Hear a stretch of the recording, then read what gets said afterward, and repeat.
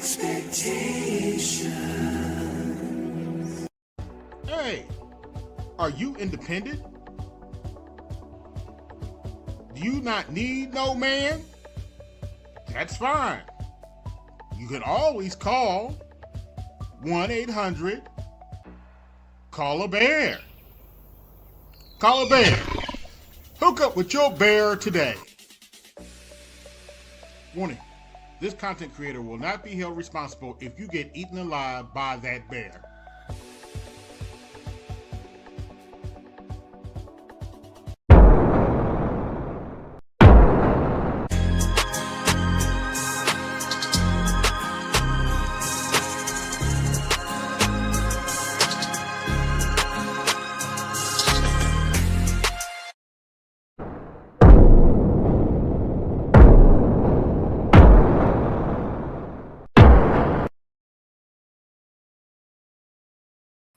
What's going on, everybody? AB Media 83 here, and welcome to the Colosseum. Hope everybody doing all right tonight. Have plenty in store for y'all tonight. So let's get started. Links in the chat. If you want to come up, you can do so now. Let me go on and pull up TikTok, and we can share my screen, and we can get started. And we have the snowman in the building. What's going on, AB?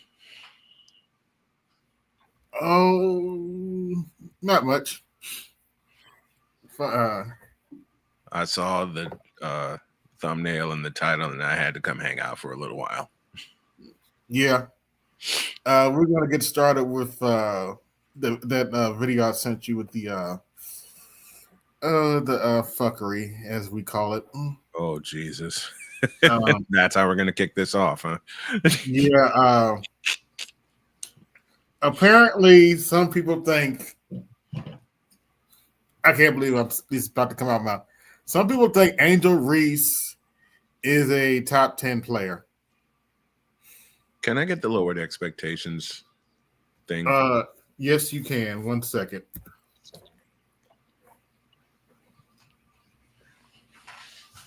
Because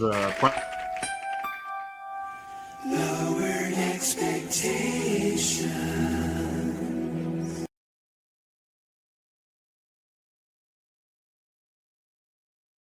expectation. You sent that was a lie. You sent that piece of shit to me, and I'm thinking, what? Really? Yeah, really. There are people that still actually think that Angel Reese can be a top 10 player by the time her career is over. Her career is over before it even got started. What is that your buddy said? She just didn't get worse. She went below worst or something on that order. I said she started at the bottom and made her way to nothing. Yeah. My buddy Chris Dietz corrected me very, very well and said she started at the bottom and it's gotten worse. Yeah. Oh, here we go. Angel Reese's ceiling is a top 10 all-time WNBA. Bullshit. Bullshit. Okay, I'm pressing buttons already, and we're not even we're only 5 minutes in. Yep. To the Colosseum, and I'm pressing these two buttons already. The first one, the master teacher himself. Now that's some bullshit. And a revised version. A bullshit. I don't think she'll get there. I think that if she could put the work in that she hasn't been shown that she's been doing. How has she not been shown that she's been doing even work? Are you in the gym with her? No, I'm not. But even on her, are you her coach? I'm not her coach. So you're judging based on her Instagram. I am definitely judging based off her Instagram. Yeah, you work. Why would we judge her skill based off her Instagram? That doesn't make any fucking sense. This is clearly a vote blue no matter who.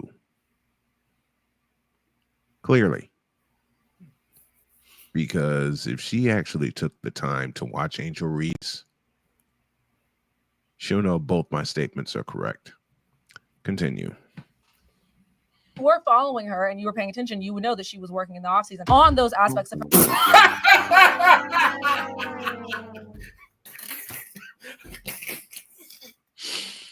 Oh my gosh, she was working in the off. Working on her stuff in the off season. She got worse. Here, give me this button. A bullshit. A bullshit. A bullshit. She worked on what in the She off? worked She on actually got worse. nothing. She worked on nothing. I gotta get that clip now. You get nothing. Good day, sir, from Willy Wonka and the Chocolate Factory. I got your back. Her game that people One criticizing. million. Her One jump shot. Nothing. There, You there. lose. Good day, sir. Give me 2 minutes. $1,000,000%. But again, I see her more at y'all Liberty know games AB than knows like not to make a request like that of me, knowing I actually have this shit. Mm-hmm. Here it comes. Come on, hurry up. Now, I hate to make this request because my ears can't take it, but go back to the beginning and we'll let it play all the way out. Then we'll tear it up. Okay. Hold on, wait a minute. Here we go.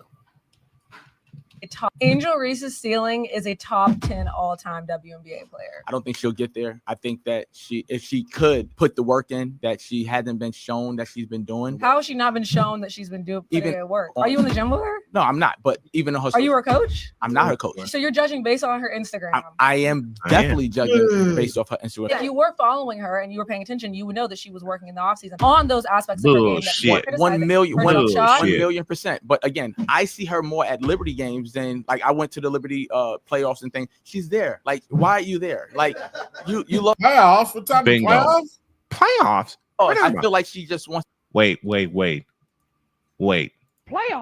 Don't talk about playoffs. You kidding me? Playoffs? Continue.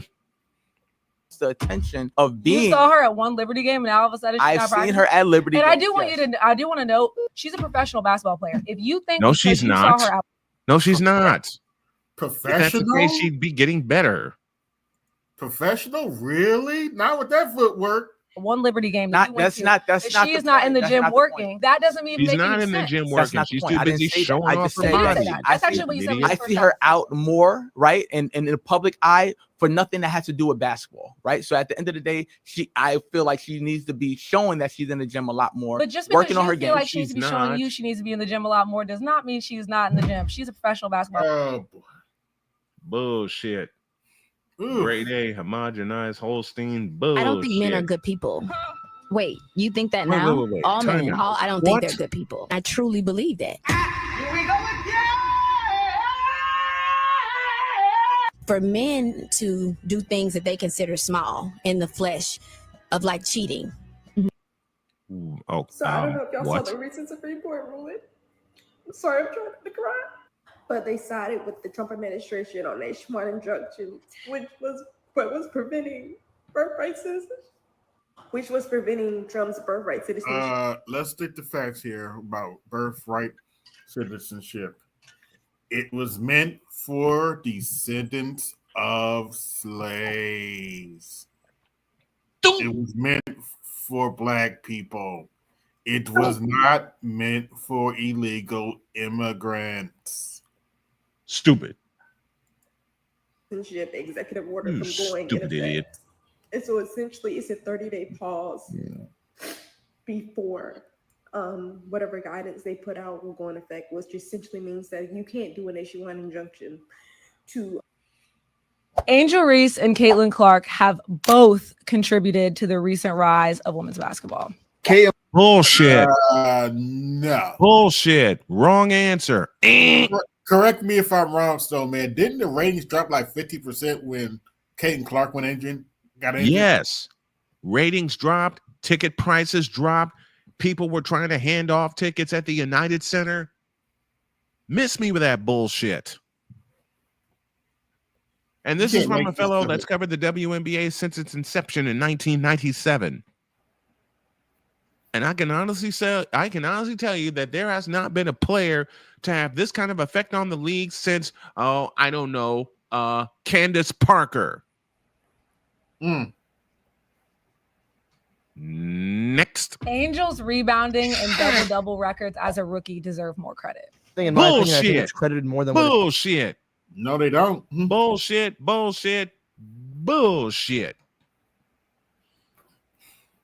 Who? Okay, I'm gonna ask this low because really? They talk about double doubles like it's my wife's impressive. Like someone just said before. Who is this bitch? I have no idea.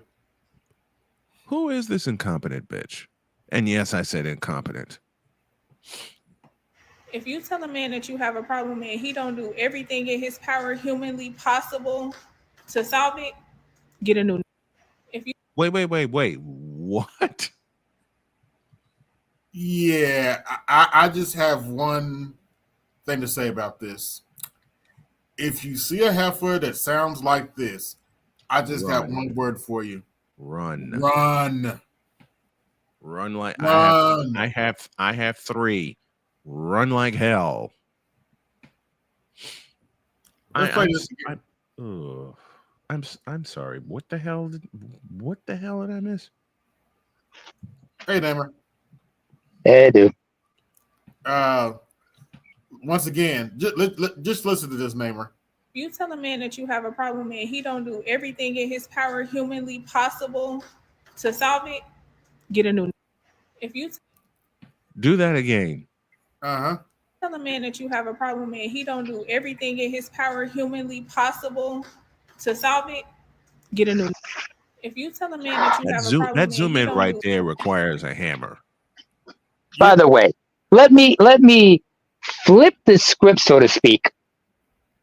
Ladies, if you come to your man because you have a problem, do you want him to solve the problem, or you just need emotional labor? Because we cannot do both of them at the same time. Well, that's the thing. That's the thing I'm trying to get to, Namer. This kind of chick right here, she don't want to solve. She don't want you to solve any of her problems. She's a leech. She wants that emotional shit. She's there to waste your time and your money. Wait a second. Yep. Osriel, that girl that's talking all that stuff about Angel Reese, that's Jalen Rose's daughter? Really? That better not be. What in the Paul Allen? You for real? Not even Paul Allen could make this up. We need that soundboard, dude. I'll play it I'll play it for now and assume as such until I get a confirmation. I'll play it now and assume as such until I get a confirmation. Here it is. Are you kidding me? That better not be Jalen Rose's daughter. Because if that's Jalen Rose's daughter, his mic and her mic need to be taken away from him. No, Jalen should just turn her mic off and say, "What you doing here? Go to your room. Go to your room." Pretty much. Jalen should just turn her mic off. Walk away. Listen, Jalen should just turn her mic off, walk away, and cut ties. I'm being mean tonight. I don't give a fuck. I'm being mean tonight. If you see a chick like this, run. Angels rebounding and double-double records as a rookie deserve more credit. Bullshit. So Caitlin Clark's assist record doesn't matter, right? So Caitlin Clark's scoring record as a rookie doesn't matter, right? So the fact that Caitlin Clark turned her season around and led her team, oh dear God in heaven, I'm gonna cuss, to the playoffs doesn't matter, right? Playoffs. Oh, by the way, check your email, AB. Oh, okay. You have a couple of gifts waiting for you. Playoffs? They're talking about playoffs? Give me this. Playoffs? Don't talk about playoffs. You kidding me? Playoffs? Pretty much. Oh, thank you. You're welcome. She don't want that. She, like I said, they don't want that. They're just a leech. They just want that emotional, labor from you They don't want without that. giving anything in return. That's why when I say, "What do you want?" and they're like, "I don't." What do you want? Allergies? Gentlemen. Yeah, bad ones. Yeah. It's been in the high 90s all week. It's been in the high 90s all week, and the humidity has been terrible. Yeah, we're gonna switch topics here for a little bit here. I uploaded a video on Thursday, and I uploaded it on YouTube and TikTok. And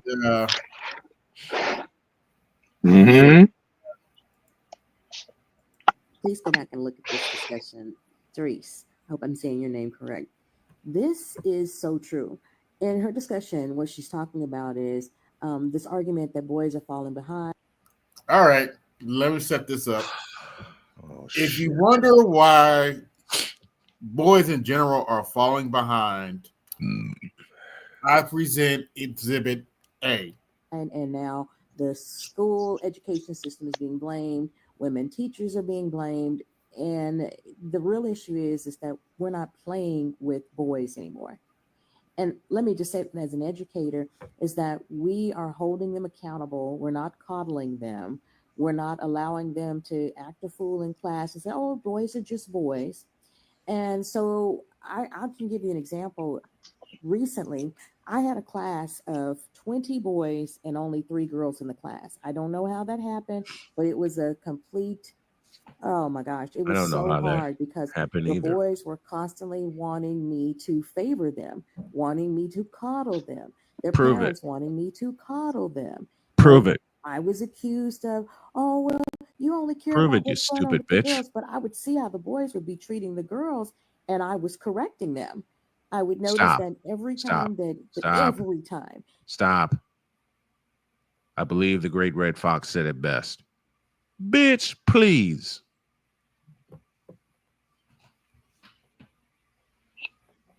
First of all, what's up, Jay? Everything. He said it best. Lies. Mm-hmm. Thank you, Jay. Everything. But I'm sure she was not coddling those boys. I'm sure she was also. I think she was a lot more strict towards those boys. Yep. I'm sure she was excessively strict. Because I want to know. Here's my question. Because I know there's some key details she's leaving out. Was this a predominantly black school? This discussion, Therese. I don't know if it was probably black school or not, but I do know one thing. This heifer hates men. Her name is It is Jalen Rose's daughter. Huh? Azriel just gave us a confirmation. We'll rewind back to that in a moment. Let's let this play out. All right. Yeah, let's let this play out. I hope I'm saying your name correct. This is so true. Accused of, oh, well, you only care about what's going on with the girls, but I would see how the boys would be treating the girls, and I was correcting them. I would notice every time that the girls would assert themselves, they would raise their hands and speak up. The boys would start laughing. They would okay. I'm willing to bet you this is in reverse. Because I'm willing to bet you what everything she's talking about happened in reverse. Girl in class, the Beyonce of the classroom. Every time she'd open up her mouth to talk, they'd start giggling. Then they start laughing about her name. So the things and the bullying that boys used to be allowed to do, as teachers and as women, we have evolved and we've learned that we don't allow it to happen. We don't tell the girls to sit down and shut up and be quiet. Telling that lie. Giggle and run around. Thank you. Bless you. And I kept holding them accountable. I didn't let them lie. Bruce I it. didn't let them tear up the classroom. Bullshit. I will say this. Like I said, she's conveniently leaving out some key details because those details would probably punch some major holes in her. And major holes in her little story because, first of all, as Steve Harvey once said, kids are cruel, those little bastards, and we were all cruel as kids growing up. Oh yeah. And kids making fun of like snickering and making fun of one another whenever somebody got that wrong answer. Mm-hmm. That's just how we were. And the girls, that's no. I remember the boys. Let's just throw that little piece of truth out there. From the time I went to grammar school to the kids that are in grammar school right now. Mm-hmm. I'm sorry. Did you just say grammar school instead of elementary school? Now I that sure was did. what happened at the beginning of the school year. I noticed that the one child in particular, which just his area would be filthy. And I would say that until we cannot leave this classroom and go to recess until the room is clean. And I would be, doing my things, getting myself prepared to take them outside. And I looked up and I realized that all three of the little girls would be over there cleaning and wiping his desk off, and he'd be standing around giggling and laughing, sometimes giggling and laughing at them. Okay, and so of course, how many times has it happened in reverse and you haven't said anything? Okay. Then whenever the boys would lie, I would call them on it. How about when you lie and people can't call you on it? Oh, she's a notorious liar. How about that? How about that when people a notorious liar? Yeah, how about people? Yeah. How about people? How about when you lie on people and people call you on it? How about that? Mm-hmm. How many of y'all, let me ask y'all something. When y'all were in grammar school or elementary school. Here's the original video. I actually redid the video. Okay. All right. Please go back and look at this discussion. Therese, I hope I'm saying your name correct. This is so true. In her discussion, what she's talking about is this argument that boys are falling behind, and now the school education system is being blamed. Women teachers are being blamed. And the real issue is that we're not playing with. As you can see in the original video, she didn't even show her face. Hence the reason I took a clip and showed her face. Ah, okay. Good move. Good move. Absolutely. I will say this. First of all, she didn't divulge anything about the school, because we don't know what the racial makeup, or if this is is this a PWI? No, is this a predominantly white school, predominantly black school? We don't know. So, and that is vital to this conversation. Right. Number two, is this? What if she had only 3 girls and 20 boys in that classroom? Right. What about the other classes? And what grade was this? Mm-hmm. And who's to say? And who's to say she didn't set that whole deal up? Mm-hmm. Who's to say she did not set that whole deal up herself? Yeah. Why? Did she even say this was an elementary school or a middle school? She didn't say. She didn't. She didn't score. So we don't know what's going on. The parameters. We don't know specific. They don't have to be like really details, but specific details that keep a level of ambiguity. Mm-hmm. Of course. Some general a level of ambiguity just in general, so we understand the context, because you understand the age group we're talking about, the age of the kids, mm-hmm. based on the grade. But she's not giving us that information. Yeah, hold on, wait a minute, Neymar. This is the kind of wicked bitch this chick is. Oh dear Lord, what the hell am I looking at? About a week ago, that your grandfather probably raped your grandmother, which is probably the reason why you got 17 aunts and uncles and what Big in Mama the had absolute? Kids and give me this. Stop. When you get to the bottom Stop. of it, what in the all types of blue hell? God damn it! You can't make this shit up. Get the fuck out of here! Yeah, this is the kind of bitch we're dealing with. This bitch is beyond evil. Yes. This bitch. She's purposely being disingenuous and saying that shit. She's saying that just to get a reaction. She's just being an antagonist. But actually, I can't even put this on Black One because even Black One in my comments like this chick is wicked. Like nah, something's off here. Even they're pointing out, yeah, this is just wickedness. This is just stupidity as well as But wickedness. oftentimes what you find is that your grandmother, your great grandmother, maybe even your mother, they were brutally raped. They Bullshit. were child brides. How Bullshit. do I know this? Because I was recently talking Bullshit. Don't nobody say shit. to someone that I felt that when Thank their God husband died, it was an A11 older is woman. here. She just didn't seem sad enough. No, that's me. everything, not AL Evans. We're at the funeral and she's just kind of like walking around, and I'm like, and when I started to ask her questions about, finally had a conversation with her, hey, you know, so how long were y'all married? And come to find out, she was 13 and he was 26 when they got married. And then I talked to my mother about being a too young bride.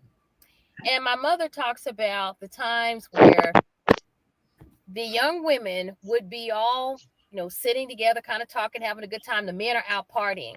And as it started to get dark, the women would get quiet because the little teenage girls knew that their husbands were going to come in from the club, the field, from the whorehouse, and start raping them.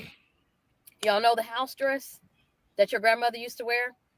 Big Mama always had a house dress on. That comes from the days where the women had to have their bodies accessible so that when the men came in to SA them, that it would be easy for them. And can you imagine all the things that happens to a young girl's body? Like, we don't think about that when men are like, well, I want somebody like my grandma.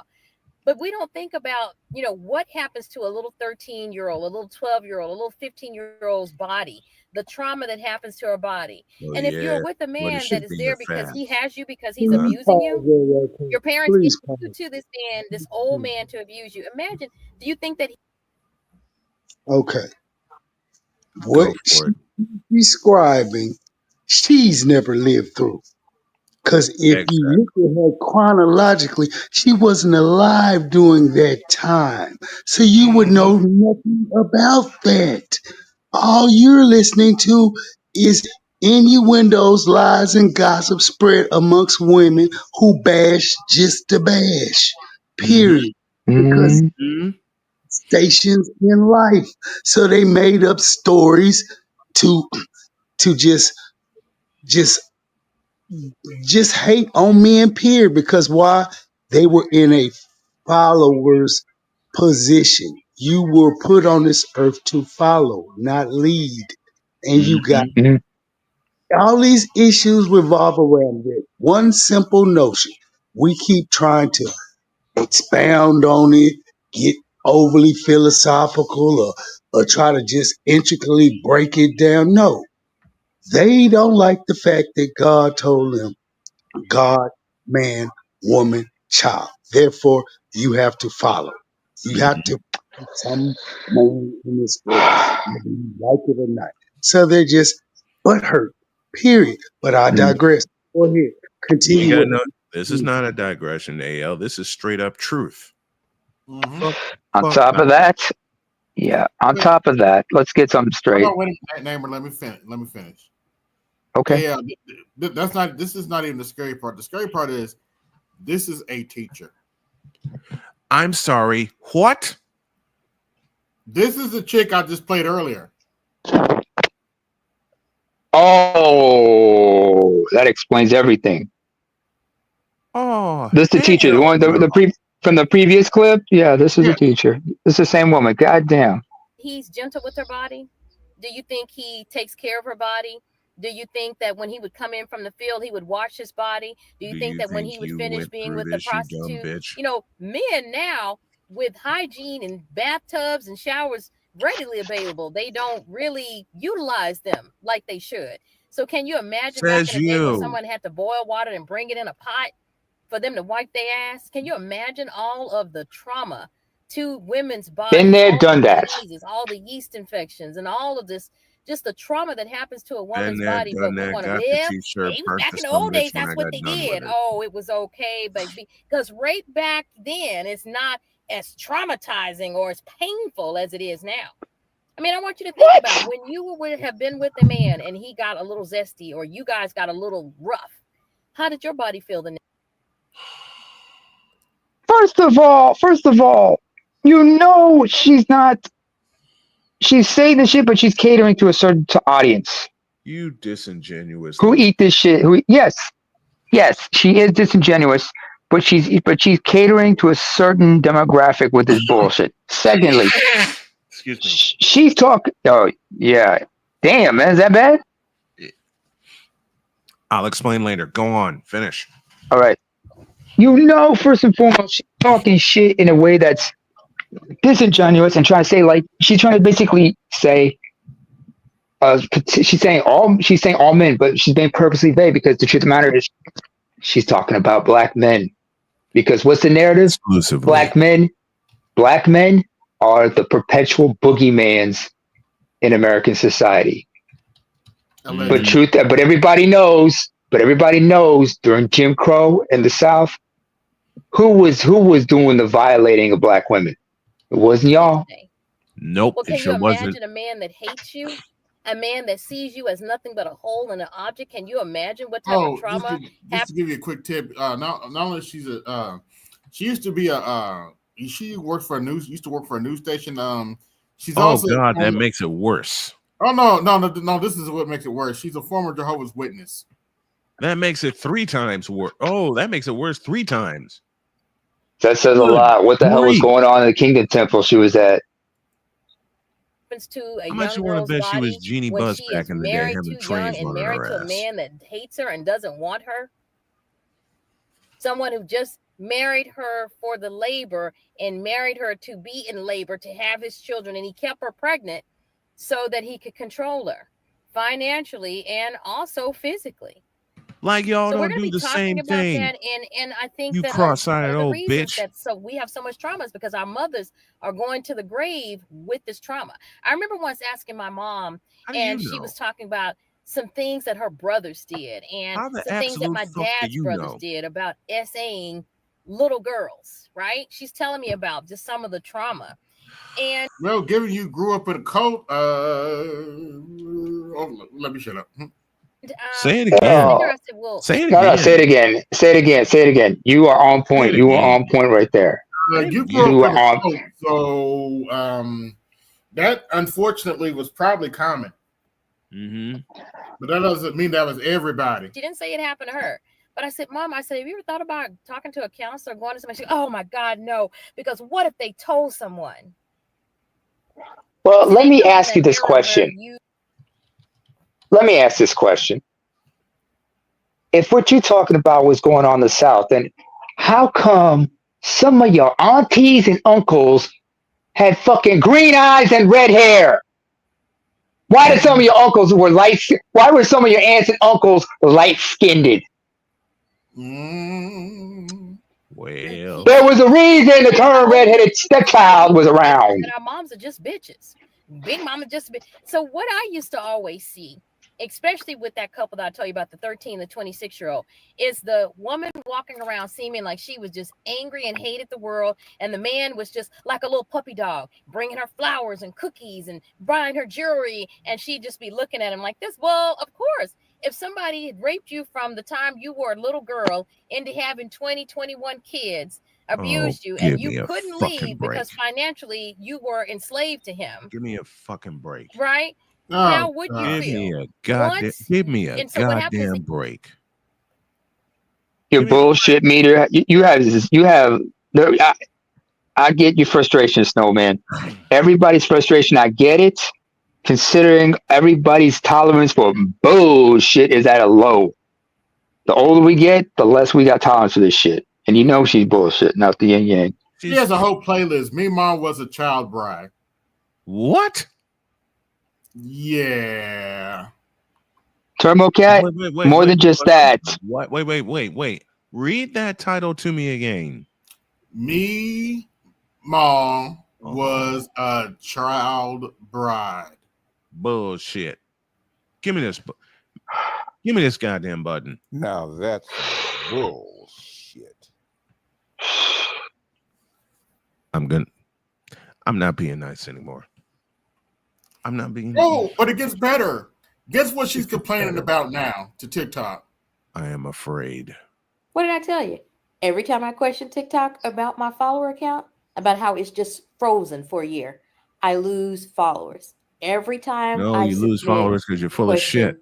question to support. Here we go. What did I tell you? Every time I question TikTok, Nobody cares.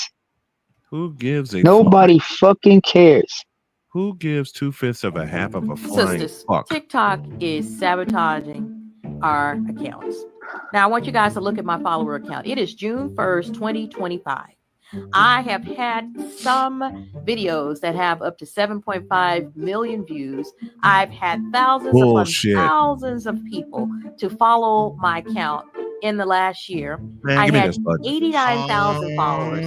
And when I reached out to TikTok about a year ago to ask why my followers were not growing, they took 1,000 followers away from me. Newsflash, Candace, your followers are not growing because you're demonic. You're wicked. And they're not being taken away from you. They are fucking leaving. You know what do you think? You think TikTok does the same shit as YouTube with the shadow banning? Do you know who the owners of TikTok is? Why does TikTok owe you followers? That's your job to gain followers.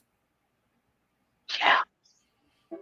And each time I ask, I've asked 4 times, and now I'm down to 85.7. You should be down to followers. 0. Now, I want you all to continue to follow my account, and I want you guys to continue to look at my followers. Don't follow and her. my Get counter on my away followers. from it. Because I've been looking at some of my other sisters that are on social media, some very, very popular sisters, and I'm noticing that their accounts are not growing. Now, years ago, if you see some Black women that have more than 100,000 followers, I can pretty much say that happened between like 2021 and 2023. And now I'm looking at their accounts, and their accounts are stagnant. So look at the date, and I want you guys to follow my account, and let's see what it looks like. Come back and check my account in, let's say, 6 weeks, and let's see if it has gone up. Hell no. Even a percent. No.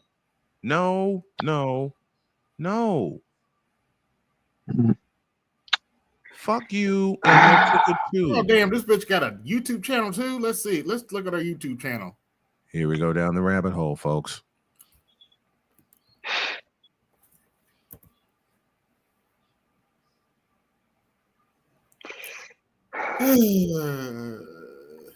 What's her subscriber count looking like? We're about to find out. Holy shit. What's her it's not that bad. She has how much? About 2.39K. Okay. All right. She's about 100 under me, which is fine. All right. Well, by the end of the summer, I'm gonna pass that bitch.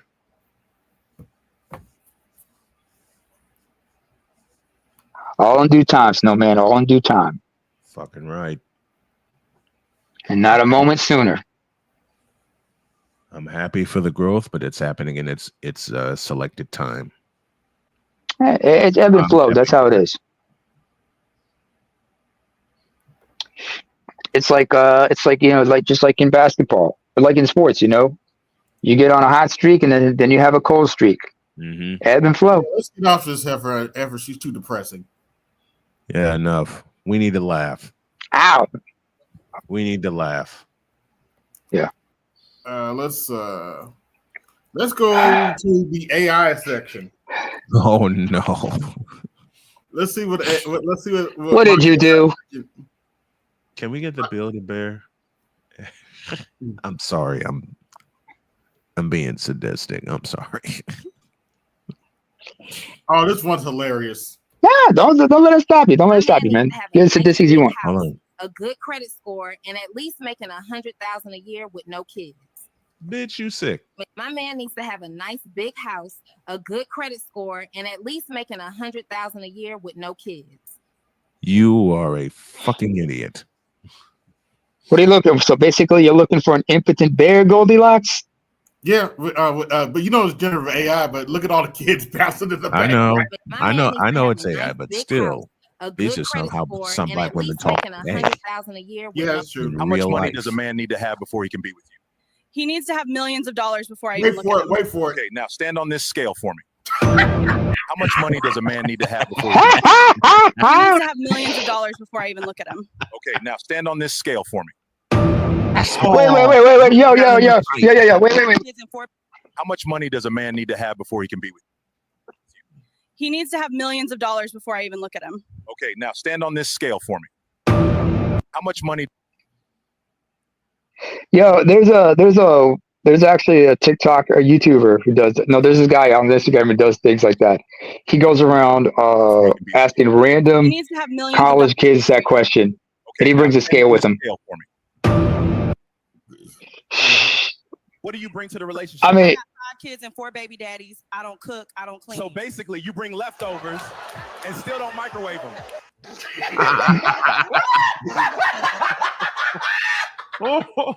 What do you bring to the relationship? I got 5 kids and 4 baby daddies. I don't cook. I don't clean. So basically, you bring leftovers and still don't microwave them.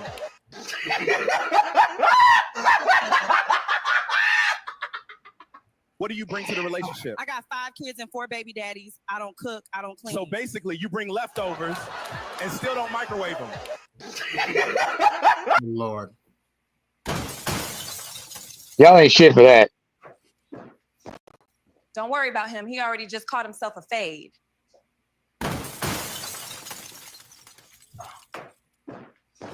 You can't be lukewarm for the Lord and hot for your sneaky link.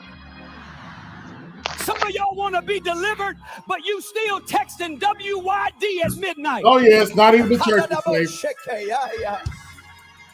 Stop praying for peace when you still checking their page every night. You can't be lukewarm for the... And women, you got to go down too. Swallow that thing. Teach Oh ladies. no! Are you kidding me? And women, you got to go down too. Yep, not even the church is saying. Oh boy! Swallow that thing. Damn it! Teach ladies. Look at it! Look at it! Look, they are in an instant. And women, you got to go down too. Swallow that thing. Teach lady. Lock the doors. Nobody leaves until we get some real offerings in here. Oh no! Lock the doors. Yep. Nobody leaves. Oh no! The ushers got shotguns. Playing. This ain't no little snack, bitch. What the fuck is this? Oh boy! Never mind. Y'all thought I was playing. This ain't no little snack, bitch. Neither What are in you. the Chick-fil-A? Stop arguing with women who want to be right more than they want to be chosen. Bruh. Say that again for the ones in the back. Stop arguing with women who want to be right more than they want to be chosen. Breaking tonight, multiple pets have filed lawsuits against their owners, citing years of abuse, neglect, and worse. Now they're speaking out. I did 6 years in that yard. No parole. No walks. No They think walks. it's their Oh house. my gosh! I let them believe that until meow. Until They gave me a bell, said it helps them hear dinner coming. Bro, I watched He's Carl the get Art beheaded in the installed in Whole the building. Foods parking lot. Every time I take a nap, they try to flush me. I've survived 3 assassination attempts. I'm scared. Damn. They laughed when I said that word at home, but when I said it at the cookout, suddenly I'm a symbol of hate. Oh Even live here, God! mate. Popped into the trials. Poor lad in the bowl. Tragic stuff. You know who would enjoy these jokes? Who? Your what, Jody? Jody. Oh, I got one better I'm for a. you. Hold on, wait a minute. I got one better for you. Remember those protests that took place last week? No Kings protest? Yes, I do. Let's see. Where is it at? It's one of my first ones, if I'm not mistaken. What the fuck? I hate this sometimes. What? You post a comment and I try to. What? No. What? Woosah. Woosah, snowman. Come on. Woosah. Fuck Woosah. Breathe. Just breathe. Yeah, fucking StreamYard. Okay, I'm better now. Oh, here it is. Okay. Breaking news tonight. No King's Day faces heavy pushback from actual lions who warn it may threaten the natural order. Earlier today, hundreds of lions marched through the city in protest of the No Kings movement, calling it a direct challenge to their authority. It gets better, though. God, it gets better? It's disrespectful. My family has ruled for generations. You think the jungle runs on democracy? I mean, the movie's called The Lion King for a reason. If I'm not king, what am I? A house cat? Breaking news tonight. No King's Day faces heavy pushback from No actual King's lions Day. who warn it may threaten the natural order. Okay, you gotta pause. You gotta pause. Hundreds of lions marched Pause, please, pause. The more you guys play this, the more I'm tempted to sing "The Lion Sleeps Tonight." Don't. I'm trying not to. Please don't. Please stop me. Don't. Not even King. Wait. Look at Aquatechi's question. Highlight Aquatechi's question. Go the lion sleeps tonight.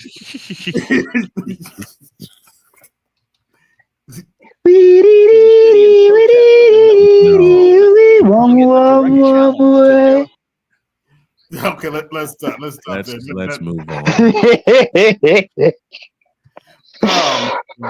Wait.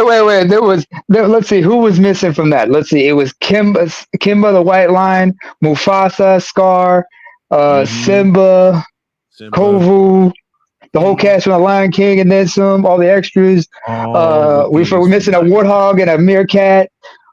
You brought A mandrill. Coward. Nah, these just my baby mama. Wait, what the hell? Girl, tear him up. He still owe me $2. You brought an army of women here to fight me. Coward. Nah, these just my baby mamas. They came to watch. Girl, tear him up. He still owe me $2. Fuck out of here. But I'll take a grande vanilla latte. Did you want milk in there? How dare you? I'm vegan.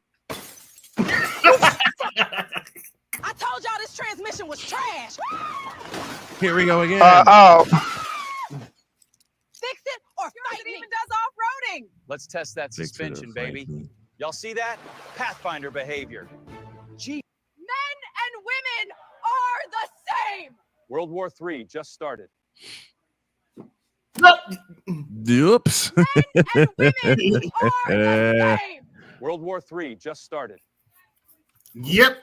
Welcome back to the White News Network. I'm your host, Bradley Paperplate. Tonight's story, an innocent white woman is in critical condition after eating... Bradley Paperplate?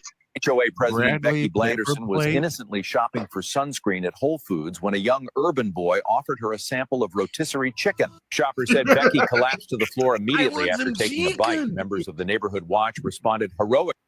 Oh, that is foul. Oh, wow. I only date black guys. I wish I were black for you. Wait for it. Oh no. I only date black guys. I wish I were black for you. Oh, be careful what you wish for. Oh no. I only date what you wish for. We always fit the description. Excuse me, what's your name? And Boy, no you don't get your broke, questions. ugly ass away from me. I'm not giving you anything. Bye. My bad. You have a nice Oh, I've seen this one before. Somebody get this. I've seen shit like that before. It was like a white guy with white girls and shit. Police, help! Excuse me, what's your name? Boy, if you don't. What the fuck are you making in here? That shit stinks, Grandma. Ew. Bitch, that's fish ankles and turtlenecks. I've been chefing these since before your little funky ass was born. What the fuck are you making? This just in. The United States has officially deployed its most reckless and unpredictable unit to the Middle East, the Ultima Team. Oh, Girl, I'm lost. No.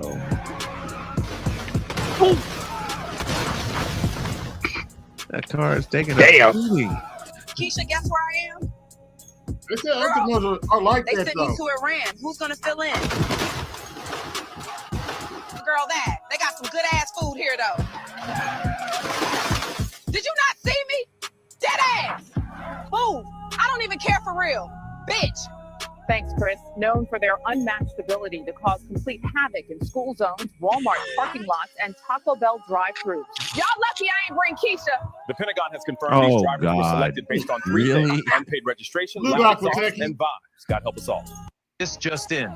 The United States has officially deployed its most reckless and unpredictable unit to the Middle East, the Ultima Team. The ultimate team. As an ultimate disaster. Keisha, guess where I am? Girl, they sent me to Iran. Who's gonna fill in? Yes, Aquateki, the notorious Here, Nissan. though. Watch where you're going, biatch. Oh no, I call this one. I have a special name for this one. Oh no. And unfortunately, well, how can I say this? I'm done with life, and it's all Jermaine's fault. It's always Jermaine's fault. I'm done. It's always Jermaine's fault. Even Jermaine, we can't even escape AI. What? Listen to this one. My baby daddy finna pay for this. My baby daddy told me I drive an Altima because Altima stand for always lying, talking about it's my ass. He right. My baby daddy finna pay for this. Oh God, are you kidding me? In other words, I'm done with life, and it's all Jermaine's fault. It's always Jermaine's fault. I'm done. Jermaine can't even escape AI. Yeah, no. Son of a bitch. Jermaine can't even escape. This is foul. I got 22 watching. Like, share, subscribe, hit the Cash App, support the show, hit the super support the show. Nope, Jermaine's not even Jermaine can escape AI. Sound effect tax in effect, folks. Oh, stop it. My baby daddy finna pay for this. Watch where you're going, biatch. My baby daddy finna pay for this. And she ain't lying though. She's not lying about that. Because Altima stand for always lying, talking about it's my ass. He right. My baby daddy finna pay for this. I used to see this shit in Chicago all the time. The hell? I'm gonna get my baby daddy on you. Ain't hit nobody. It was already like that. Move, bitch. You fucked my car up. Dead ass. Really? Where the hell is my exit at?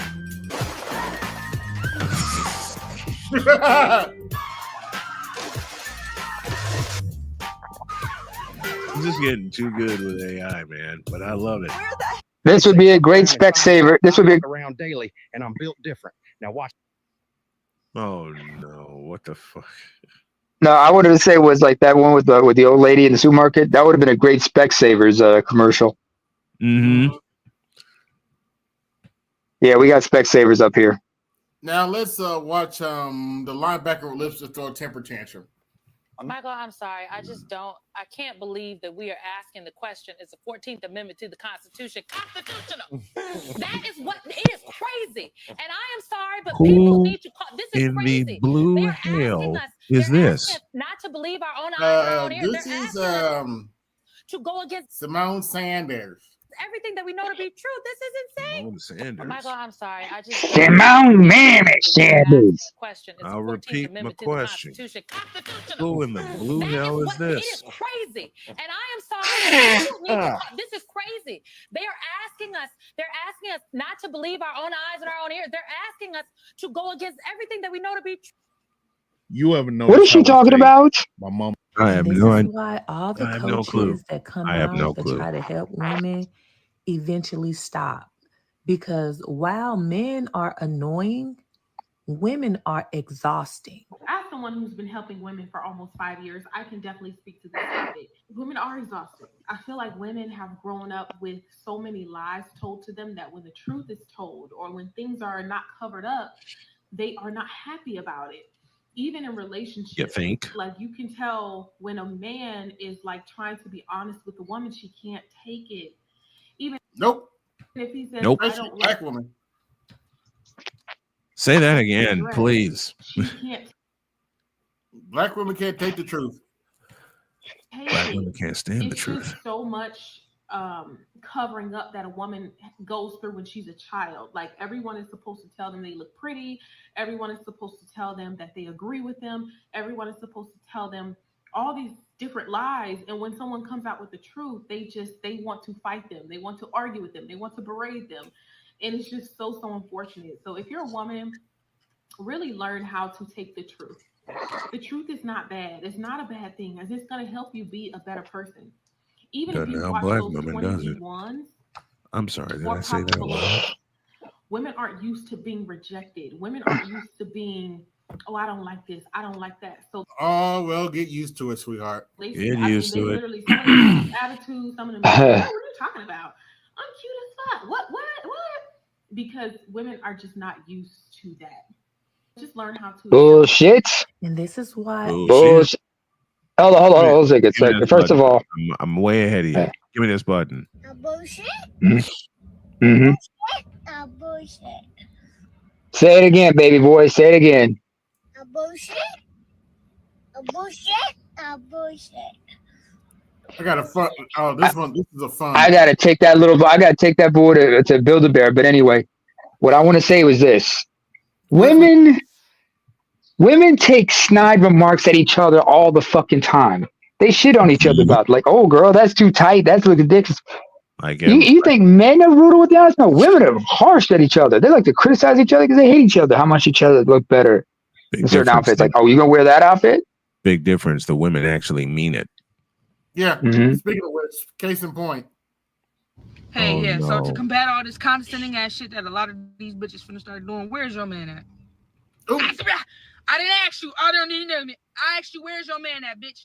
Do you have a man that if you call him right now, he's gonna stop whatever the fuck he's doing and come help you on the side of the road? And I'm not talking about your daddy or your granddaddy, your brother. No. I'm talking about a man that you lay next to, that you give your good box to, okay? Fuck up out of here, bro. I knew y'all was gonna find a way to try to be pretentious. Y'all was gonna ruin that trend. You have a bunch of chicken head ass bitches talking about some humiliation ritual. Bitch, spell it. Fuck is humiliating. You know what's humiliating? Y'all sit on this motherfucker all day long talking about how good y'all coochie is. Y'all can't keep a nigga to save y'all life or a bitch. Damn. Ooh. You heard that? Oh. I was about to ask the question. I was about to ask the question to this young woman, to this woman here. Where's your man at? Or you got a woman? Where they at? Oh. I'm sorry, gentlemen. And you know what's humiliating? Nah, Y'all it's sit all on right. this motherfucker all day long talking about how good y'all coochie is. Y'all can't keep a nigga to save y'all life or a bitch. Humiliation is y'all sit on here bragging about killing kids because you got poor pussy management. Thank you, Aqua That's Techie. humiliating. Hold on a Y'all minute. brag about fucking. What did Aqua Techie say? I'm gonna fight it and I'm gonna play it in a moment. Exactly. Just let it roll. Let it roll.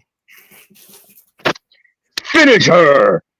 Here it is. Aqua Techie wins. Aqua Techie's flawless victory. Okay. Say it. There you go. Hey, don't forget flawless victory. Yeah, that was a fatality right there. Ooh. We gotta listen to that again. I'm sorry. That was Play it again, and I got the sound ready. Fuck is humiliating. You know what's humiliating? Y'all sit on this motherfucker all day long talking about how good y'all coochie is. Y'all can't keep a nigga to save y'all life or a bitch.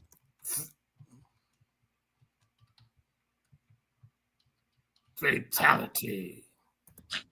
Humiliation is y'all sit on here brag about killing kids, pussy management. That's humiliating. Y'all brag about fucking people's niggas, or y'all sit under known married men's comments and be lustful. But that's not humiliating. Shut the fuck up. Let these girls do what they want to do, gang. Y'all hoes is miserable.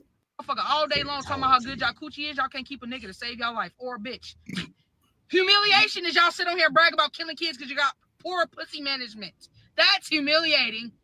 Y'all brag about fucking people's niggas, or y'all sit under known married men's comments and be lustful. But that's not humiliating. Shut the fuck up. Let these girls do what they want to do, gang. Y'all hoes. Fatality. God damn! In other words, she's saying, I'm as mad as hell, and I'm not going to take this anymore. I gotta find. We're gonna play some of Carter's videos. I gotta find this video. Where's this? Where's one of it's at? You'll know him when I play him. Oh no! Oh yeah, here's one of them. Oh no! Oh no! Oh no! Oh wait a minute.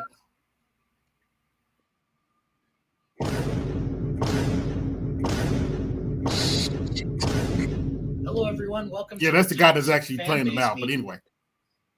Nice. Wait, that's why we're here. We're not toxic. You really are though. Just awful. Pardon me. Why am I here, Miss Rowling, ma'am? This is weird because this is the fellow who does that. I love Harry Potter and I've loved it for like 20 years or something. But you're kind of an awful bitch. Hey. Well, I never. Oh, I'm sure you haven't. This is bullshit. We shouldn't even be here. I love Marvel. I love everything they do, except for the movies that they made after Endgame. All of those were terrible because they let all of the other most of them were terrible colors in there. Ugh. As I say that out loud, I realize that I might have a problem. I just want to say that I love women. I love them. I love sometimes sleeping with them. I just don't want them in my fucking movies. Now tell me, does What do you mean sometimes sleeping with them?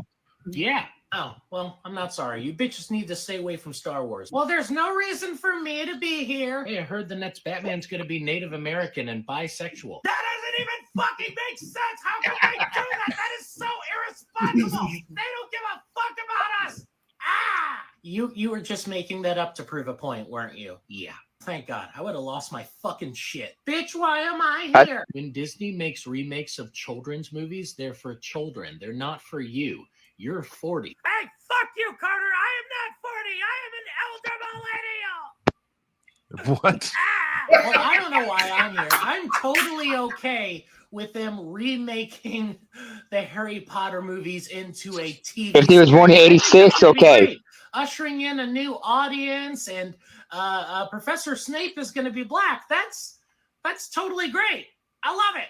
I think that's not going to be stupid at all. God damn it! Look, obviously all of us are a bit stubborn and stuck in our ways and surprisingly racist. The racist part isn't that surprising. I've been black for a while now. But change is hard, bitch. We've been fucking with this shit for years, our entire lives, and now it's different. I don't like that. That's a fair point.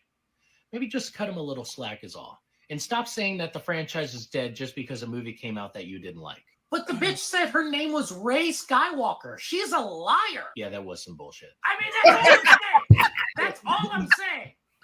Lying ass bitch. Bitch, I'm going to be in San Antonio, Texas, August.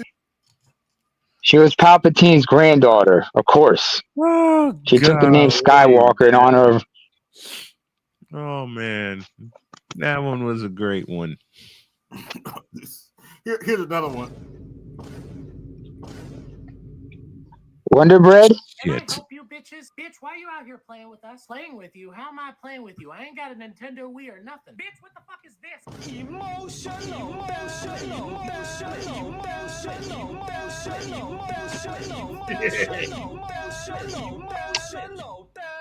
I mean, obviously, I made some snack cakes. Is that going to be? Let me think. Gesundheit, you're right. Oh no, not Little Debbie, no! Oh no! Oh no! We ain't afraid of no competition. We've been competing against each other for years. Exactly. Thank you, bitch. You're very. Oh no! By the way, I hate not Little Debbie too. Well, that doesn't seem like a toxic relationship at all. Anyway, I gotta get back to making this money. Bitch, we are not done here. You ain't gotta be done. You can stay here jerking each other off. I'm assuming that's how you make your cream. Anyway, I gotta go. Oh! Did that really just happen? We got dog walked by Wonder Bread. I mean, that was just so Wait, play that part again. You stay for the whole video. That's how this works. I was blowing my nose. Play that part again. Like, bitch, if you're afraid of a little competition, just say that. How? We ain't afraid of no competition. We've been competing against each other for years. Exactly. Thank you, bitch. You're very welcome. I hate you, by the way. I hate you too, you stupid bitch. Well, that doesn't seem like a toxic relationship at all. Anyway, I gotta get back to making this money. Bitch, we are not done here. You ain't gotta be done. You can stay here jerking each other off. I'm assuming that's how you make your cream. Anyway, I gotta go. Did that? We got dog walked by Wonder Bread. I mean, that was just so fucking rude. Give me this. You stay for the Yeah, go ahead. You have it. Finish him. Oh my gosh. Live your most. Yo, pause for a minute. Pause for a minute. Pause. Finish him. This Carter dude, he's a fool. I just gotta say, I'm glad I got celiac disease because I can't mess with any of that shit, especially not the Wonder Bread. So, but you know, stay away from me. You know, Actually, it's like that song by, it's like that song American Woman. What you want, That- bitch? Look, that- we just that wanted to last let you know line- that. Hey, Just a minute. America, Red Pause a Lobster. minute. What you want? I'm sorry I'm late with this sound here. I haven't played it once tonight, but that last line, continue to sit there and jerk yourselves off. That's how you make your cream anyway. That gets this. Tiger uppercut. Yeah. Mm-hmm. That was a brutality, actually, not a fatality. That was a brutality. Hey, America, Red Lobster. What you want, bitch? Look, we just wanted to let you know that we're back. Thank you. Oh God.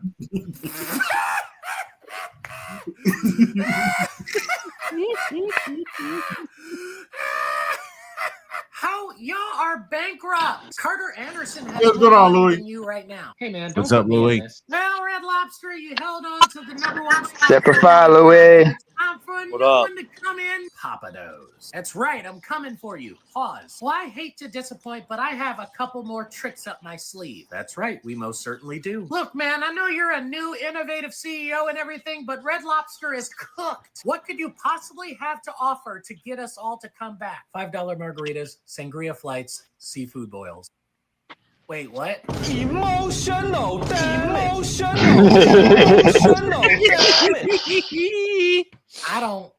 I don't even know what to say. Well, I'll tell you one thing. If there's one thing black folk don't do, Oh put their God, dogs are in you a kidding wig me? And they gonna go to a seafood boil. You can't keep them jigaboo monkeys away from a seafood boil. So Red Lobster, I think you might be back in business. Okay, I don't like the way you said that, but you know, facts. God damn it! Yeah, like I said, we're back, bitch. My back is about to be so wide. Somebody get my wallet! And my insulin. Hey, I'm also in this My video insulin. because you know you would bitch and moan if I wasn't. So here you go. Don't forget your heart medication. You food differently. Hey, Damola, you can take this one, boss. Oh, thank you. That is not your slogan, bitch. Bitch, I'm gonna be in Fort Worth, Texas, San Antonio, Texas. Oh, that's funny. Oh man, this guy is too wild, but This is I too love it. much. I love it. He's wild. Yow. He took the cake with the Uncle Ruckus, man. Gary Anthony Williams would be proud. Louis, I got a bone to pick with you. Oh no, here we go. Oh, here we go. Here we go. Yeah, I just need him to resend me the video he emailed me before in an MP4 format because for some reason I can't download it. All right, no problem. Well, guess what? I What's was up? listening to another Confessions of Pinky. So, Oh no. Uh-oh. I gotta hear this Wait. one. Let her rip. I'm sorry. Who's Pinky? Pink Pill. Oh, her Pink Pill, talking okay. about how she was dating 4 guys at once off of Bumble. And Oh, shit. shit. Uh-oh. Okay, I have to ask. Were they BBC? Oh, Nah. God. Oh, okay. I knew it. Were they WAC? Yeah. Okay, Oh, whatever. I knew it. Yeah, whatever. I'm not surprised, but yeah, whatever. I'm not surprised either, but Well, still. I'm going through the whole thing. It's like 2 hours. Mm-hmm. So far it's good, but this might be this has the potential to be another BGS classic. Ooh. Oh man, Send it- BGS is when gonna you be get having it quite done- a hardy ass life. When you get it done, send it to me. I may take a peek at that myself. On Bumble? Yeah. Would you do, AB? Would you do me a favor? What? The clip you led off the show with about Angel Reese being top 10, please send that to me because I feel a standalone video coming tomorrow before first pitch with the Cubs and the Astros. Well, it's not tomorrow yet. No. Yeah. I want you to send it to me now. Oh. So I can ASAP. knock it out in the morning. Because what I'm going to probably do is sign off early and then get cleaned up, make sure I get the laundry taken care of so my daughter can use the laundry room. I got a screen recorded and I can't do it while I'm live. Okay. You don't have a link to it? You have a link to it. I sent it to you via Messenger. Oh, you sure did. Duh. Here's your sign, Brian. Oops. Thank you, Bill Engvall. Yes, thank you, Bill Engvall. Oops. Yeah, you wait. Here's your sign. I totally forgot that you did send it to me. Yeah. Don't. Yeah, that definitely deserves a don't. Mm-hmm. I totally forgot you sent it to me. You waiting on your bus?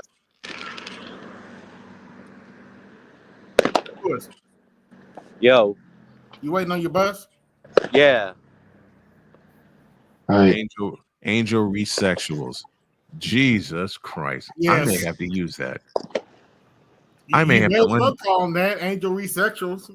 I may have to unleash that on the resexual. They're gonna be resexuals. Okay, we got resexual confessions coming up, especially since the bronze. Hey, I'm sure we're gonna see some bronze sexual. You may as well say angel sexuals or something like that. They're resexuals. Fuck. Doing. Oh fuck. Now y'all got This. the wheels turning in my head. God damn it. This is another moment. This is another episode of the Resexual Confessions. Oh no. Now I gotta write a. You know what? I love you both, but fuck both of y'all. Because now I gotta create this shit. Oh, I'm gonna bring it worse now. I gotta bring the pain now. Because now. Oh shit. You're gonna see the clapping seals picking outside saying, "We want more Reese. We want more Reese. We want more Reese." And now them seal pups ain't cheap, man. And now I have that in my head. God damn you, Naima. And now I have the Resexual podcast. No, the Resexual Confessions are proudly brought to you by Reese's A, the ideal Alizé for resexuals worldwide. Made with 100% organic seal milk. Just to give you an idea, this is what we're talking about, Lewis. I fucking hate you. And I love y'all at the same time because this is Jalen Angel Rose's Reese's daughter. ceiling is a top 10 all-time WNBA player. I don't think she'll get there. I think that if she could put the work in that she hasn't been shown that she's been doing. How has she not been shown that she's been doing work? Are you in the gym with her? No, I'm not. But even on her, are you her coach? I'm not her coach. So you're judging based on her Instagram. I am definitely judging based off her Instagram. If you were following her and you were paying attention, you would know that she was working in the offseason on those aspects of her game that people criticize. 1 million, her jump shot. 1,000,000%. But again, I see her more at Liberty games than I went to the Liberty playoffs and things. She's there. Like, why are you there? Like, you lost. Simple like she just wants the attention of being. You saw her at one Liberty game, and all of a sudden she's I've seen her at Liberty. But I do want to know, she's a professional basketball player. If you think because you saw her at one Liberty, this is our first female simp, ladies and gentlemen. No. Wait, no. She pom waver and accused this man of being a hider. Oh God. Simp alert. Simp. What'd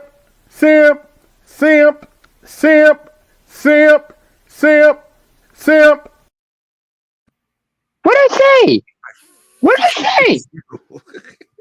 Fucking hate you. Simp alert. Simp.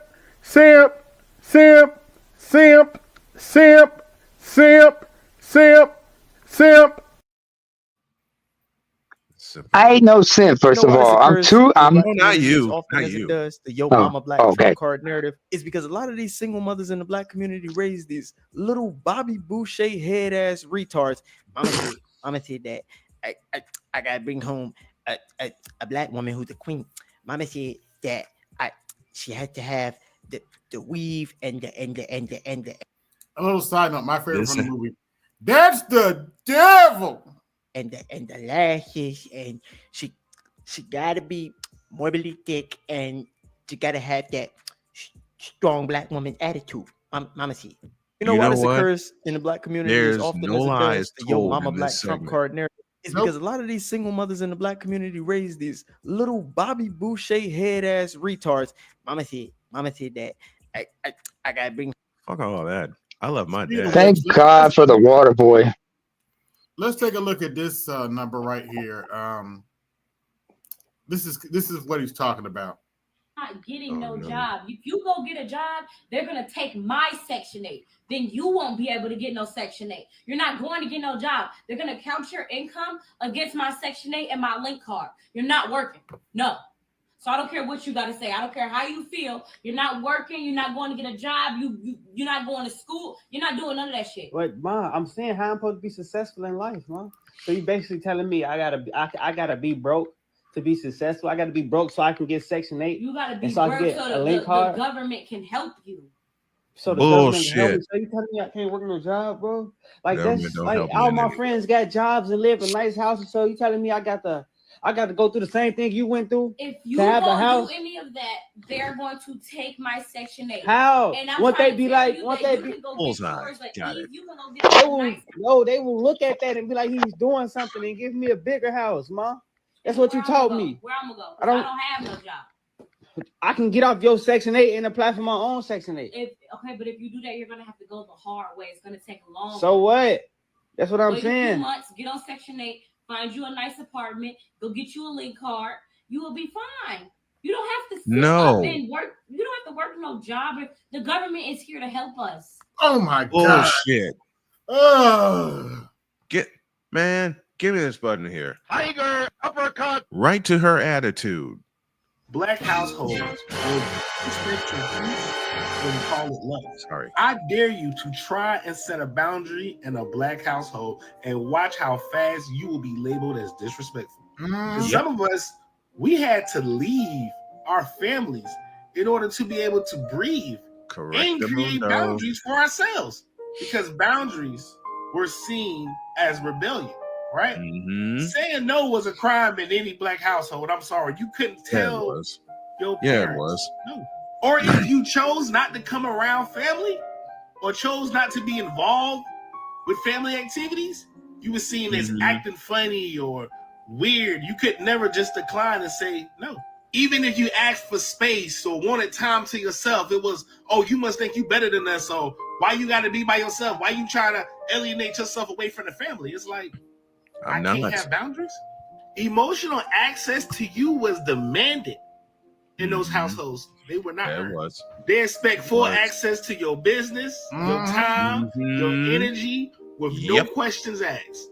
But if you ask for respect or privacy, it was, oh, you doing too much, or oh, you think you grown, or oh, you think you better than us, and who you think you talking to, or you better watch your mouth.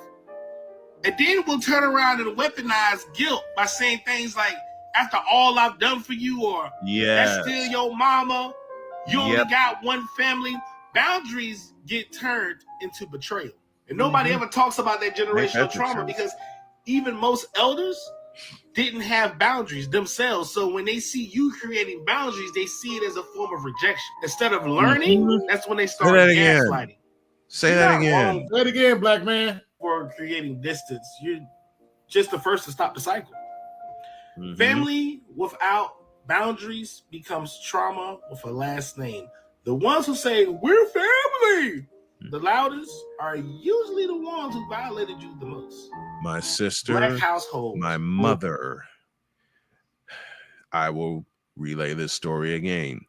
When I was a producer of Chicago media, one of the teams I covered was the Chicago Bulls in Derrick Rose's heyday. The year was 2011. I scored a media pass to cover the Bulls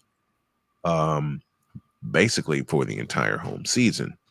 But my sister thought it would be cool to try to use my name and my recognition in Chicago media to score tickets for when the Bulls faced the Miami Heat in the United Center. I looked her in the face and told her, absolutely not. I am not getting you any tickets. I'm not getting Remington any tickets. because if I tried that, it would ruin my name and my connection with the Chicago Bulls and Chicago media. So no, I am not doing that. On the night they were playing Miami, they told us in the press to be down at the United Center by 4:30 because all the throngs were going to be full by 5. All right. And still the broadcast media had to come in. So I get down there by 4:00. They recognize me and my phone blew up sideways. Missed call from mom, missed call from Nicole, missed call from Nicole, missed call from mom. And as I was walking, here's the kicker. As I was walking away from the house, because I had already gotten dressed, grabbed my equipment, and I'm getting ready to take off right at that moment. What does Nicole do? She runs in and tells, Mom, Brian won't help me. Fuck you. Fuck you. And fuck a whole lot of you, bitch. Were my final words as I was walking away heading downtown. Excuse me again. And I told my mother when she brought it up to me, she casually, and I put the word casually in quotes, she casually brought it up to me a week later. Why won't you help your sister get Bulls tickets? Bullshit. Because she knows not a goddamn thing about the sport. She doesn't follow the sport. She never wants to follow the sport unless it's through my press pass. No, no, and no. Needless to say, I surprised my mother. Okay, next one. No money for my hair. You can't send me no money for my nails. No Can't send peeking. me no money for my hair. Nope. And I'm not Can't going send me to. no money for my nails. Nope. You can't give me no money for no. Sorry. Uh-oh.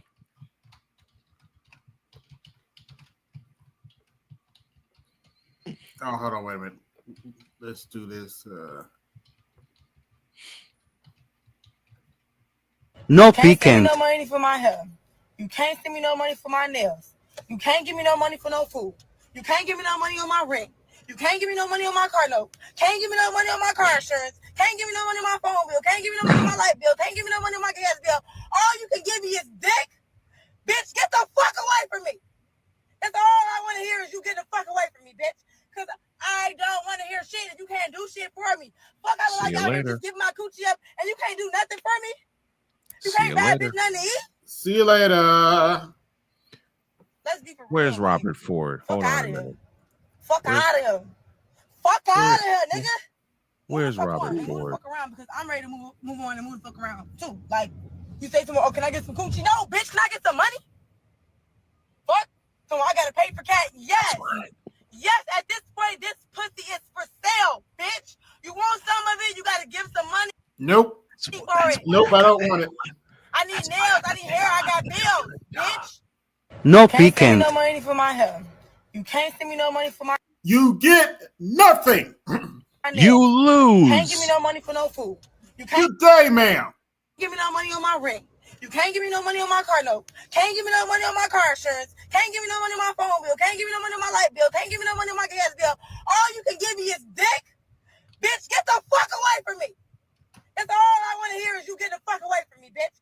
Because The problem is we don't have enough women disrespecting men. We don't have enough women humbling these men and putting them in their place. We need to start making these men feel worthless because they are. Okay? Call him a bitch. Disrespect. I have a simple 3-word question for this deplorable on your screen, Albert. Sir? Yeah. And that simple 3-word question is, where's your man? Respect him. Put him down. Make him feel bad about himself. Like, what's going on here? I feel like we're losing the plot. Like, I'm seeing too many marriages and too many people getting in these relationships. That's why these men think that they're the prize. Because y'all are putting them on this pedestal, making them feel like they're the prize. No. It's your job as a woman to put that man down and put him in his place. Treat him like the animal he is. The problem is we don't have enough women disrespecting men.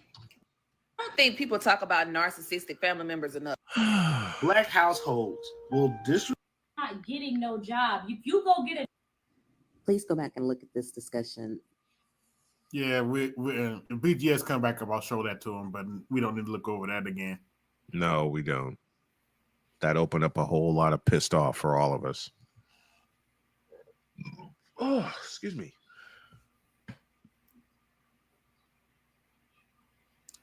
Let's see this.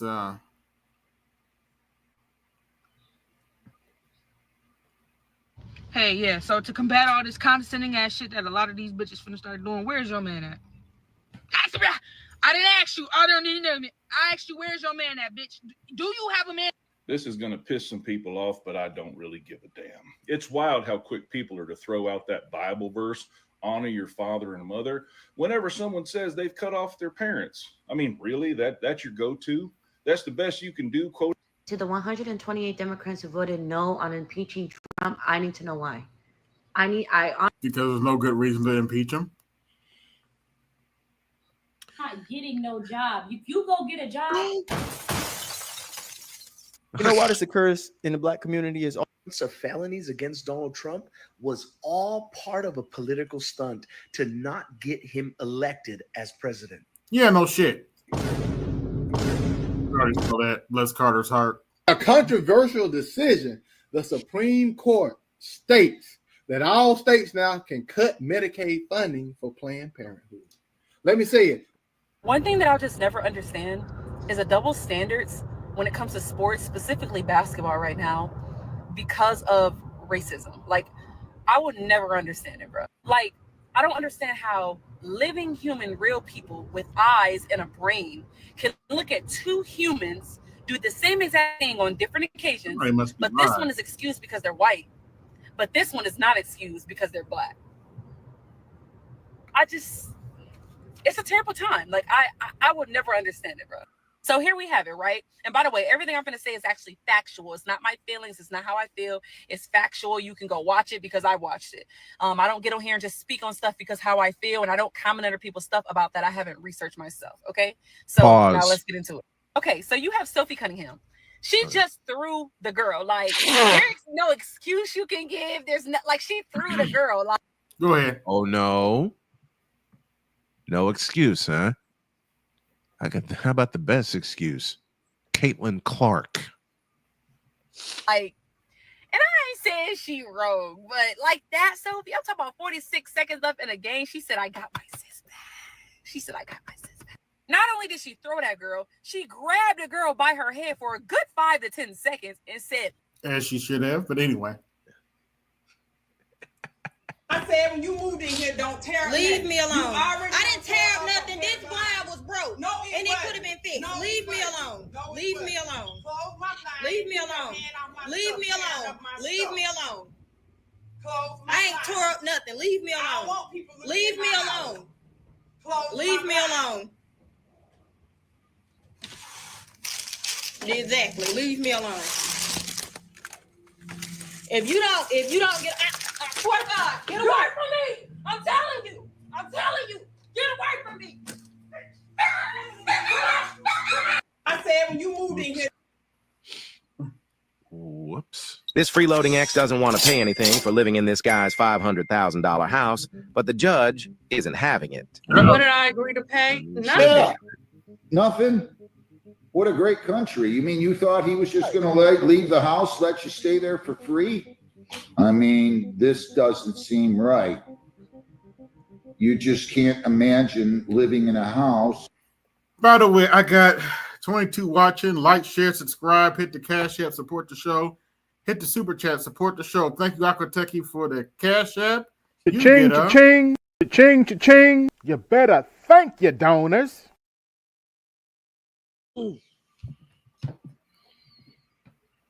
Salute Aquateki. That has a $3,500 mortgage payment for free. I mean, this would be a great country. Maybe they'll let me live in their houses in Hollywood for free. I don't know what to tell you. Look at him, happy that he made me cry. I'm telling you. I'm not happy that you keep interrupting. He is. This freeloading ex doesn't want to pay anything for living in this guy's $500,000 house, but the judge isn't having it. What did I agree to pay? Nothing. Yeah. I don't want to be married legally. I just want a wedding, like the big wedding. You raised your skirt and opened your knees and gave it. Hello, I told you to clean up the kitchen. I'm not playing with you. Who are you talking to? I'm talking to you. You're not my father. I'm talking to you. Your father's not in your life. You don't have a father. I'm your father now. I'm married to your mother. Okay. Now get up and go clean the That kitchen. still doesn't give you the right to talk to me like that. I don't care how you feel. I'm not Huh? having a conversation with you. You're stupid. I'm not having a You're conversation. stupid. Talk to your damn granddaughter, please. Clean up that kitchen. Watch your mouth. Stop talking to me. He's not my father. He doesn't even tell me what to do. He talks to me while I'm Excuse married. me? No. Get back to them. Go clean the kitchen. I don't care if you want to call the cops. I do not care. Go clean up that kitchen. I don't gotta be your father. Go clean up that kitchen. What's our incentive to be the stepdaddies again? Oh, right. Some church practices aren't even found in the Bible, taught as truth, but never actually. It's about damn time somebody put hands on that girl Lex I Am. I'm sorry to say it, but she deserved it. So if you don't know who Lex I Am is, she's a YouTube pranker who just goes around talking hella disrespectful to people, minding their business. She decided.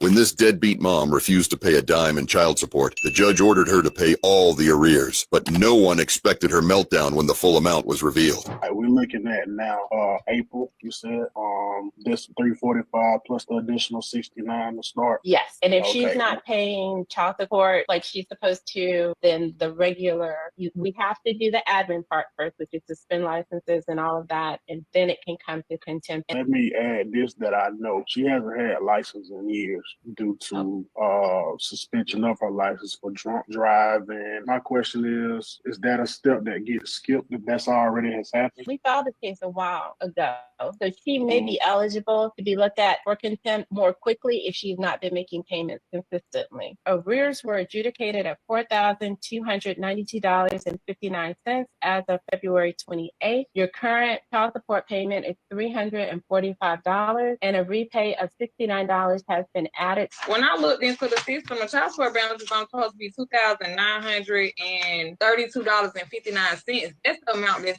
in the system. What's the $4,000? Because when you looked into the system, we can only start charging for the amount of time until we get to this, which is an adjudication of arrears. Mr. Tillis provided what's called an affidavit, which was in the packet that you received when you were served. And that's the amount that we are adjudicating right now. That has been added to that $2,000 in the system to bring your total up to $4,292. But you're not supposed to add that to the $2,000. That's included in the $2,000. The reason why I'm saying that's what court is. No, that's Lord, they talk too much. No, that's what court is for. That is literally why we are here what today. I'm saying is, Hold on, ma'am. Listen to Miss Clark Davis. I hear her. No, what I was saying was the You're not listening to her. $1,000. You're talking over her, so I'm muting you. So I just went on the system now, and the arrears balance is only $3,277.59. The system's not an updated number. I owe no $4,000. I only owe $3,277.59, and that needs to be the balance of the owner arrears. The number that is on you don't add $1,000. No, ma'am. Yes, ma'am. Yes, ma'am. Yes, ma'am. The number that is on the system is not an updated number. The number on the system, once again, is not an updated number. It is behind. Stop unmuting. Because the more you talk over me, I will continue to mute you. I'm telling you that the number goes up on the system is not an updated number, but you refuse to listen to me. It is not an updated number. You are not listening. Hold on, wait a minute. Let me do something. Uh-oh. Let me do something. And shout to Aquatechy for the Cash App to Old Snowman. Much appreciated. Mm-hmm. Let's see. Where's that picture at? I know I still have it. I'm working on something in Canva while I do this. How about a table? This is why I love that picture.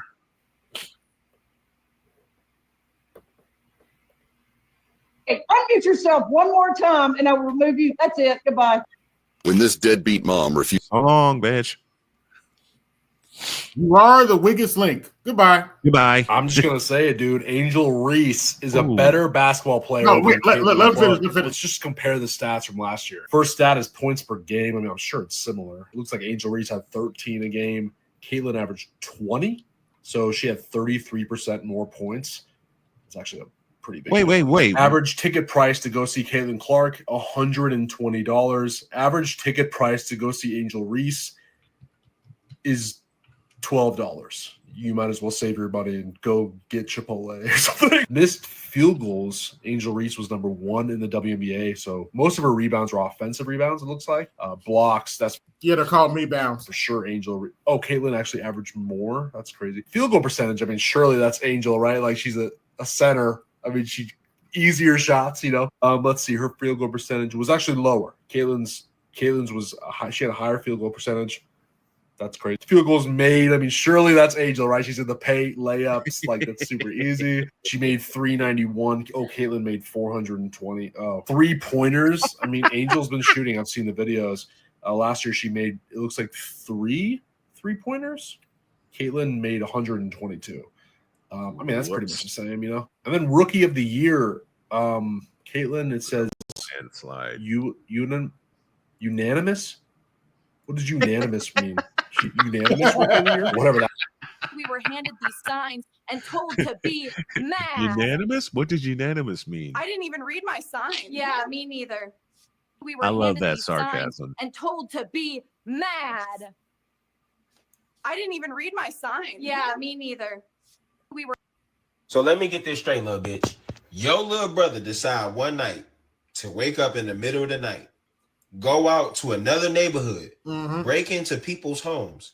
He then breaks into a particular home while the homeowner is at home, while she's a registered CPL holder. She then finds your brother in the middle of her home and she protects her assets in her home by unaliving your brother. You then get on the newscast and tell the whole wide world on your interview that he's a kid from the hood and how else would he make his money? He had a prominent future, and just because she Oh, thank you for saying he had a gun license doesn't mean that he deserved to die. While he was in the midst of breaking into somebody's home, you cannot make this shit up. Like you said he had a prominent future while he got unalived in the midst of breaking into somebody else's house.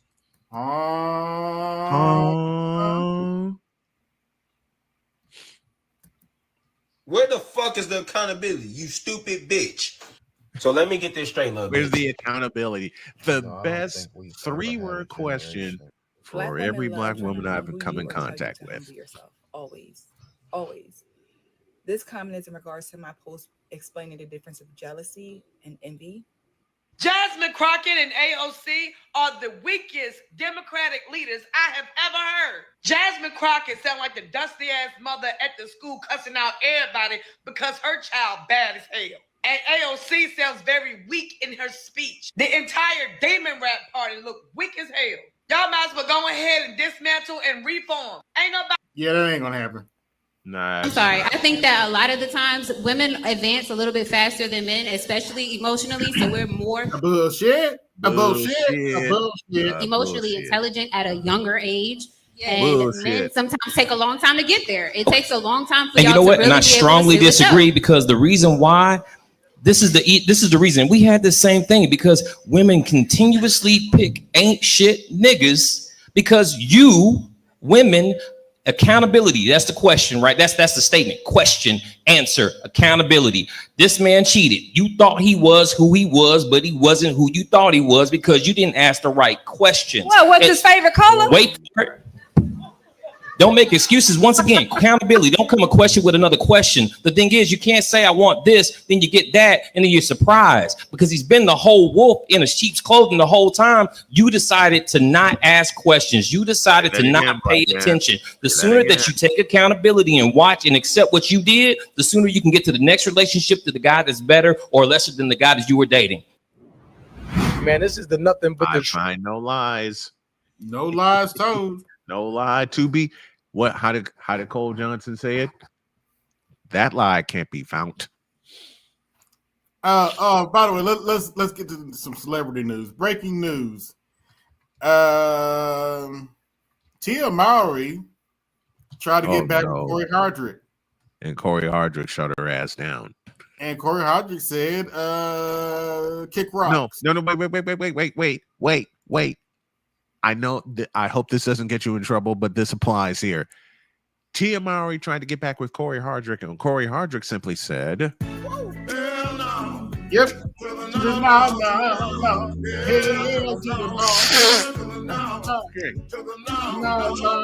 Okay, cut it.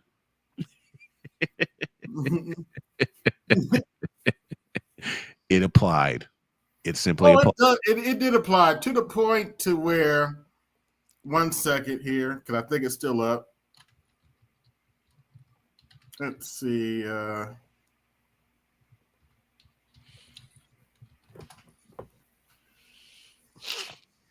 Now, I'm going to give a fair warning. Oh, no. Yeah, it's still up. I'm going to give you a fair warning. Why this clip that I like to play applies to this clip. Why is this going to be hilarious? Why is It this is. going to be hilarious? You big dummy.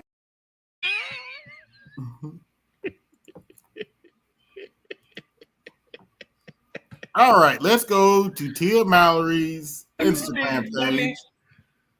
And excuse the thirst trapping. There's nothing to really see there. I already got my look. Together. Look at this. What goes down in the DM? It goes down in the DM. Oh gosh. You big dummy.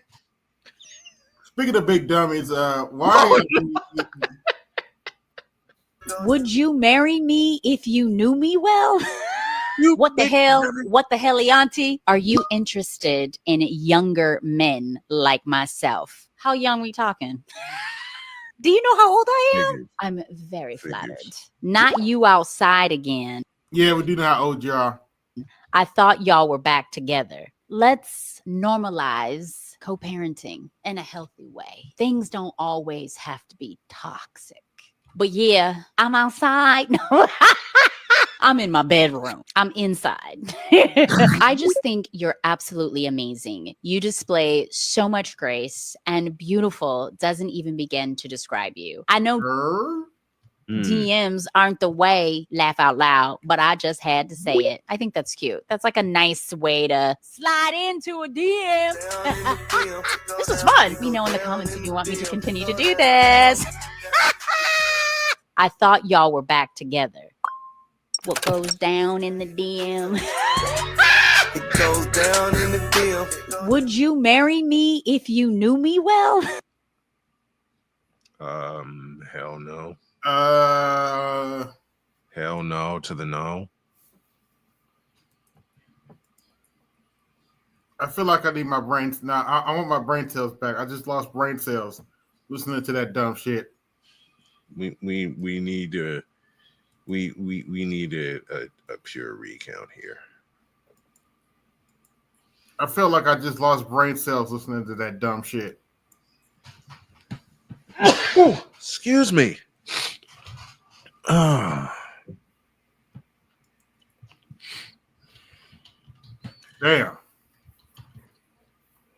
I'm glad Corey Hardrick told her to kick rocks.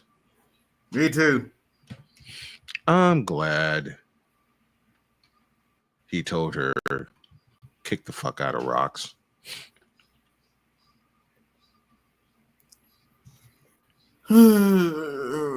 Slow night tonight. Yeah, man. This has been, you haven't had this slow of a night in a long time.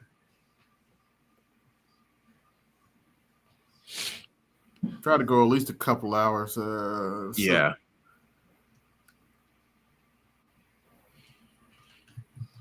Let me go to my playlist, see if there's anything I want to play.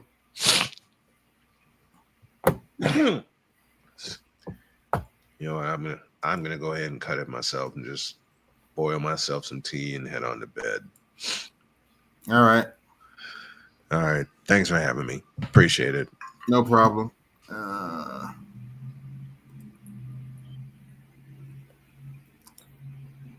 Let me go to my Colosseum Night, see if there's anything I want to play in particular. Let's scroll down here.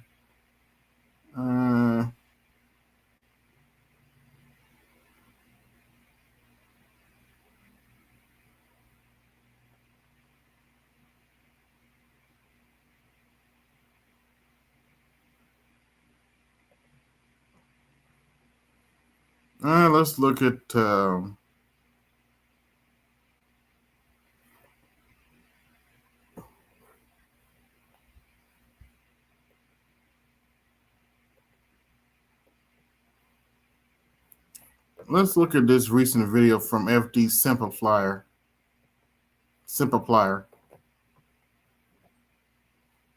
Since he's talking about black men. I have an extremely important announcement to make at the end of the video, so please stay tuned to the end, please, and thank you. Something that managed to kind of fly by my creative needs, feeds, whatever, in the past couple of weeks of red pill nonsense and political nonsense and civil unrest in the States and possibly world-altering military conflict is that Mark Lamont Hill kind of casually announced that he is dealing with depression on the Joe Budden podcast. I've already talked about the red pill adjacent stuff that... Yeah, it probably is depressing to be a black man and a liberal. I can see why that could be very depressing.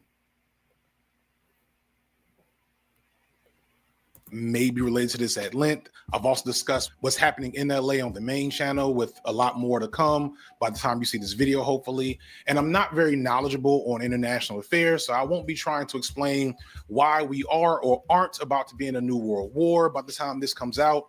But I do know a thing or two about black men and mental health. And since June is Men's Mental Health Month, I want to talk about it. Mark Lamont Hill is probably the best black public intellectual around right now. Him and like Ta-Nehisi Coates are in a similar category, but we get to see a lot more of Mark because he's on all these different shows and he has his own show.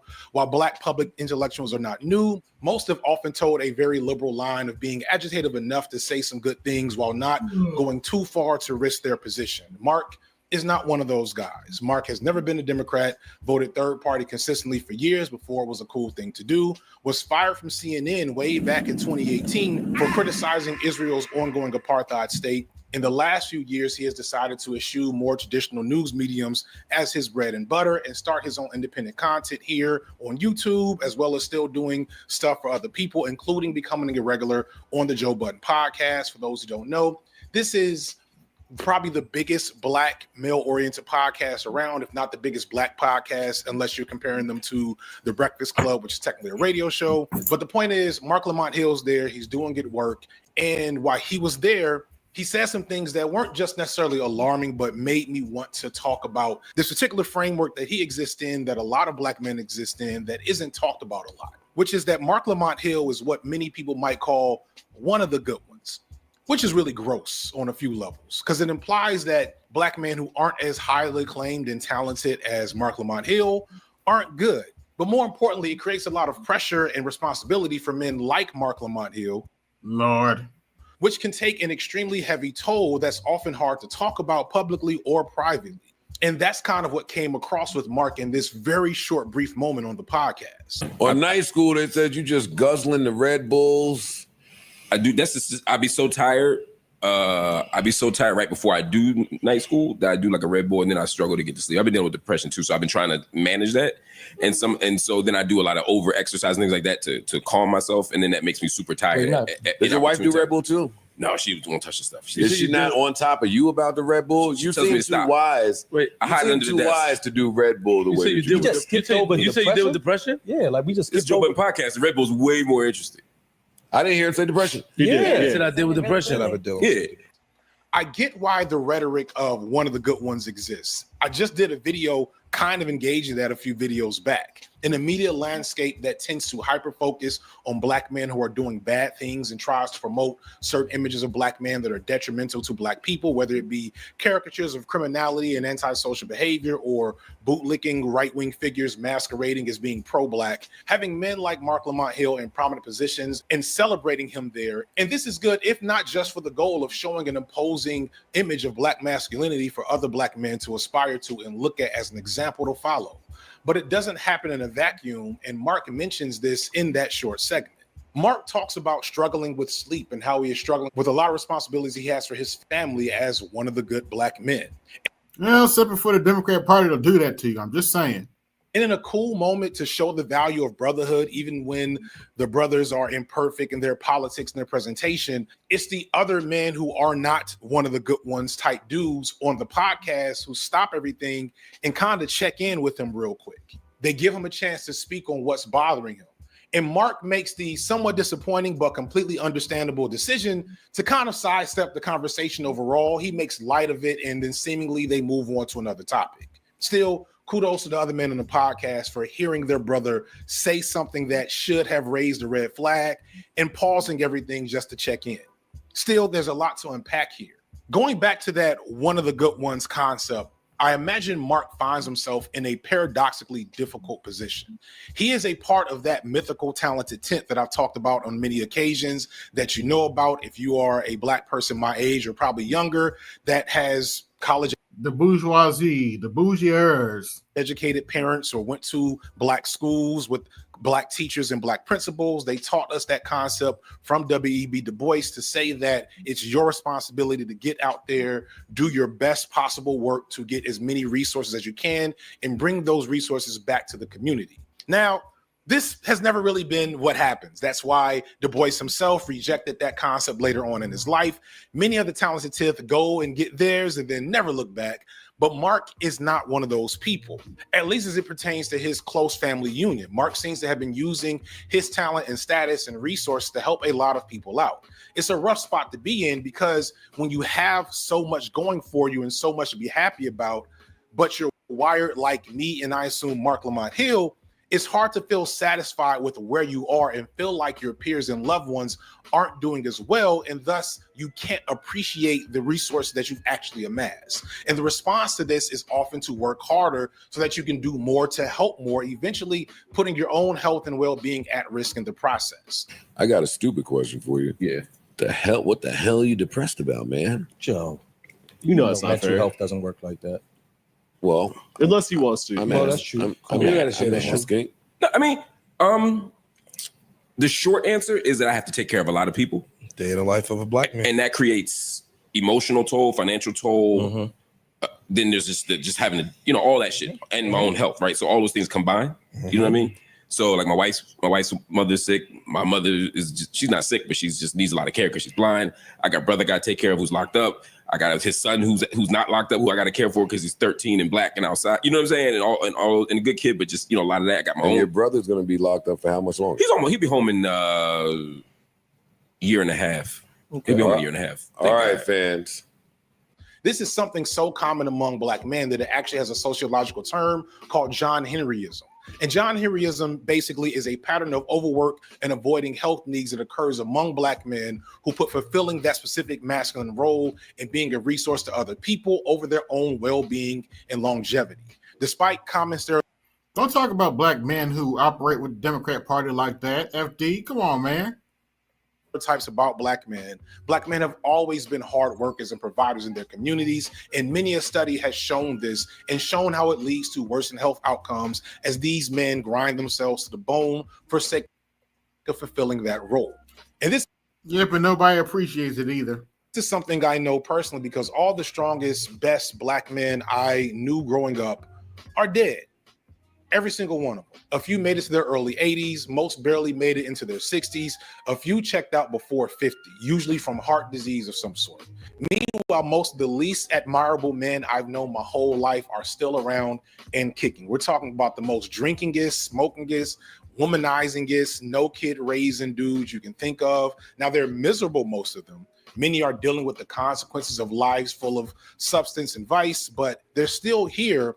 And that's something that I'll always keep in mind when I decide if I'm going to do a video about the ongoing crisis in the Congo or Beyonce. And this is true for all men, by the way, but it does take on a different tone for Black men because we're not just working to support communities, we're also unconsciously or consciously working to defy racial stereotypes that are put upon us. That's one of the reasons why I never liked that One of the Good Ones concept too tough, because I understand how it ends up working against everyone, even when it's something that might be useful in the moment. But again, if you're wired a certain way, it's really hard not to put in more work and effort to ensure that those around you can be as blessed as you've been. The other thing I want to unpack from this moment is the fact that Mark kind of sidesteps the conversation. This is very likely just a matter of managing his comfort level and not making everything into content, which is very, very significant and will come up again in a moment.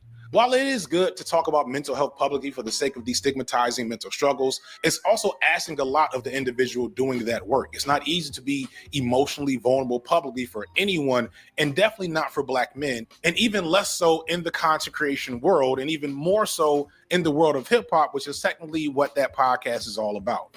Even though if you listen to rap music closely, you'll hear rappers always expressing their struggles with mental health, their struggles with working through their pain and their trauma and their turmoil. It's ironically not a part of the regular discourse around the music, but if you've ever heard Ready to Die, you understand that's Biggie working through some shit. So this isn't uncommon. And I know for me, my fear is that if I show that I'm not doing the best, that those around me who do depend on me will feel a sense of guilt for what they need or be afraid to ask. And while this may provide a needed break of some sort, it also means that whatever problem there is, it probably will just get worse in the meantime while I'm taking my little break and require even greater effort to fix in the future.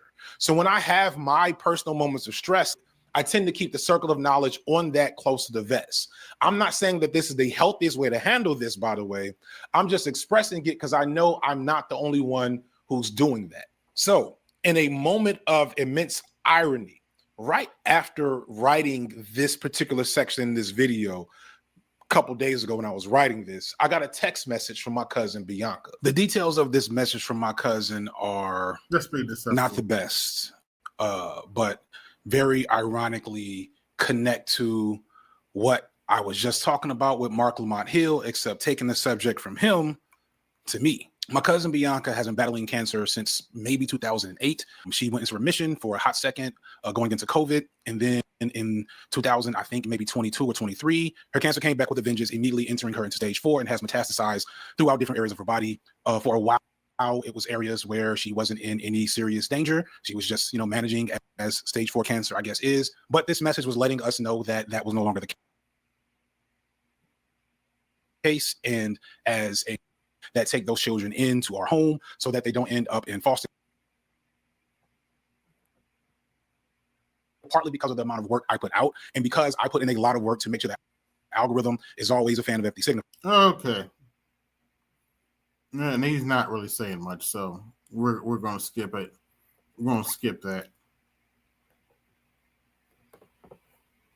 I got into another argument with my mother yesterday regarding my narcissistic grandmother. Let's talk about it. So my grandmother did not want my mother to have any children whatsoever. She always had this special bond with my mother to where my grandmother would get extremely jealous when I was a child, when my mother would spend some time with me or if we went out or did whatever. My grandmother literally used to sit in the corner and pout because my mother would not give her the attention that she was seeking. TikTok, this went on for many, many, many years, all the way up until my adulthood. Let me tell you how bad it is. So I live in North Carolina. We are predominantly from North Carolina, but most of my family moved away. However, I'm still in North Carolina.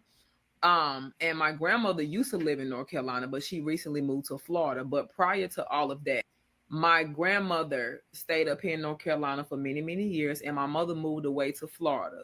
So when my mother would come up here to visit me and my son, my mother would have to tell my grandmother that she was coming at a later time because my grandmother did not want my mother seeing me and my grandson first. I mean, seeing me and my son first before my mother would see her, if that makes sense.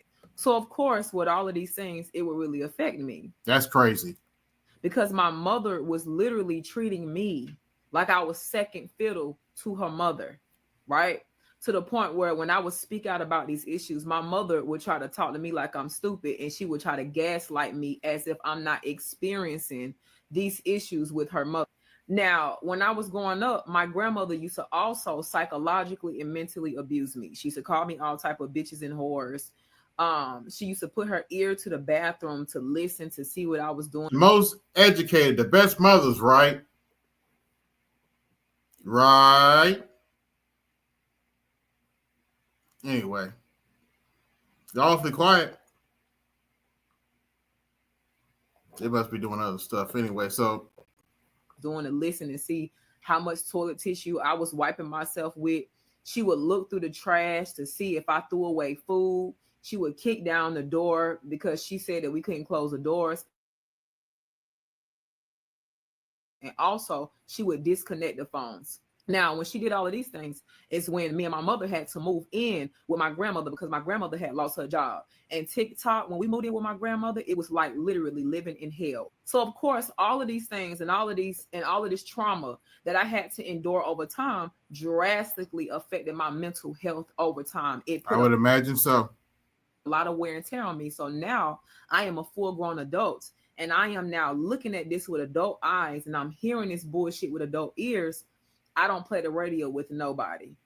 And me and my mother get into an argument all the time over her mother and her narcissistic behavior and her narcissistic traits. So my grandfather died in 2007. We have the master grandfather teacher told in me, the I building. remember What's before going on, BGS? Nothing much, man. Just stopping in. I hate to say it. I've seen a lot of this on TikTok. Yeah, you're gonna see more. It's just getting started. Yeah, you would think it'd be the black dudes. Nah, these women are spilling the beans on their mama. Yeah, well, yeah, because now they have to live with them. Yeah, things have to get A done. couple of months before he passed away, we were talking about my mother's unhealthy relationship with her mother. And my grandfather told me that, you know what, Kiana? He said, really, your grandmother never wanted your mother to have any children. I don't know why. He said, I always thought it was weird. And I always thought that they had some type of strange bond. And it was just weird because it's like your mother fully submits to this lady and she's afraid to express herself. So fast forward past all of that. So now, like I told you before TikTok, I am now dealing with that collectively as a whole, and it does affect me as an adult. What is worse about this entire situation is because when I open up to my mother and I talk to her about these things that I had to endure coming from her mother, the psychological and mental abuse that I had to endure from my mother tried to flip it on me, and she tries to like me as if it wasn't so bad. My grandmother indeed hates me, and I wish I can dig my grandfather up that passed away in 2007. He will tell you that. And the reason why she hates me, because she always wanted to keep my mother close to her. She never wanted my mother to be a part of anything else but her, and that is a mental issue. So because of all that, I had to deal with that bullshit. So added on, I hate to say it, I literally feel her pain. Yeah, why didn't she give the child to her father? To the fact that my grandmother completely hates me for just existing and hates me for coming out of my mother. My grandmother's twin brother passed away in Harlem, New York's hospital. And she ended up receiving all of this money because he passed away due to the hospital negligence. Okay. So they were basically at fault. Fast forward, she received all of this money. They won a lump sum of like $1.2 million. And my grandmother had to split that down the middle between her and her twin brother's son, who ain't never worked a day in his motherfucking life. So they got a total of probably about maybe $515,000. So they gave my grandmother a $515,000 check. So in case you was wondering, that's $500,000. Okay. So the first thing she did with that money was she went out and purchased a home for like $300,000. Speaking of which, you heard about the Carmela Anthony case? Yeah. The parents are now asking for a public defender. Why? How about all the money that they got from they got $500,000 from GoFundMe? From what I heard, they bought a new house. Sell the house. $1,000 in Florida, and but yeah, I just heard they're asking for a public defender, and they're asking for $1 million to actually raise funds for his actual defense. Wow. Yeah. Well. Good luck with that. I hate to say it, I'm not surprised because I knew his parents were on some bullshit when I saw that activist that they were with. Yeah. I was like, nah, something don't smell right. They doing too much. I knew then that something was way off. They're not helping their son at all. No. I knew then something was way off. I think she put like $20,000 in the house that she has here in North Carolina, and she gave all of her children like $10,000 a piece. So at the time, you know, me and my grandmother were still talking. I said, listen, I don't want you to do nothing for me. All I want you to do is pay my student loans off. She said, how much is your student loans? I said, it's like I owe like maybe $5,200. My grandmother looked me dead in my fucking face, TikTok, and told me, pay your own fucking student loans off. And I just looked at her and I didn't say a word. Sounds about right. Fast forward past all of this. As I said before in the beginning of this video, all of these things affect my mental health, and it definitely affects the way I view my mother, because my mother is a fucking coward, because she submits to her mother and she does not know how to stand up for herself, let alone stand up for her daughter.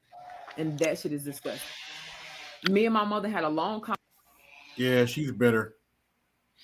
You need to have Yana Van Zant. This is a generational curse. Therapy session, yeah. Mm-hmm.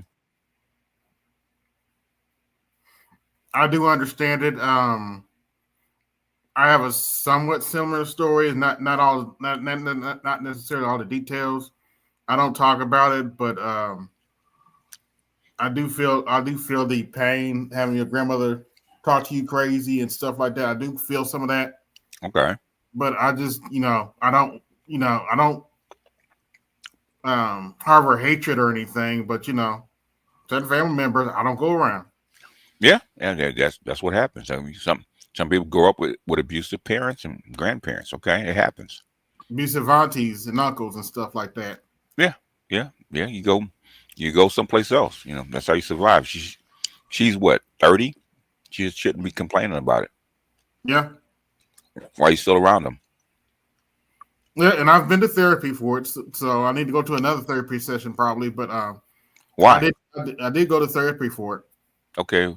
If you've gone to therapy for it, okay, what issues are you still having?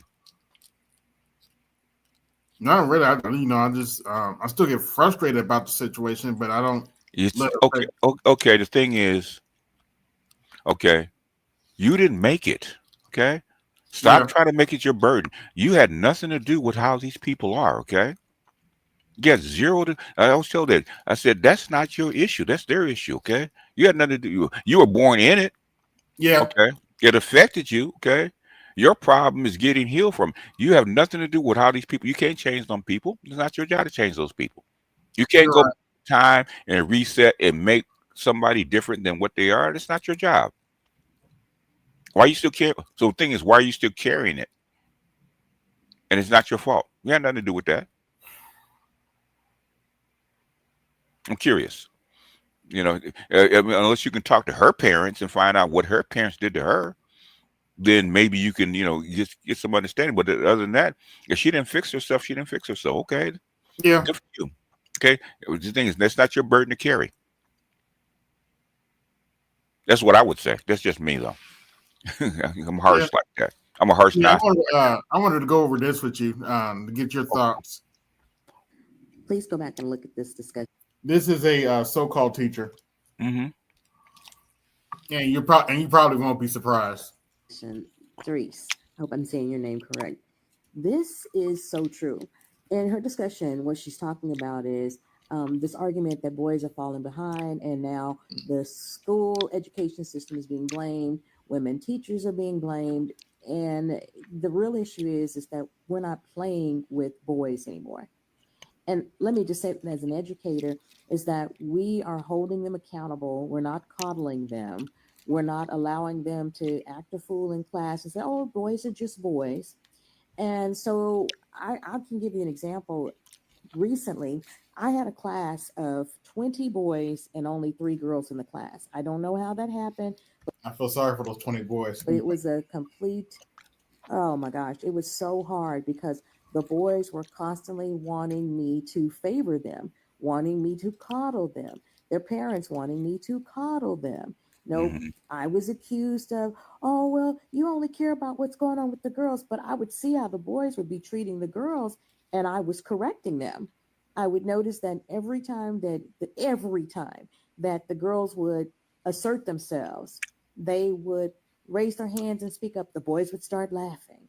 They would, if a girl made a mistake, was one little girl, she couldn't even talk because every time she started talking, the boys would start giggling. Now, she was the pretty little girl in class, the Beyonce of the classroom. Every time she'd open up her mouth to talk, they'd start giggling. Then they start laughing about her name. So the things and the bullying that boys used to be allowed to do, as teachers and as women, we have evolved and we've learned that we don't allow it to happen. Evolved. We don't tell the girls to sit down and shut up and be quiet and then let the boys giggle and run around. And I kept holding them accountable. I didn't let them lie. I didn't let them tear up the classroom and expect the girls to clean it up. Now, that was what happened at the beginning of the school year. I noticed that the one child in particular, which just his area would be filthy. And I would say that until we cannot leave this classroom and go to recess until the room is clean. And I would be, doing my things, getting myself prepared to take them outside. And I looked up and I realized that all 3 of the little girls would be over there cleaning and wiping his desk off, and he'd be standing around giggling and laughing, sometimes giggling and laughing at them. So, of course, I put a stop to that. Then I was favoring them. Okay. Then, whenever the boys would lie, I would call them on it and not just let it go. I didn't let them be cute and giggle. Then I was being too hard on the boys. So, I do believe that as women and as women teachers, most of us are teachers, as you said, 75 to 78% of all teachers are women. 90. And it's that women have evolved. 90? And like I said, we're not playing with these little boys anymore. We're not letting them abuse the little girls anymore. We're not letting them giggle and take over the class. We're not letting them talk over us because that's what I had. I had some little boys in class. I'd be talking and they would cut me off and start talking. And of course, I put a stop to that. Things like going to the bathroom and making sure they wipe the seat off. Their bathroom, I made sure their bathroom was as clean as the girls' bathroom. Wow. And so that meant as if the women's bathroom's that clean. Oh, let me shut up. putting the schedule They think we don't know about that. for them to clean their bathroom. Why the girls don't have to do it? Go look at the girls' bathroom and look at y'all's, right? And so, Because she cleaned it. so it's the fact that we're holding boys accountable.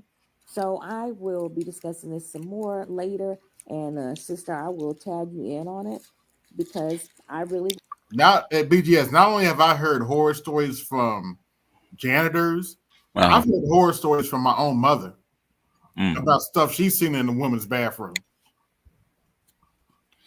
Maybe she shouldn't have. Maybe they shouldn't get another teacher for the boys. If she can't handle them. No, this heifer doesn't like men in general. Okay, well, okay.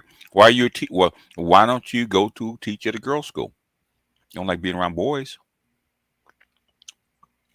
You don't like men, then you don't like the little boys that come into your classroom. Why are you allowed to teach? Oh, good question. No, that is a good question. Why is this woman allowed to teach? Yeah, this is one of our other videos. Okay.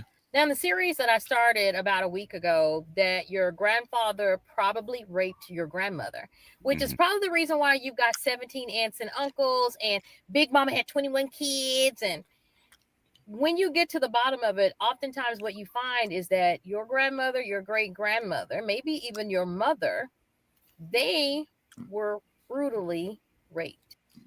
No. You know, the thing is, I blame the parents, okay? If she's on public media saying this kind of stuff, I would not allow her to teach my kids. Why is she allowed to teach kids, especially boys, in the school system? Because I mean, because you're making it public that your thoughts, and basically, if you don't like males, then you don't like the little boys that come in your classroom. Why are you allowed to teach? That's probably what's going on. They're trying to get her out of there. Yeah. Yeah. Oh, by the way, she's complaining to TikTok. How come my followers haven't increased? Because you're crazy. That's why. Yeah. Oh, she complained to TikTok about her followers. Yeah. Okay. Yeah. Let's see. Where's that video at? Here it is. Sisters, TikTok is sabotaging our accounts. Now, I want you guys to look at my follower account. It is June 1st, 2025. I have had some videos that have up to 7.5 million views. I've had thousands upon thousands of people to follow my account in the last year. I had 89,000 followers. And when I reached out to TikTok about a year ago to ask why my followers were not growing, they took 1,000 followers away from me. Oh, well. And each time I asked, I've asked 4 times, and now I'm down to 85.7 followers. Now, I want you all to continue to follow my account, and I want you guys to continue to look at my followers and my counter on my followers, because I've been looking at some of my other sisters that are on social media, some very, very popular sisters, and I'm noticing that their accounts are not growing. Now, years ago, if you see some Black women that have more than 100,000 followers, I can pretty much say that happened between like 2021 and 2023. And now I'm looking at their accounts, and their accounts are stagnant. So, yeah. Hey, I actually had commented on this video. I was like, why does TikTok owe you followers? That is your job to gain followers. And they it's their platform. Okay. If they won't take them all, they could ban the whole channel if they wanted to. I neglected to mention, me and her had a conversation, had a chat, comment conversation. She told me that so I'm trying to brain fart. She told me that I'm not going to march for you when they put you on a t-shirt and march with your mama. Okay. So this is the kind of chick that's teaching kids. Yeah, I'd have told her back at you. Okay, I'm not gonna donate to the GoFundMe when the same happens to you. Yeah.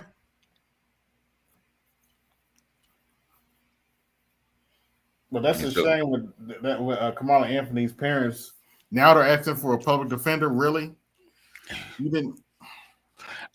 You just got donated $500,000. Okay. Yep. That's more than enough to hire a lawyer.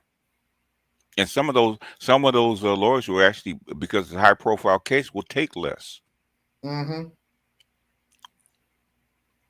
Some of them might even do pro bono to put their name out there. Yeah. I don't know. This case gets messier and messier all the time. We'll probably find out after a few months what's really going on. Because they will not release that tape about the incident. So it must be pretty bad. Yeah. So you got tired of talking to the Gynocracy, huh? Yeah. I think I'm about done. I understand. She's keep repeating the same talking points that I hear over and over and over again. Yeah. About because when she came out with the new Negroes, okay, I said, okay, what are the new Negroes? What are you talking about? Because she always said, well, I don't want you to go back 100 years, 150 years to talk about anything, right? And she goes all the way back to W. Boyce in the race man and the talented tent. I said, as you told me, we couldn't go that far back. So why does that apply now? I said, what are you trying to? Because they've been around 130 years. I said, why does what you talking about apply now? She couldn't tell me. Well, I think you should teach your guys. It is always what I should, all Yeah. of them say the same thing. What I should be telling you guys, okay? Yeah. You should be telling them that they should aspire to this. I am not their father. I am not their father. Why do you guys? I always get that. BGS, you should be telling these guys this. Number one, I'm a Sigma anyway. You can't tell me what the fuck to do. Right. Hey, Louis. What's up? What's up, Louis? What's going on, BGS? Hey, what's happening? Oh, How are the big backs in Jersey, man? More still in the food because prices of food went up. Yeah, I know, man. And their money's getting short. Yeah. I mean, the reach back is not on 10 yet. It's on 5, but it's headed that way. Mm-hmm. Everybody I talk to, man, the reach back is out there, man. Yeah, the desperation is like it's not there yet, but it's almost when COVID has started. Yeah, it's not there yet, but they're still hoping that the reset button will get hit.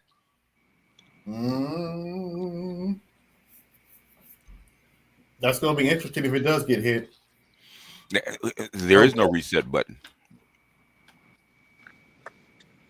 Yeah, when you disconnect that button, there is no spoon. Huh? There is no spoon. Damn. Yeah, and I document it every week. There is no spoon. Basically, you hear about a whole ground. Go ahead. You hear about them 4th and 5th grader girls plotting to kill a boy? Oh yeah, I heard about that. Yeah. What happened?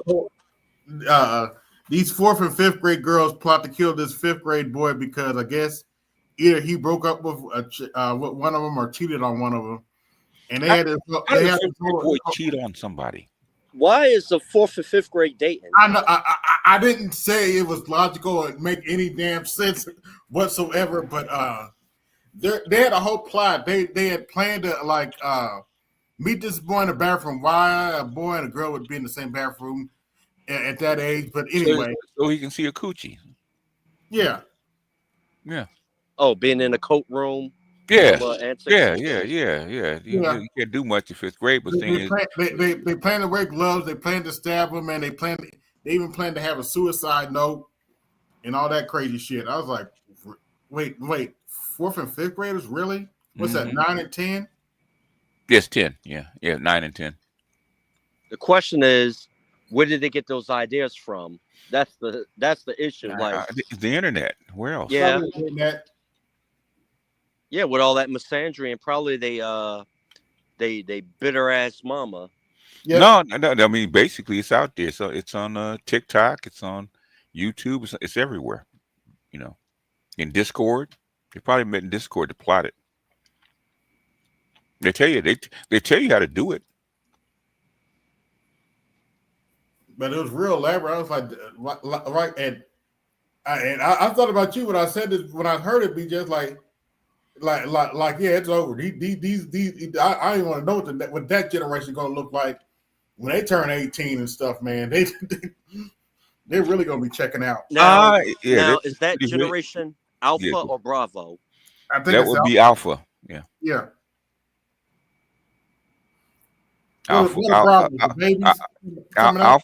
Alpha started in 2010. Okay. 2010 or 2012. I think it's 2010. Because when does Alpha end? Huh? So it's 15 years. So So basically Gen B is Beta is probably just being born. Or Bravo, however you want to call them. Okay. They're just starting to be born. Yeah, so Bravo just started this year. Okay. Yeah, something like that.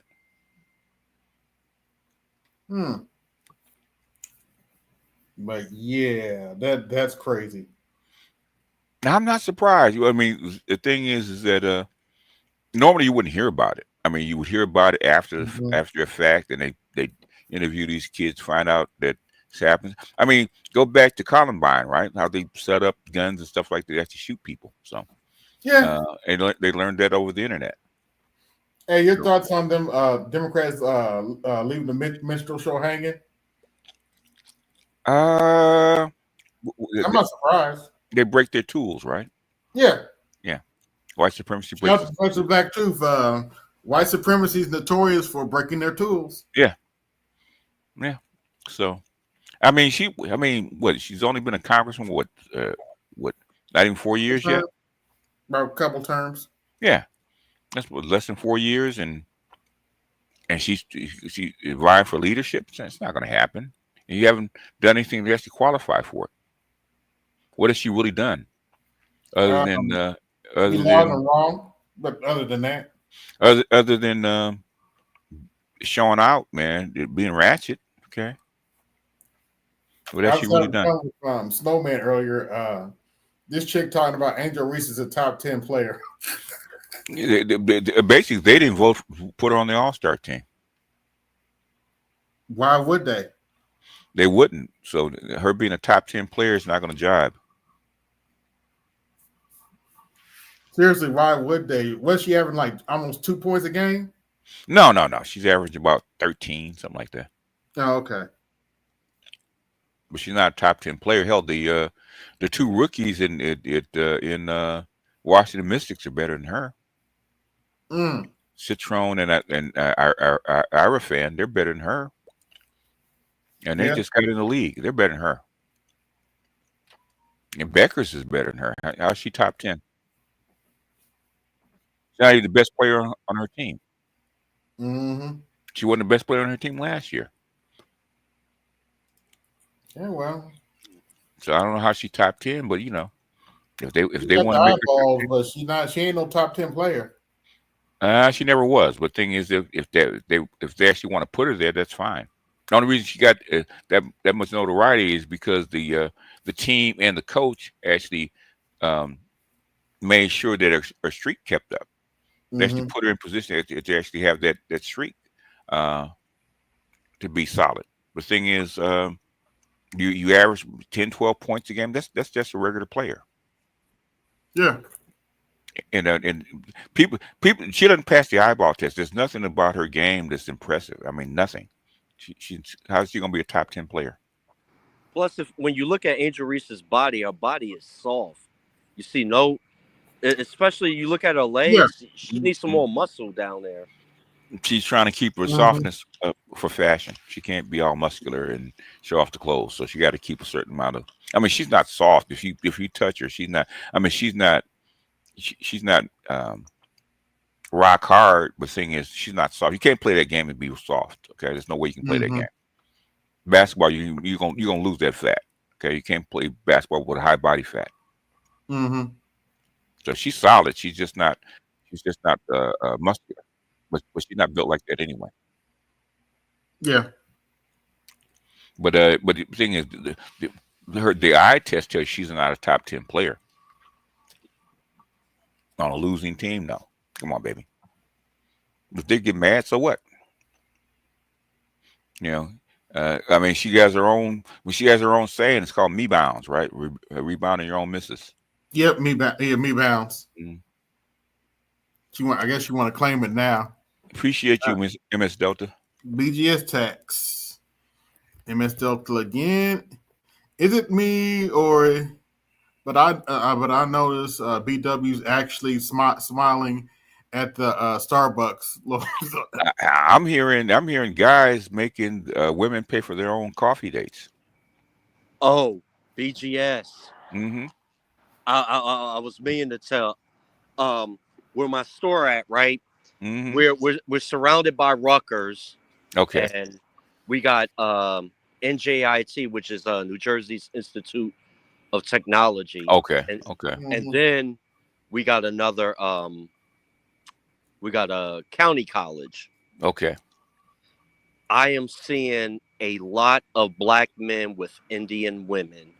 Oh yeah. Together shopping in the store. Oh yeah. Yeah. And brothers are happy. Oh, They got a smile on their face. yeah, because the black women aren't qualifying. So, and they're tired of be calling lame and weird. Yeah, I'm seeing white men with Asian Chinese women, white guys with Chinese women, and brothers with Indians. Yeah. Mm-hmm. And sisters walking by themselves, huh? I don't see that many sisters that's coming like with in the college crowd. Okay. To be honest, not trying to be funny or nothing. Well, but they wouldn't be in a technical school anyway. Yeah, that's true. That is true. That's too much work for most of them. Yeah. For them. Yeah.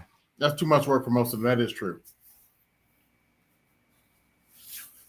Because I barely saw any black women when I was in graphic design and stuff like that.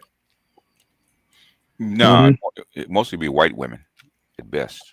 Yeah, white women, Indian women. Yeah. Black women are on their own kind of time, man. I got 2 daughters, and like the way they think about jobs and education, man, sometimes it's off. Okay, really, it's really not about the money. It's really about their comfort level. They care about their comfort more than they care about money. Yeah, they care about the comfort and looking cute and all that shit. Well, all that goes into being their comfort level. Yeah. Because they're not looking cute for you. They're looking cute for their peers. Yeah. Remember that No Kings protest last week, BGS? The who? They had that No Kings protest for Trump. Oh, yeah. Which for Trump, yeah. What about it? Hold on. This video is hilarious. Someone made an AI video on this, and it's just and it's hilarious. Okay. Breaking news tonight, No King's Day faces heavy pushback from actual lions who warn it may threaten the natural order. Earlier today, hundreds of lions marched through the city in protest of the No Kings movement, calling it a direct challenge to their authority. No kings? It's disrespectful. It's disrespectful. My family has ruled for generations. You think the jungle runs on democracy? I mean, the movie's called The Lion King for a reason. If I'm not king, what am I? A house cat? Breaking news tonight. No. Oh man, that was funny. And the leopards were just watching this and laughing at everybody. Like, man, y'all need to cut that shit out. They ain't got nothing to do with y'all asses. Shit. They didn't accuse the hyenas of organizing this. Yeah. Even the cheetahs would look at them like and they were like, shit. Damn, Mufasa, was the lionesses giving you grief lately? This don't concern you. Why y'all upset about this No Kings protest? It got nothing to do with y'all asses. Shit. Hey, BGS. Mm-hmm. It turns out Durain can't even escape the AI either. The who? Watch where you're going, biatch. My baby daddy finna pay for this. Is this the Altima folks? Because Altima stand for always lying, talking about it's my ass. He right. My baby daddy finna pay for this.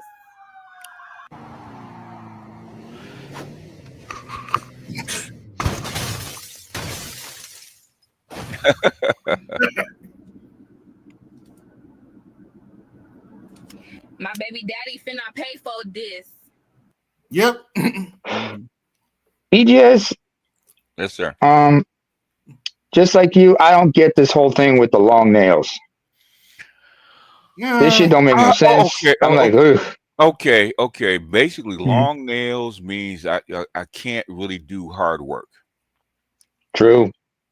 So long nails signifies that I don't do any hard labor, hard work. I have money or somebody that pays for the labor that I can't do. So it's a symbol to all the other women that I don't do manual labor. I'm a queen and I have things done for me, and I can barely wipe my own behind. So I I can't do the other stuff like cooking and cleaning. So that's what it actually represents. Yeah, long nails are a turn off to me. They are, but the thing is, it's a signal to other women that I'm a lady of leisure. Mm-hmm. And the longer the A nails, lady of leisure. the longer the nail, the longer the nails, the more symbolic of them being a lady of leisure. A year with no kids. Mm-hmm. My man needs to have a nice big house, a good credit score, and at least making $100,000 a year with no kids. Okay.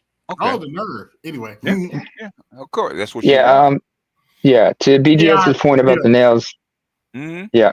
To BGS's point about the nails thing, I can tell you, for a fact, in certain cultures, those long nails wouldn't fly, especially because it's seen as a hazard.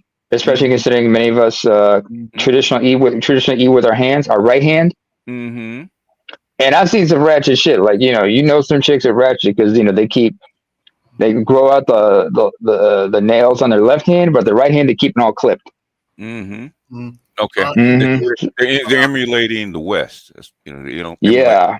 what they see. Yeah. Check this Yeah, chick, but this chick right here was cooking. Hey, yeah, so to combat all this condescending ass shit that a lot of these bitches finna start doing, where's your man at? I didn't ask you. I asked you, where's your man at, bitch? Do you have a man that if you call him right now, he's gonna stop whatever the fuck he's doing and come help you on the side of the road? And I'm not talking about your daddy or your granddaddy, your brother. No. I'm talking about a man that you lay next to, that you give your good box to, okay? Fuck up out of here, bro. I knew y'all was gonna find a way to try to be pretentious. Y'all was gonna ruin that trend. You have a bunch of chicken head ass bitches talking about some humiliation ritual. Bitch, spell it. Fuck is humiliating. You know what's humiliating? Y'all Yeah, you know what? AB, when I said that about Pop the Balloon, I didn't think it was going to go that far. I didn't think it would spread. I didn't think it would spread that far. Yeah. Because when I first said it like over a year ago, man, I didn't think it would go that far. Now everybody's saying it. But no, she ain't done. Hold on, wait a minute. She ain't done. Mm-hmm. Humiliation is y'all sit on here and brag about killing kids because you got poor pussy management. That's humiliating. Oh, no, wait. Y'all brag about fucking. Fuck is humiliating. You know what's humiliating? Y'all sit on this motherfucker all day long talking about how good y'all coochie is. Y'all can't keep a nigga to save y'all life or a bitch. You can't say. Hey, BGS. Mm-hmm. You should do a hashtag. Hashtag BGS said it first. You know what? And this is something I was telling Dr. Marifa, right? Because we had done the Hold on, wait a minute. Wait go a ahead. minute. Go ahead. No, go ahead, finish. No, go ahead, finish. I'm gonna do something. Go finish your thought. Okay. Me and Dr. Marifa had talked about the Middle East and talk about Africa. On a Patreon, right? 2 days later, Dr. Marifa has Jamal Thomas has an African scholar on talk about word for word the same thing that I said, word for word. Yeah, I said, Dr. Marifa, you've been running your mouth. He's in the comment section laughing because I know he said no something. BGS. The truth of the matter was someone was actually listening, low key listening to us and hating. We have low key haters. That's the problem here. But the thing is, the humiliation ritual, I said that to Ron Wills and Scorpio, right? And I said it out loud about this. It's what the Pop the Bloom was about over like a year and a half ago, right? Now, cornbread tube or bread tube, them black folks actually picked it up, right? They started talking about it, right? And now it's in the popular vernacular. Okay, it's almost like it's almost like a viral meme. Hashtag I do recall. BGS said it first. Yeah. Yeah. I do recall hearing that term from Professor Black Truth as well. When he talks about this humiliation ritual thing. I have. I laugh at it because I know where it came from. Nobody was saying it before I said it. I'm just but they claim that they don't listen to me. Yeah. Oh, but we have no effect on the culture, right? Yeah, no effect on the culture, dun, right? Dun, dun. And this chick don't know me from Adam, okay? Nope. Never heard or seen of me. How did she pick up the same verbiage that I just espoused, okay? She don't listen to me. Well, She you know probably what, hearing it from other BGS? people. Because It was funny, because people steal it and it spreads. Go ahead, Bluey. when I be in a lot of the red pill rooms on Clubhouse, the shit that they be saying, it be here on YouTube. What we be talking about here. Yeah. And I just be cracking up. I'm like, do they get their daily dose of YouTube and then they go to Clubhouse and just regurgitate the same shit? Like, That's a good question because I don't know Don't because Dr. Julio like that. I don't know. I don't know how it spreads. Well, Kara's and I understand because she does follow us, so I get her. I get what's her name? Nicole. Yeah, Pinky and Nicole Michelle. Yeah, but they do follow us. I got the erotic confessions of Pinky coming out. Where she was talking about today. She was in a one of them metaphysical feminist disciples of Priscilla rooms. Yeah, they was talking about oxytocin and all that shit. but yeah.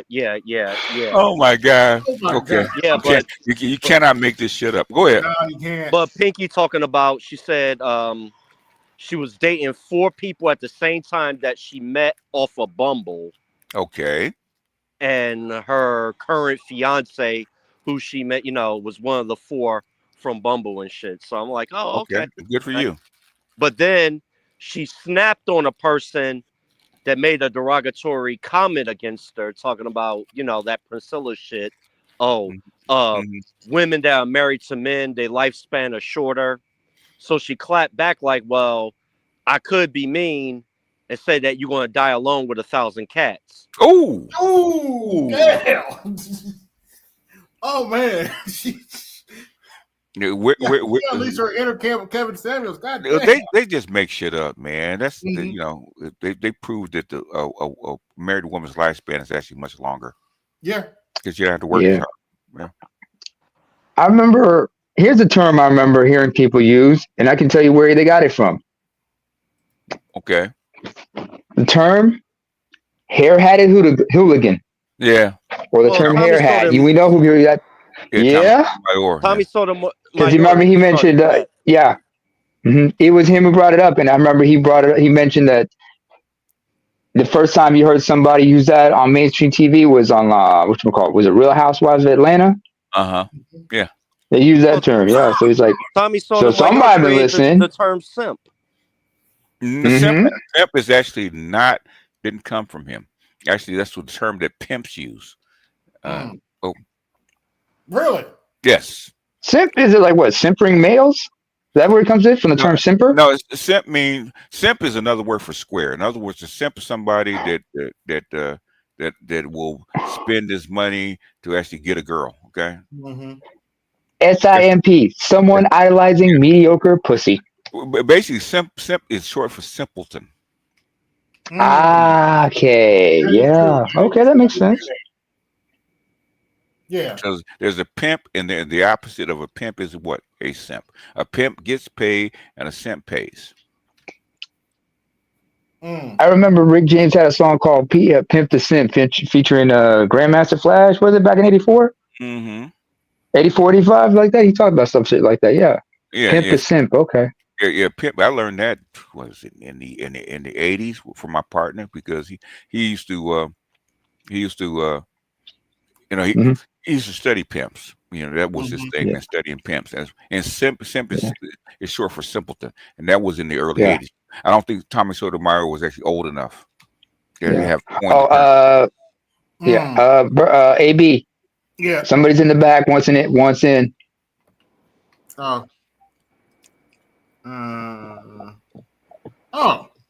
Hey. God damn. Welcome back. Louis. I thought you were asleep.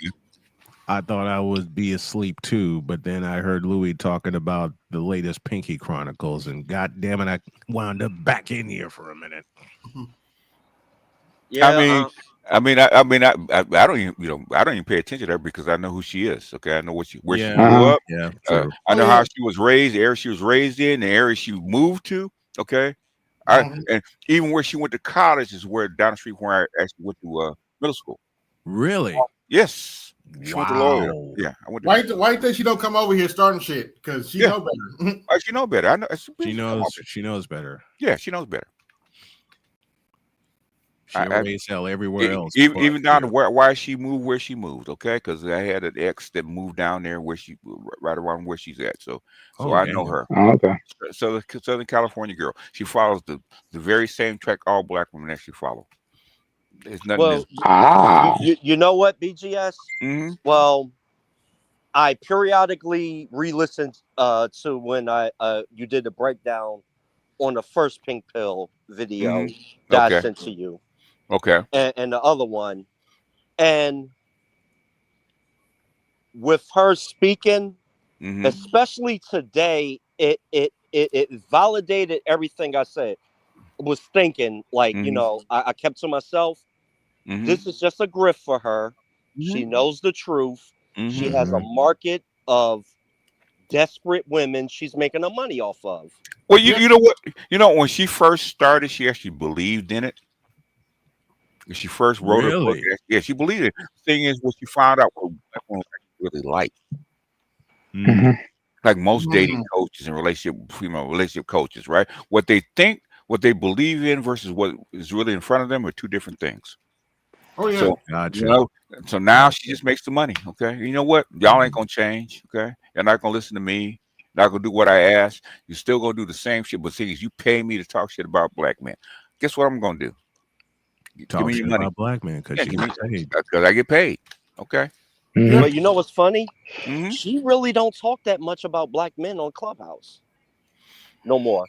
It's because, okay, the thing is, the reason she does it is because in this environment, okay, it's critical for black women to get their shit together, okay? So she can't talk about black men because black men are not the goddamn problem. Bitch, you need to survive. And you're not going to do it trying to blame Jermaine. Blaming Jermaine in a tent on the sidewalk is not going to do you any good. In fact, we might need to park Jermaine right next to you and then fuss with him. Okay. Good luck with that.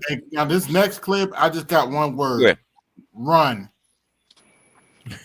If you tell a man that you have a problem and he don't do everything in his power humanly possible to solve it, get a new. If you tell a man that you have a problem and he don't do everything in his power humanly possible to solve it, get a new. Okay. I heard that. Yeah, I heard that. If you're not getting what you want out of anybody, okay, go get somebody else. And good luck finding that guy. Yeah. Because I can guarantee you ain't got no man. Yeah. I got one word for this. Run. Because you're barely a 5, asking for 10 privileges. Okay. The capitalized word in BGS's sentence being barely. Barely, yeah. She's a borderline 4. And you know what? And you know what's up to BGS? I especially with this current environment changing, I could see you're gonna see more shit because I saw on Jay the Black channel. You're gonna see a lot of broads setting dudes up. You're gonna see more of that in the news. Yeah, because of the desperation. Yeah, it's probably safer overseas than to actually be in the States trying to date. Remember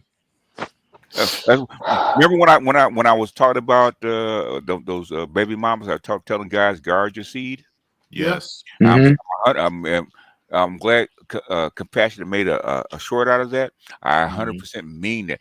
Guard your seed with your life. Okay, I was telling Dr. T before I got on here, right? Men need to be like Drake. You need to be putting hot sauce in that condom before you throw it away. Hot sauce, horseradish, whichever. Whichever, yeah. I mean, I remember. What the hell was that I just heard? That was a fake ass Lynn Whitfield.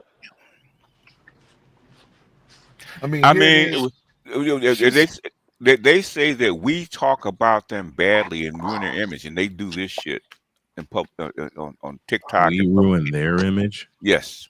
Who told this lie? Who told this lie? Somebody, you know what somebody should do? What? But they probably What? won't do it. Is using AI and have Michelle Obama twerking. Oh, my Jesus! Don't no, tempt them. Don't tempt no, BGS. You know you know better. what? I would Don't have tempt tempted, them. but I don't want them looking at me like that. Oh, they gonna come after you for that one, boy. Yeah, but Yeah, that I was won't do it. They No, I ain't will gonna do come that. after I ain't him gonna do so that. quick. Oh yeah, yeah. Barack was it, brother. That's a Yeah. little bit too far. I Yo, understand. AB, can I read this one? Go Go ahead. ahead. I gotta read this one. This one, new one from MS Delta guy. Okay, Pick go it up. ahead. Hold on, wait a It minute. says here, first of all, thank you for the $5. It says here, hey family, FYI, in a year or two, I might be an expat working somewhere in Central/East Africa. We are living in interesting times. Yes, indeed, brother. A chick that I follow. She's an influencer and she's a life coach, right? In LA. Mhm. I've known her for 20 years. She's saying that we need to relocate to someplace else. Okay, that's her. Really? Any Pro-black, place in particular? huh? Any place in particular? They're going to the continent, man. They can't go nowhere else. Yo, and Mhm. it's funny you bringing that up, BGS. I saw my man. I interviewed him twice on my channel. Uh-huh. He's in the pro-black community. Mm-hmm. I was this cameraman with the group African Echoes, Okay. and he been in with Dr. Ben and Yeah. Professor James Smalls and Leonard Yeah. Jeffries and all that. Yep. Yep. His friend Mm-hmm. just finished building a big ass house in South Africa, and he was Okay. showing me the videos. Okay. And I'm not going to say the names of the people, but he's part of a tour that's going to go on in October. To where? With getting land and stuff in Africa, looking at Ghana and also South Oh, Africa. are you talking about Bomani? No, no. Okay. This is different. A different Bomani. Okay. This is this is with You don't have to call his name. You don't want no, to. no, You no, don't have no, to name his name. You don't want to. It's okay. no, Yeah. yeah. Yeah. I just wondered if it was that guy out of Bomani out of Atlanta. No, this is out of the Jersey area. Okay, because Bomani's been doing it he started doing it almost 30 years. And the video of the home was beautiful. Mm-hmm. I believe it. They've been the push to go to South Africa started right after apartheid dropped in like the mid '90s. So that was the first spot. Okay, and then I think and then it kind of shifted to Ghana, and because Nigeria is still a little rugged. Okay, and Way too corrupt. now it's shifted to from Ghana and West Africa to Nairobi, to Kenya. That's where all the opportunities are. Right now. Yeah. Little note for you, BGS. Yes, sir. Earlier today, we lost a Hall of Famer by the name of Dave Parker. Spent 11 years with the Pirates. With the Pirates, yeah, I remember. Yeah, he won two championships, one with the Pirates in '79 and one with the A's in '89. Yeah, the We Are Family crew. Yep, he was known as the Cobra. Mm-hmm. Big Dave Parker. Big Dave Parker. BGS, your thoughts on black folk actually crying that the Supreme Court decided the 14th Amendment should stand for what it originally stood for? You know what? I look at these people, and if you have to go to CNBC, CNN, and MSNBC to actually understand something, then you deserve what you get. Okay. Thank you. Because it doesn't apply to you. Okay. Mm-hmm. You understand what he's trying to do? He's trying to get rid of the anchor babies. He's not trying to get rid of you. They can't deport you. Where are they going to deport you to? Mm-hmm. They're going to deport you to. I guess. To who? Alabama. Alabama. I mean, they can't deport you because you're a citizen. What are they going to do? Supreme Court. There's no court in the land is going to stand for that. You can't deport this person. He's a citizen. Yeah. You can. Trump, I mean. Y'all think Trump is really that stupid? He's not that stupid. Okay, you don't get to be a billionaire being stupid. No. He's impulsive, but not stupid. The thing is, it was a very, very narrow decision by the Supreme Court. Very narrow, okay? Yeah. And most people don't understand. It was to keep judges, federal judges from actually their injunction were actually applying to the whole country. Okay, so it doesn't just apply to this particular case, which is birthright citizenship. That still hasn't been determined. They haven't determined that at all. Okay, the thing is, federal judges can't put an injunction over what they're doing. Okay, you want to take the whole thing to the Supreme Court, you got to build the whole case to the Supreme Court, and not a judge's injunction. Okay, a federal judge can't do it and apply to everybody. It's a very, very narrow decision. But I hear black people crying, "Oh, they're gonna come for us next." Where they gonna send? Where they gonna send you to? Where they gonna send you? Michael, What? I'm sorry. I can't believe that we are asking the question, is the 14th Amendment to the Constitution constitutional? That is what it is crazy. And I am sorry, but people need to call. This is crazy. They're asking us not to believe our own eyes and our own ears. They're asking us to go against everything that we know to be true. This is insane. Michael. Simone, shut your ass down. I mean, if anyone's going to talk about this. Trump did not say that. That's not what he said. Yeah. Black ass down. He said his interpretation was actually meant for slaves coming out of slavery. Right? That's what it's meant for, right? Now they interpreted it into something else. The thing is, okay, I think the case was 1908. I think it was a Chinese citizen. Okay. Yeah. He was born in San Francisco. He left and came back, and they wanted to make it. They didn't want to allow him into the country, but said I'm a citizen. So it went to the Supreme Court. And that's where the birthright citizenship got expanded into what it is now.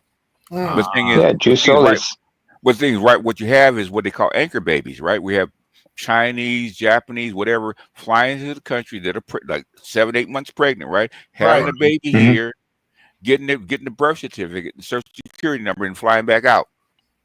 Yeah. To establish the anchor baby.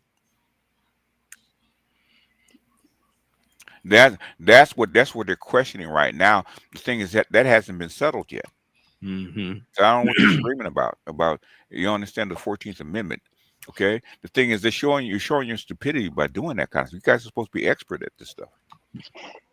This is not about expertise. This is about ratings and stirring up shit.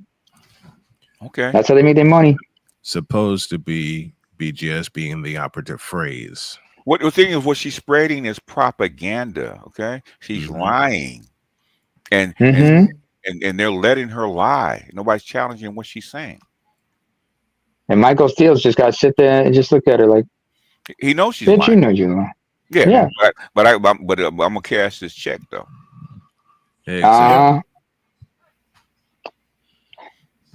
I mean, he's looking at them like shit. The RNC never get put this much money in my pocket.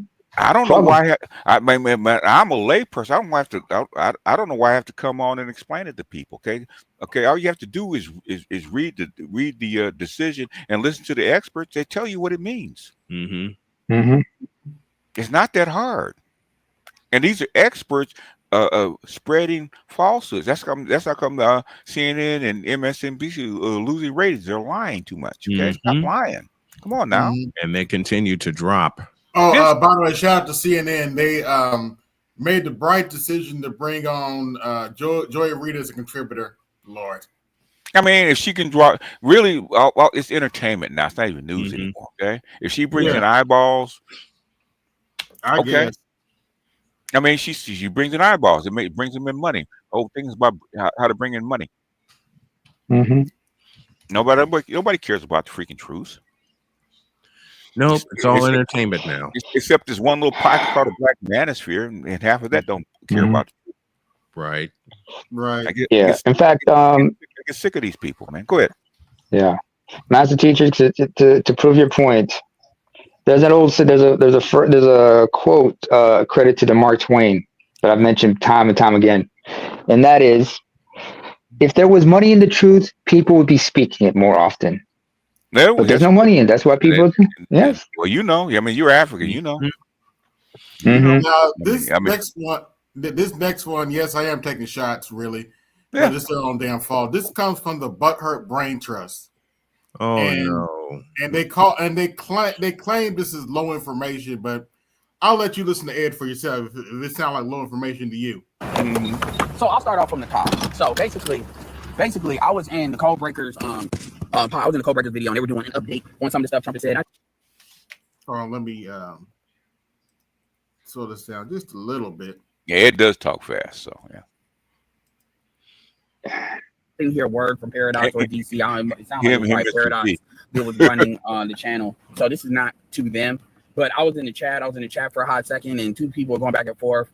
You know who you are, and one of them said that you voted for this fool, and then somebody said our president shouldn't be disrespected. The other person said that better people have been disrespected than Trump, which I don't necessarily disagree with that. So I basically made a comment though saying that Trump, it was still the better choice than Kamala.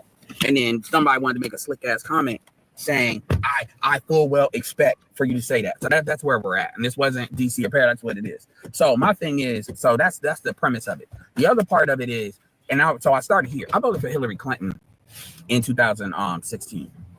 When I vote for somebody, I vote for who I think is going to be the best president. I focus on who I think is going to do more for Black people, but I also focus on who's going to be the best president first.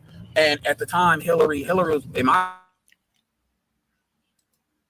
opinion, more qualified than what Trump was. And I said, and then that kind of was borne out, right? But this wasn't Trump versus Biden. This was Trump versus Kamala. Kamala is not qualified to be attorney general. Kamala is not qualified to be vice president, and she's fucking not qualified to be president. She's not qualified to be governor of California. Just so we're fucking clear. And anybody that thinks that Kamala was a better choice than Trump, a 4-year Trump that did 4 years already, is a fucking idiot. Now we can talk about what you want to happen, but I'm talking about who's actually qualified. Kamala's not qualified. She's not. And I'm not gonna get all hella disrespectful. I'm not gonna be petty. I'm gonna be dead ass serious. She's not. Kamala would not have been. You wouldn't have knew who the fuck was running the White House if Kamala would have been in there. She was pretty much a top of a committee. That's what that was, and that's what they were doing. And so this idea, and real talk, I was gonna vote for Robert F. Kennedy Jr. And Robert F. Kennedy Jr. endorsed Trump. Now that doesn't in and of itself mean I was gonna vote for Trump, but given a lot of stuff, what Trump actually.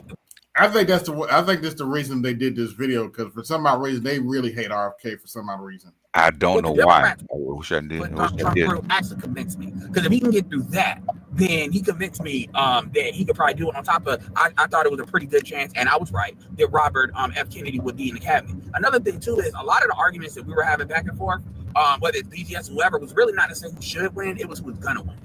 That's where so that's not always the same thing. Even though to most people, that's a distinction without a difference. And people were wrong. They thought Kamala was going to win, and they were dead ass fuck. Not only were they were wrong about what was going to happen, why it was going to happen, how it was going to happen. I remember when I went on the Code Breakers and I said it was going to be very close to a Reagan-esque victory. It wasn't exactly a Reagan-esque victory. It wasn't, but it was like I said, very close. I went on there and I declared that shit. I am not an expert. I don't claim to be. I'm just a nigga with an opinion that happens to be a thinker. And the reality of the fucking situation is I was fucking right. And I said this way before, I said this early, like right before, either right after or right before the fucking convention. So I know a little bit of what I'm talking about, enough that what I've observed completely outside of like BGS. And at the end of the day, you got motherfuckers that don't like Trump. I don't give a fuck about what you don't like. The reality is, I'm gonna tell you like I told everybody else that always gets fucking bleeds over Trump. Trump won because of the fucking Democrats. Yeah. That's why Trump won. Trump won because the Democrats failed to procure a worthy candidate. And if y'all don't shut the fuck up crying over Trump, and when I say y'all, I'm talking particularly this person in the chat, like I said, I ain't none of these things said. I want to be clear on that. Then you're gonna have fucking JD Vance in there, and had 12 years. Yep. So you got people in there basically crying, like talking about a fool and all this other shit. At the end of the day, there's two choices. We had two choices to choose from. Trump was the better choice. Am I saying Trump is the most qualified person to be president? Hell no. But these are the choices that were presented. And the Democrats are a big part of why that is. The Democrat, Biden said he was going to run for 4 fucking years. Look, BG, I get the geopolitical thing BJ is talking about. I don't give a damn about that. The reality is Biden lied in the gate. Biden lied and he picked somebody that wasn't qualified. Yeah. Yeah, he did.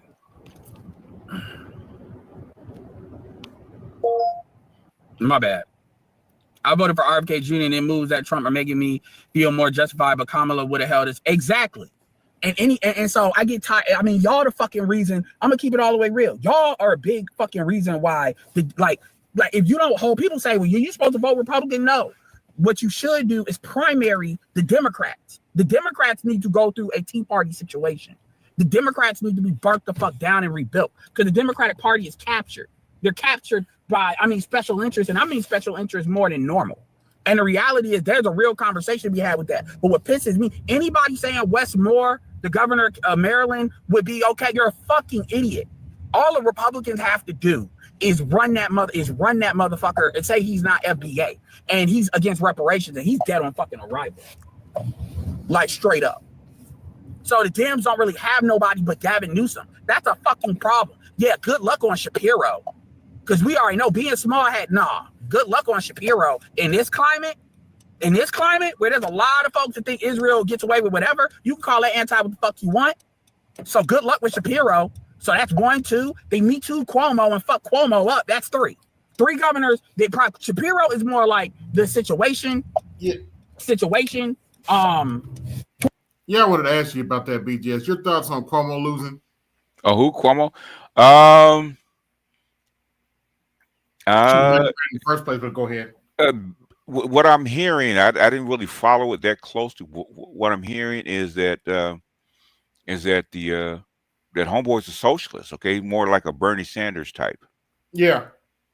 In New York, after number one, I didn't think Cuomo was going to win because of what happened with him as governor. Yeah, he had way too much baggage. Way too much baggage. Number one, and plus, I think New York is more leaning toward a socialist agenda because they're getting the rent's too high, the quality of living is going down, all that kind of stuff. So basically, I think they want to go in a different direction. So I'm not surprised. I'd have ran Chris Cuomo rather than Andrew for mayor. Yeah, you saying that because you thought it was Chris, and I understand. I don't know. Why, go ahead. I said, why the hell would you run Andrew Cuomo for mayor of New York, especially after the governor thing, especially after all those senior citizens died? Yeah, as governor. Like I said, he had way too much baggage. Way too much baggage. So I'm not surprised. But I was getting your thing because when I first said it, you thought it was Chris Cuomo. Yeah, Cuomo. Chris Cuomo. Chris, in my opinion, and basically Louis probably is. Well, he's not here. He probably is closer to it. I'd have thought that would have been the better choice. I said there's no way Andrew Cuomo's going to run for mayor of New York. Not after that scandal he faced as being governor. He tried it. He got torn apart in the debate because of that. He's like, man, because all the dude said was, I didn't let a bunch of older people die. I'm not the one. Yeah, exactly. And in New York, New York City, folks are still pissed about that. Okay, they're still pissed about that. And so I don't know. I don't know what. I don't know what they were thinking. But he got the back of the most Democrats. Jim Clyburn came back and endorsed him. A whole bunch of other Democrats endorsed him. Yeah, but it's like backing Kamala Harris. Okay. Yeah. The bag is just too much, in my opinion. Okay, I could be wrong because like I said, I didn't follow it that closely. I'm not from the area, so I could only go by third hand. But the thing is, if I'm from the outside looking in, he's the last person I would have running for mayor of New York City. Mm-hmm. In my opinion. Okay. Apparently, Eric Adams is running as an independent. Okay. Well, yeah, because the Democrats screwed him. Yeah. So he can't run as the Democrats won't support him. Yeah, Lewis is back if you want to. Hey, I mean, Louis probably close. Yeah. What I'm saying is Andrew Cuomo, in my opinion, didn't have a shot in hell, especially after COVID. Yeah, COVID had one is the backlash from COVID. Yeah. You watch Louis Rossman videos, right? Rossman, yeah. One right now where I'm at, mm-hmm. it's all turning into the suburbs of New York City. You're having a lot of people that's leaving New York City because the expenses is high. The price of the cost of living is so crazy in New York City alone. Right. You have people that's leaving Brooklyn, coming over here, and Brooklyn used to be the spot where you can't afford to live in Manhattan. Yeah, you go to Brooklyn, or the Bronx. Yeah, well, Bronx is still, well, they're developing a lot now because Now they are. Yeah, it used to be the Bronx. that was the hood in New York City. Yeah. And Staten Island is the white utopia. Yeah. So Brooklyn was like Brooklyn. When the couple times I was there, Brooklyn is more like the neighborhood. Okay. Yeah. And evidently, if you want a house, you go to Brooklyn. Okay. If you want just an apartment, and it's still a lot of abandoned office high rises and everything in New York City. People are getting strained. Like plus people are seeing you had all this money for this Ukraine war. Yeah. They got used to that money with COVID. But it's like you got money for Ukraine, but you don't got money for us. And with this Israel situation, you got money to send to Israel, but you can't help us. Like, you're forcing, whatever your opinions is on capitalism and socialism, the people are being forced. Is like, we dealt enough with this. That's we're right. gonna try this out. Try socialist instead. That's what I'm saying. Yeah. I mean, Louis closer to it. He probably knows better than I do. But from the outside looking in, he's a socialist. The cost of living is high. People are actually feeling the pressure, and plus, then how much feels the baggage from COVID. So I don't understand why he should have run Eric Adams again. Yeah. Because of the immigrant thing, he turned Hey, on. what's going on, Art? Long time no see. North Kakalaki. Is that the Doughboy? Yes, it is. Oh, the Doughboy in the house. It's Brother Brioche. It's Brother Brioche. Got two Doughboys in the house. Okay, Louis and what's up, Art? What's up? I work too much. That's all. Louis says the same thing, but that don't stop him. Yeah. No. Louis be doing reckless streams from work. Yeah. I don't have the luxury because I got to deal with too many personalities. Okay. Like I'm literally a fucking therapist. Damn. Are you licensed? Hell no. Yeah, well, no, you might well get some license. I know you got to get licensed, man, because this should be a good side hustle for you. That's what I'm saying. That's what I'm saying. At my store, I'm Big John McCarthy, the referee at UFC and shit. I'm breaking up fights and everything. Oh, wait a minute. You know what you should do? You should ask him for permission to use that tagline because he's got a license. Get it on. Let's get it on. Now, my issue is that I'm so easy to talk to. People just dump their fucking life stories onto me, and emotional labor, huh? I did a ton of emotional labor at my job, and I'm just like, it's draining. It's exhausting. Yeah, it is. Yeah. But Art. He's like, this manager just pissed me off. I need to talk about it. I'm like, okay, all right. Just go ahead and just tell me everything that's going on. I'm like, okay. Emotional damage. Said it. And the thing is, they like, I appreciate you listening to me because I just had to get this off my chest. Now I can go back to my job and do my job. I was like, mostly women, right? Guys too. Oh, really? Really? Yes. Guys and females. They just tell me. Gen Zers, Art? Everybody. Gen X, Gen Z, boomers. Everybody crying, huh? And the thing is, everybody's got to be reaching their breaking point. Everybody comes to me with the shit because they know, like, I will listen. Everybody's like, I can't talk to him. I got to talk to you about it. I was like, oh. All right, come over here in this little section. No one can hear you. Just tell me about it. While I'm sitting there trying to work and hear you, and then like, oh, where? It's like I gotta keep everybody together. Oh God, I hate this shit. I'm the total opposite. They avoid me. I be yelling at people.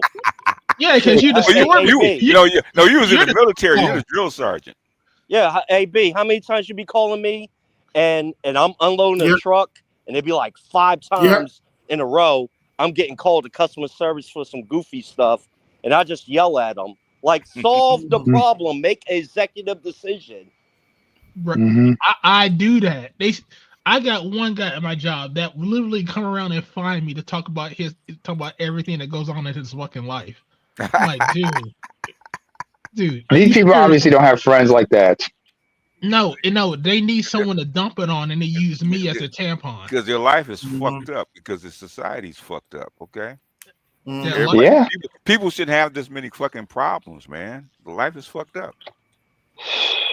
I mean, that's life. I can imagine. At the same time, these people don't know how to deal with their fucking issues. No, the thing is, America's fucked up, man. America's fucked up. That's how come. They're actually putting a socialist in as mayor. Okay, because New York City's fucked up. The whole country's fucked up. I mean, that's okay. That's fine. But me and my brother talked about this. There's a lot of these millennials, and and I know I'm a millennial, but there's a lot of these millennials that do not know how to fucking life works. Because me and my brother, we grew up from the bottom to the top. Where we at now, it's like if we have to go back there, we're fine. It's like it's easy street. But these motherfuckers in these stores, they don't know what the fuck they doing. It's like they have to emotionally dump on somebody. I'm just like, dude, grow the fuck up. Grow some fucking balls, man. Stop this whiny ass shit. Go hit the liquor department. Go check it. Smoke something, yo. Hit the dang. Do some illicit shit. Yeah, you probably should. Hey, man, come in the back room. Hey, hit this for a second. Yeah, hit this real quick. Hit this real quick. It feel better. It's some dumb shit though. That's the thing. It's like some dumb shit that's your fucking fault. Really, the dumb shit that they do that they're stressing out about is just the tip of the iceberg. It's not the real thing. They can barely pay their rent. The bills are too high. They're in debt. Okay.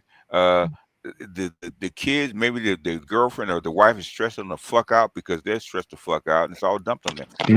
The little thing that snaps at work all of a sudden becomes a big issue. But when you start crying on the floor, BGS? Yes. They're not crying because what happened on the floor. They're crapping. Basically, it's straw that broke the camel's back. Everybody's at their breaking point. Hold on for a second. You're crying on the floor because you lost your cat in a fucking lawsuit. That's the straw. It's not the way with the camel's back. That's just a straw. Yeah, it's a breaking point. I see it all the time. That's like, okay, man, what's really going on with you? Because this is not enough. What else is going on? No, it's the cats. No.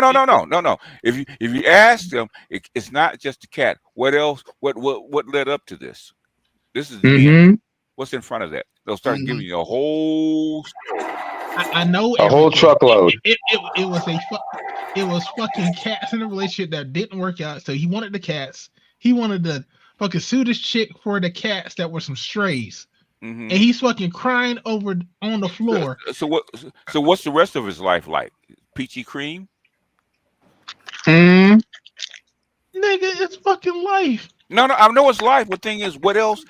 What else is going on in life that caused him to get here? Wait a minute, hold on a second. AB, can you turn it down, please? Yeah. Not just one thing. Thank you. And put it anyway, let me try. Let me try, AB. I mean, Master Teacher, if I may. All right. It's basically what he's trying to say is like, it's a combination of things. Because everybody reaches a breaking point if they have one thing on top of another, on top of another, on top of another. So there's got to be more to it than that. I get you're not interested, but you got to deep dive to understand what. Fair enough. It's not the. It's cat. more than just the cats. It's not the cats. The cats is just the catalyst. It's the catalyst to other shit.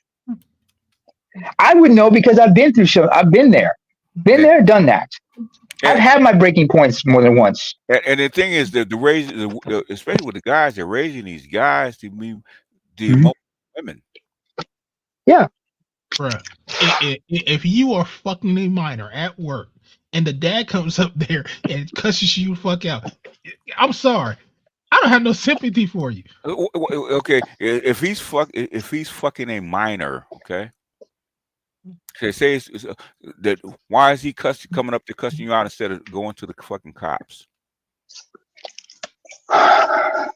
It's his. I mean, I understand it's his fucking daughter and all that shit. No. What I'm saying is, if I'm the dad and an older guy is fucking my minor child, okay, I'm not coming to work. The cops are gonna come put him in bracelets, man. It's illegal. I know. Wait a minute. Some guys don't think that way.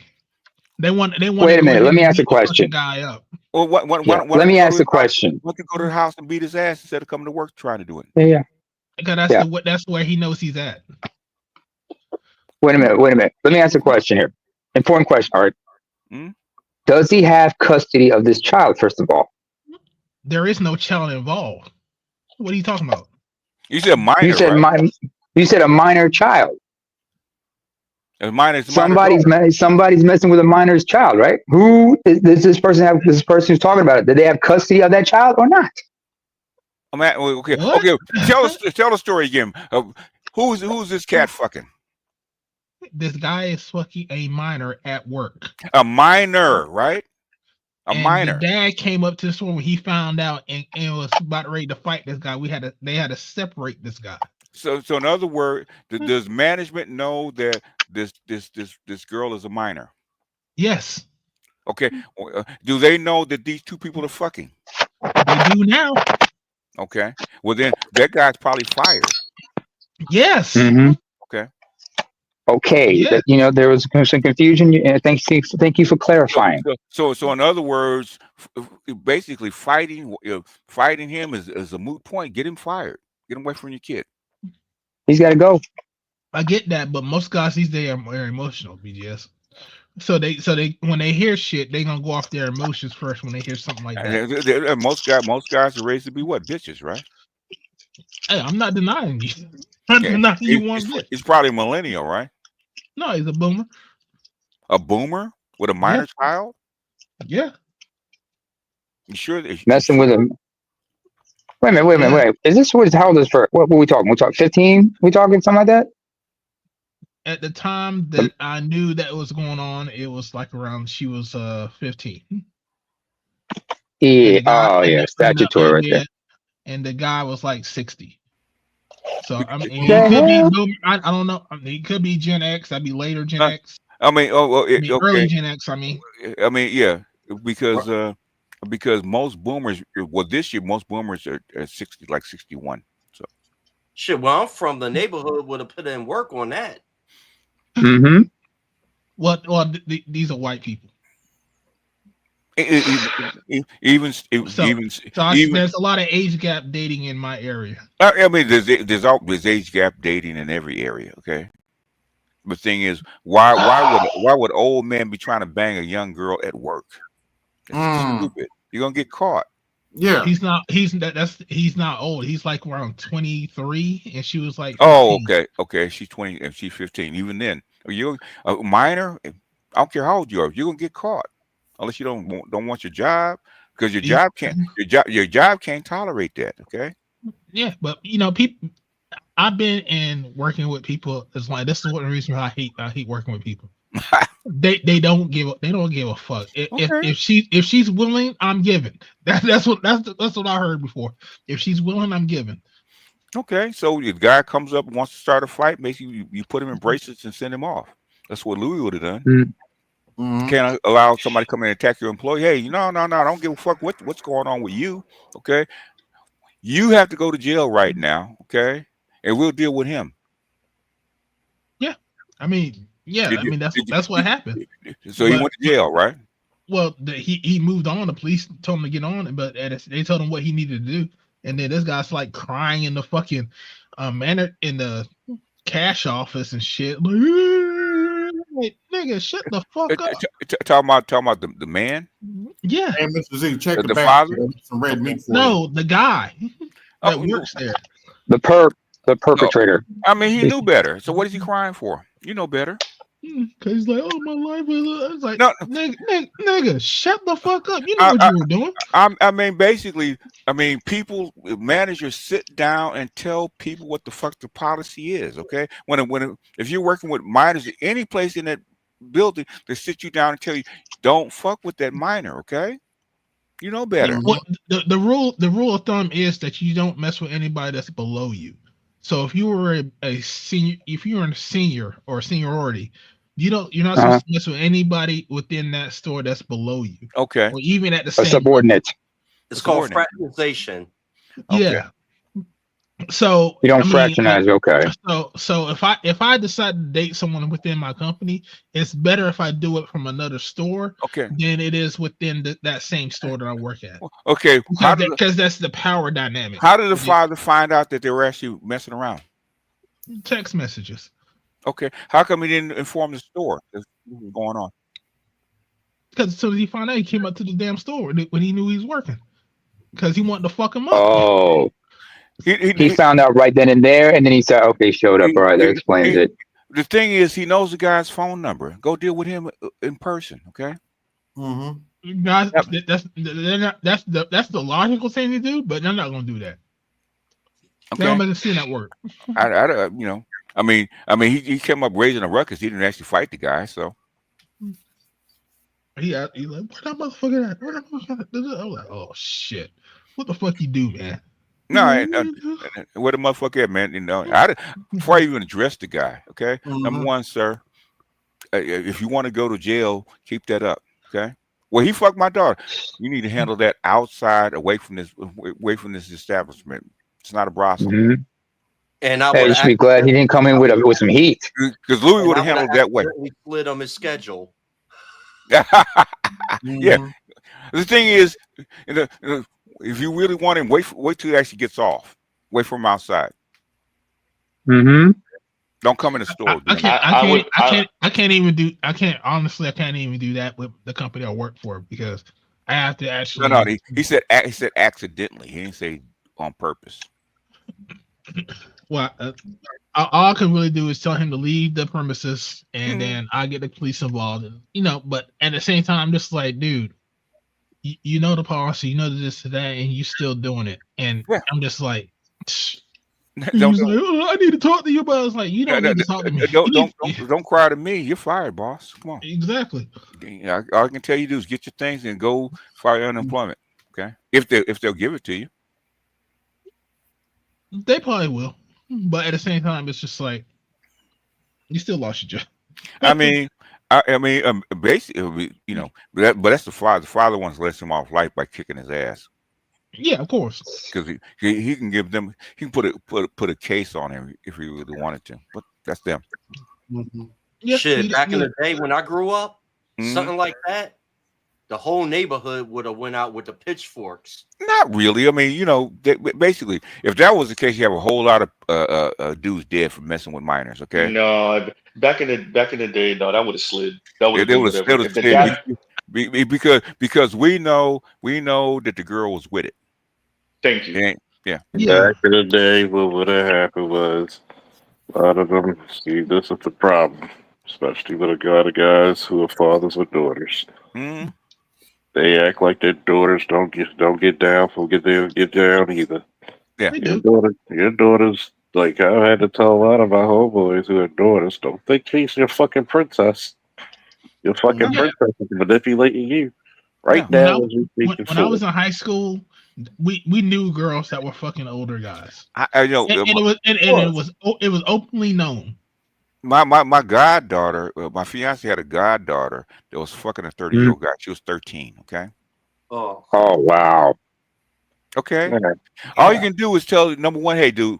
Okay, we understand that you're engaged. Okay, doing this shit. Don't come back around. Okay. Come back around. We're gonna whoop your ass. Okay. I had to tell the guy. I said, like when I had a call for this shit. What I had to arrest him. 2, when he got out, because gotta love the criminal justice system.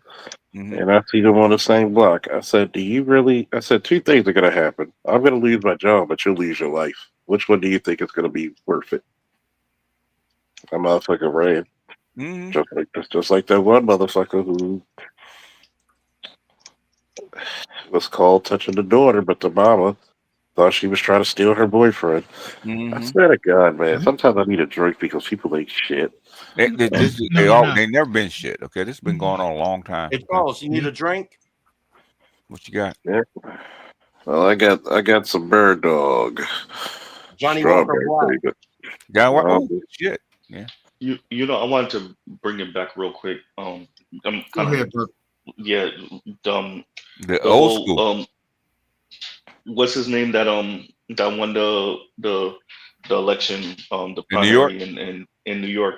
But Uh-huh. what did people think? Like, you know, I'm not, you know, trying to debate whether we're capitalists or socialists or Right. communists or whatever. What did people think? Somebody tell me I'm wrong. Me and Louis are not too dissimilar in age. A, B, Charles. What did people think was going to happen? What you thought millennials and Gen Z seen their whole life? Did we see capitalism winning our whole life? Or were we on the wrong side of capitalism our whole life? For the most part, we actually did. You're reading way too much into this, right? Okay. Under when he's governor, how many people died in New York City under his watch? Oh, a lot of old folks. Like 40, like what is it? Like 100,000 people dead? Like Dead elders? 100,000, 150. Yeah. Okay. Why would you hire him as mayor of your city? You wouldn't. You wouldn't. He was DOA. That's why I thought it was Chris instead of Andrew. And he recently got left because of a sex scandal. Yes. Yeah. That was That was kind of the nail in the coffin. No, those are the major things. New York City, where all those old folks died in them homes that you put them in. You gotta think. There's a reason why I'm bringing that up. BJ, Charles, give me like 60 seconds, because this is not the first time I've seen this conversation with this mayor. Not him in particular, but I remember this conversation last year. I was watching a segment from Fox, and you know they're in full panic mode because they're hearing this word reemerge that they thought they buried decades ago. And I'm like, maybe, what word is that? Socialism. And I'm like, what they don't appreciate is that there were a number of folks that feel like they're losing the capitalism game. And what did you expect them to do? That's a real question. They expect us to fall in line and vote for somebody like Cuomo. Oops. You know, you got. This is the problem, especially when it comes to city politics. Number one, stop thinking people are smart. That's your problem. Damn right. You're actually a nice guy, Z. Fuck all that shit. People are not smart. People really. Voting's the easy way of giving people the ability not to take care of their goddamn shit. Not Charles agreeing with KMS and saying people are stupid. Yeah. Go ahead. I mean, AOC's a fucking socialist. What has she done? AOC? Yeah. Crickets. Besides look crazy on Bernie TV. Sanders is a fucking socialist. What has he done? I marched without the king. Other than be a signatory on the 94 crime bill, Crime bill. They allowed the Gaza thing. They allowed the Ukraine thing. Didn't he vote for the Iraq war too? I think Bernie. Yes. Yeah, he did. Yeah. Everybody's favorite slumlord landlord voted for that shit. The most popular socialist, believe it or not, is RFK Jr. Did y'all vote for him? Technically, you did. No, you ran him out of the party. No. We ran independent. You vote for him? Nope. No. Why not? I didn't want to throw my vote. So in other words, socialism is an idea that you guys throw around. It's bullshit. Okay. You don't even vote for independent like Ron or Rand Paul. It's libertarian. Okay. It's bullshit. Stop it. People just like that. You run right to CNN and MSNBC and get your talking points. You come back, talk about social bullshit. Stop. I want to hear that. I mean, there's a welfare, public schools, Public police, firefighters, isn't that a part of socialism? Yes. No, it is. That's not what I was going. BJ, were you saying that to me? I'm not. I didn't get Yeah, no social. I'm saying it to you, but because you brought it up, it's bullshit. Oh no, I know.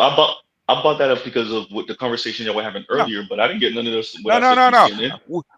CNN. Louis knows why Andrew Cuomo was dead on arrival. Okay, as far No, as I mayor of heard New when you York. said that. No, I heard when you said that earlier.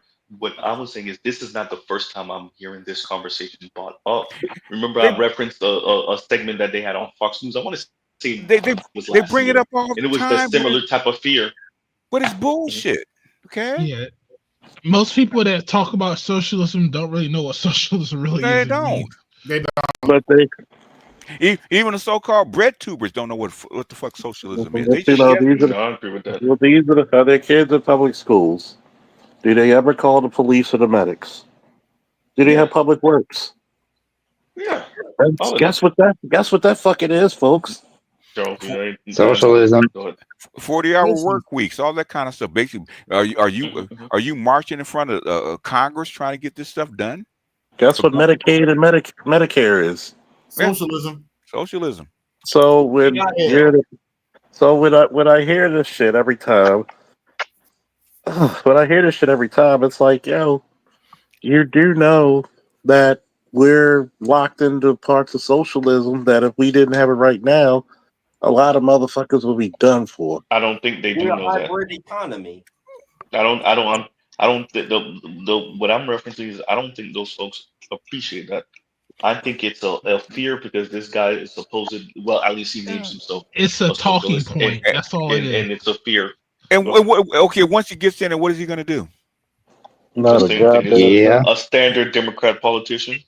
And that's why it's a talking point. That's all it is. It's a talking point to get people riled up. It don't mean shit. It's all a ruse. He's gonna not a goddamn thing, but fucking spend your money in Vegas like Montclair did. Like Trump or not, okay. At least trying to do what he said he's going to do. At least trying to do it. He might not succeed, but at least he's trying to do it. These motherfuckers will lie in your face and say, "Hey, we got 2 out of 3 branches of the government working for you, and that ain't bad." And you have Why are you quoting Jack Nicklaus? You have two socialists Nicholson. vying for the shit that the neocons actually vote for. Come on, man. Because they're all in cahoots. God damn it. Mm-hmm. They're cahoots like a motherfucker. Hey, hey, Mr. Z, since you're up here, here's some red meat for you. Hope I'm saying your name correct. This is so true. This is a so-called teacher. In her discussion, what she's talking about is this argument that boys are falling behind, and now the school education system is being blamed. Women teachers are being blamed, and the real issue is we're not playing with boys anymore. And let me just say, as an educator, is that we are holding them accountable. We're not coddling them. We're not allowing them to act a fool in class and say, "Oh, boys are just boys." And so I can give you an example. Recently, I had a class of 20 boys and only 3 girls in the class. I don't know how that happened, but it was a complete, oh my gosh, it was so hard because the boys were constantly wanting me to favor them, wanting me to coddle them, their parents wanting me to coddle them. I was accused of, oh, well, you only care about what's going on with the girls, but I would see how the boys would be treating the girls, and I was correcting them. So your answer is yes. Every time that the girls would assert themselves, they would raise their hands and speak up. The boys would start laughing. They would, if a girl made a mistake, was one little girl, she couldn't even talk because every time she started talking, the boys would start giggling. Now, she was the pretty little girl in class, the Beyonce of the classroom. Every time she'd open up her mouth and talk, they'd start giggling. Then they start laughing about her name. So the things and the bullying that boys used to be allowed to do, as teachers and as women, we have evolved and we've learned. There we go. We don't allow it. There we don't tell the go. girls to sit down and shut up and be quiet, and then let the boys giggle and run around. And you wonder why your boys are not attending graduating high school and can't read on reading level. And expect the girls to clean it up. hate them. Now, that was what happened at the beginning of the school year. I noticed that the one child in particular, which just his area would be filthy. And I would say that until we cannot leave this classroom and go to recess until the room is clean. And I would be, doing my things, getting myself prepared to take them outside. Yeah, Z, this chick is utterly. Hold on, wait a minute. Let me finish. This chick is utterly wicked. She has a video talking about how your grandfather raped your grandmother. I said this once on Shay. I think I might have said it a couple He times has on my no channel. business teaching whatsoever. Yeah, go ahead. I want to make sure I say this here. We're talking about people that are adults who are supposedly mature, who spent however many years in Training. post Yeah. training, teachers, med school, law school, maybe PhD program,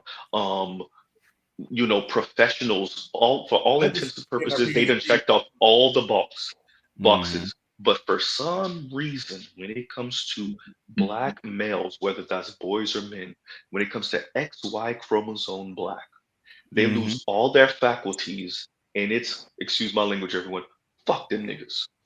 So you have black women who are on full on fuck them niggas, and they for fuck them niggas pretty much from the womb to the tomb for black men and boys. And these are the people that are supposed to be taking care of black boys and men from the womb to the tomb, and they have spite and anger and rage in their heart for you from the womb to the tomb. Oh boy, you gotta love it. You gotta love it. Oh You yeah. know what? I've You said this gotta love once. I said it once, and I say it again. Fuck them bitches. Because I have to deal with teachers like that. Oh, and they try to make it my son like, oh, he got this imaginary friend. Okay, so And, what? and I'm like, wait a minute. What do you mean? Well, he's talking about this kid David. You do know David's a real person. It's his best friend. But he talks about, is it foreign for a kid to talk about their best friend? And I actually said this, and she tried to make it in front of the class to like ridicule. Let's just say I was steaming mad. I would have made Johnny Storm look like a fucking wet show. I was so hot, and David's mother was with me, Sharon, at the time. And I said, you know what? I was so pissed that I actually bent part of the metal table. Like it was like I was pissed. And I told her, I said, let me ask you this question, lady. If I came in there and I asked you the annotated code of fucking Maryland law, would you know it? Well, no. I said, okay. Would you get embarrassed if I actually start rambling on what the fuck is mayhem? I don't know. I said, so you're in front of your peers, right? Well, yes. So that's embarrassing if I would have just yelled, you don't know shit, do you? Because that's not your field of study. But why would you do that to a child and try to embarrass him? Well, it was. I thought he was. No. You thought wrong. I said, I'm going to put it to you this way. The next time you even attempt to do that to my son, I will make sure you can't even watch PBS. Wow. Yeah, speaking of doing embarrassing things to your son, all I got to say about this next video is try not to punch a hole in the wall. Not getting no job. If you go get a job, they're gonna take my Section 8. Then Yeah, you won't be everybody's able to get no Section 8. You're not going to get no job. They're gonna count your income against my Section 8 and my link card. You're not working. No. So I don't care what you gotta say. I don't care how you feel. You're not working. You're not going to get a job. You're not going to school. You're not doing none of that shit. But Ma, I'm saying how I'm supposed to be successful in life, Ma. So you basically telling me I gotta be broke to be successful. I gotta be broke so I can get Section 8. You gotta be so broke so the government can help you. So the government can help me. So you telling me I can't work no job, bro? Like that's like all my friends got jobs and live in nice houses. So you telling me I got to go through the same thing you went through? If you to have the don't house? do any of that, they're going to take my Section 8. How? And I'm Won't trying they be to tell like? you Won't that they you be? can go get yours at ease. You can go get a They will. I swear to God, They will this look shit at is a that script. and be like, he's doing something and give me a bigger house, Ma. That's what you told me. Where I'm gonna go? I I don't have no job. I can get off your Section 8 and apply for my own Section 8. And it would affect her Section 8. That's what she's trying to say. So what? Yeah. That's what I'm Wait 2 saying. months, get on I Section will 8. say this. Go get you a link card. You will be. Go ahead, Charles. I've heard that a lot. Okay, put them on basically what is it? What do they call it? The minimum welfare. Where they get a few $100s a month, and Section 8. No, it's not Section 8. The thing is, general relief. That's what they call it. General relief. That's what general they call relief. it. Okay, all right. It's a stipend. It's a stipend. It's like $315. The thing is, it gets enough for them to buy. She'll take half of that. Okay, he'll have enough to actually do his little doodad and have housing. Okay, but the thing is, he's on her Section 8 as a dependent. That's why that's why she gets a certain amount of room in her house, right? It's because of him. If he leaves, the Section 8 will have to change. They're gonna have to downgrade. And downgrade her. Yeah. I mean, that's all with that article or the thing that we talked about with the Monahan report and the Kerner Commission. Yeah, when they changed all that with the males in the house, they can stay in the house. They can't just have a job. Yeah, and the thing is with the if she was a female, she be trying to encourage her to get pregnant and have a kid. Yeah, I'm gonna tell you what it is. I'm gonna tell you what it is, and this is the crazy part. This is the reason why I tell a lot of young men, as soon as you turn 17 and you're a junior, sign up for the military. Do delayed entry, do your basic that summer, and do your fucking AIT the next summer when you graduate. Get the incredible fuck out of that house. Mm-hmm. Mm-hmm. And how many years have I told young black men, join the military, get the fuck out of there? What if that's why they don't want them to learn how to read? Mm-hmm. Make right, arithmetic. They don't make them go to school because, like, that's the one thing I've noticed since I've been working in the hood. Mm-hmm. Like, these guys are lost, bro, and it's because of how they grew up. Mm-hmm. It really is how they grew up. Like, no one cared about these men, and they just roam around. Look, like it is fucking sad, but at the same time, you understand it because of what their mothers have done to them, or their parents, or whoever it was. They never encouraged. They never encouraged any kind of confidence into these boys. They were tools. That's all they are. But where's his daddy at? They were nothing but tools to be used. His daddy was a tool. But where's his daddy at? But they will blame the nigga who's not there, not the bitch who's 100% there. And that's the part that always got me. Well, these men. No. First of all, this bitch could go out there for 20 straight days, fuck 20 straight men, and she will pick who gets to be the father. We don't have that luxury. We just don't. We pick who we marry. And even my homeboys be like, what about the dudes who pick bad baby mamas? Guess what? If that bitch don't want your kid, she will never have it. He picked some pussy. He didn't pick a baby mama. That's what it is. Like, here's the crazy part. I said a lot of niggas are holier than thou. You just luckier than thou. That's it. Mm-hmm. A lot of you niggas need to stop that bullshit. You'll be glad you're not so shit. You'll browbeat niggas, but you won't say shit about that bitch. As a matter of fact, I even had to get on my knees and I had to tell her the truth. I said, look, I hope you got your tubes tied. You got 6 by 3. Oh my God. Oh my God. I said, I'm gonna tell you what, and I laugh at her. Like, and then here's the part. You still got 3 of those kids still in fucking diapers. Are you insane? Damn. Because she had twins for the 5 and 6 are twins. Mm-hmm. I said, are you insane? Well, I said, you expect everybody to come help you and feel sorry for you. No. Then you're going to have the oldest boy watching the siblings. No, that boy needs to live his own life. You had these babies. Mm-hmm. How old is the oldest? He'll be 17. All right. Hey, true story. And the youngest are how old? True story. Sorry. Mm-hmm. True story. I have a female cousin, but we're around the same age. Mm-hmm. She was on her 5th child. I looked her baby daddy straight in the face. Mm-hmm. He also has 9 other children, Mm-hmm.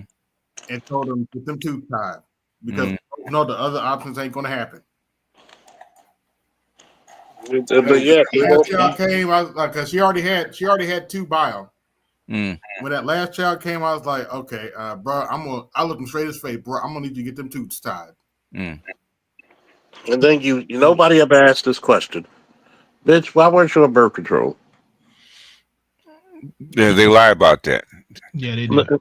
And they lie. Of course we know they lie, bitch. Why'd you on birth control? I You got 33. I just took it wrong. You got Or 33. Well, you can still. I've never seen anybody get pregnant off of faithfully using, as prescribed, birth control. Well, birth control makes you gain weight. No, bitch, it's your diet.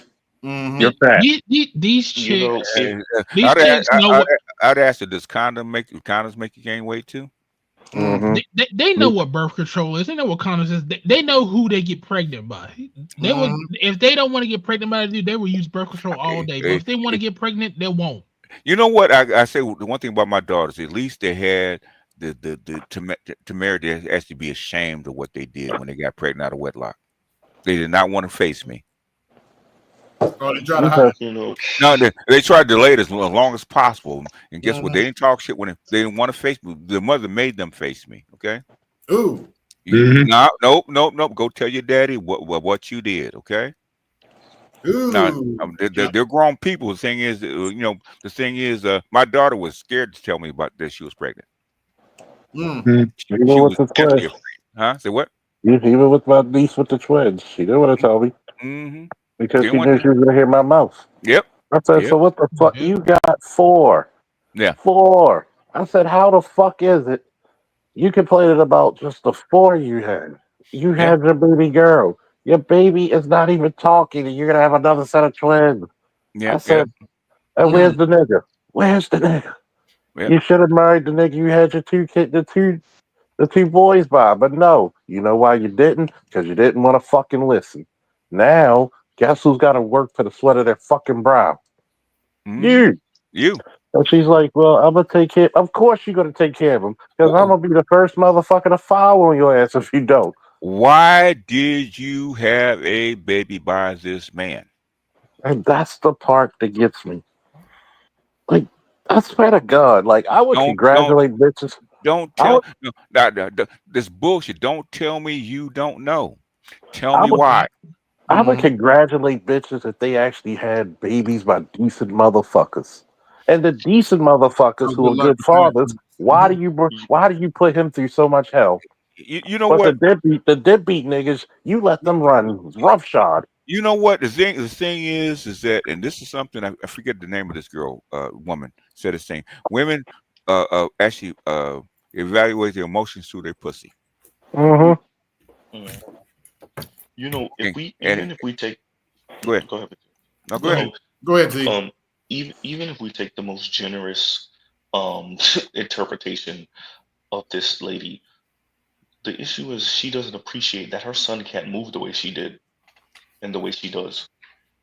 And she doesn't care. That's where I was going. And that selfishness of it not is selfish. appreciating your son's aspiration. Listen to what he was saying. She doesn't care. Yeah. She don't care. That's what I'm speaking to. Is the selfishness Women by of nature, him. if you look at them, Biologically are selfish. He's gonna fuck up her program. That's all she cares about. Let me put it to you this way, And right? He was real quick, Charles. He was speaking to my friends have houses. In other words, he was saying, wait, so I can't have nice things because it's gonna count against your and no, I understand the answer. I know the answer, but what was heartbreaking, it's not about her. Fuck what she's going through.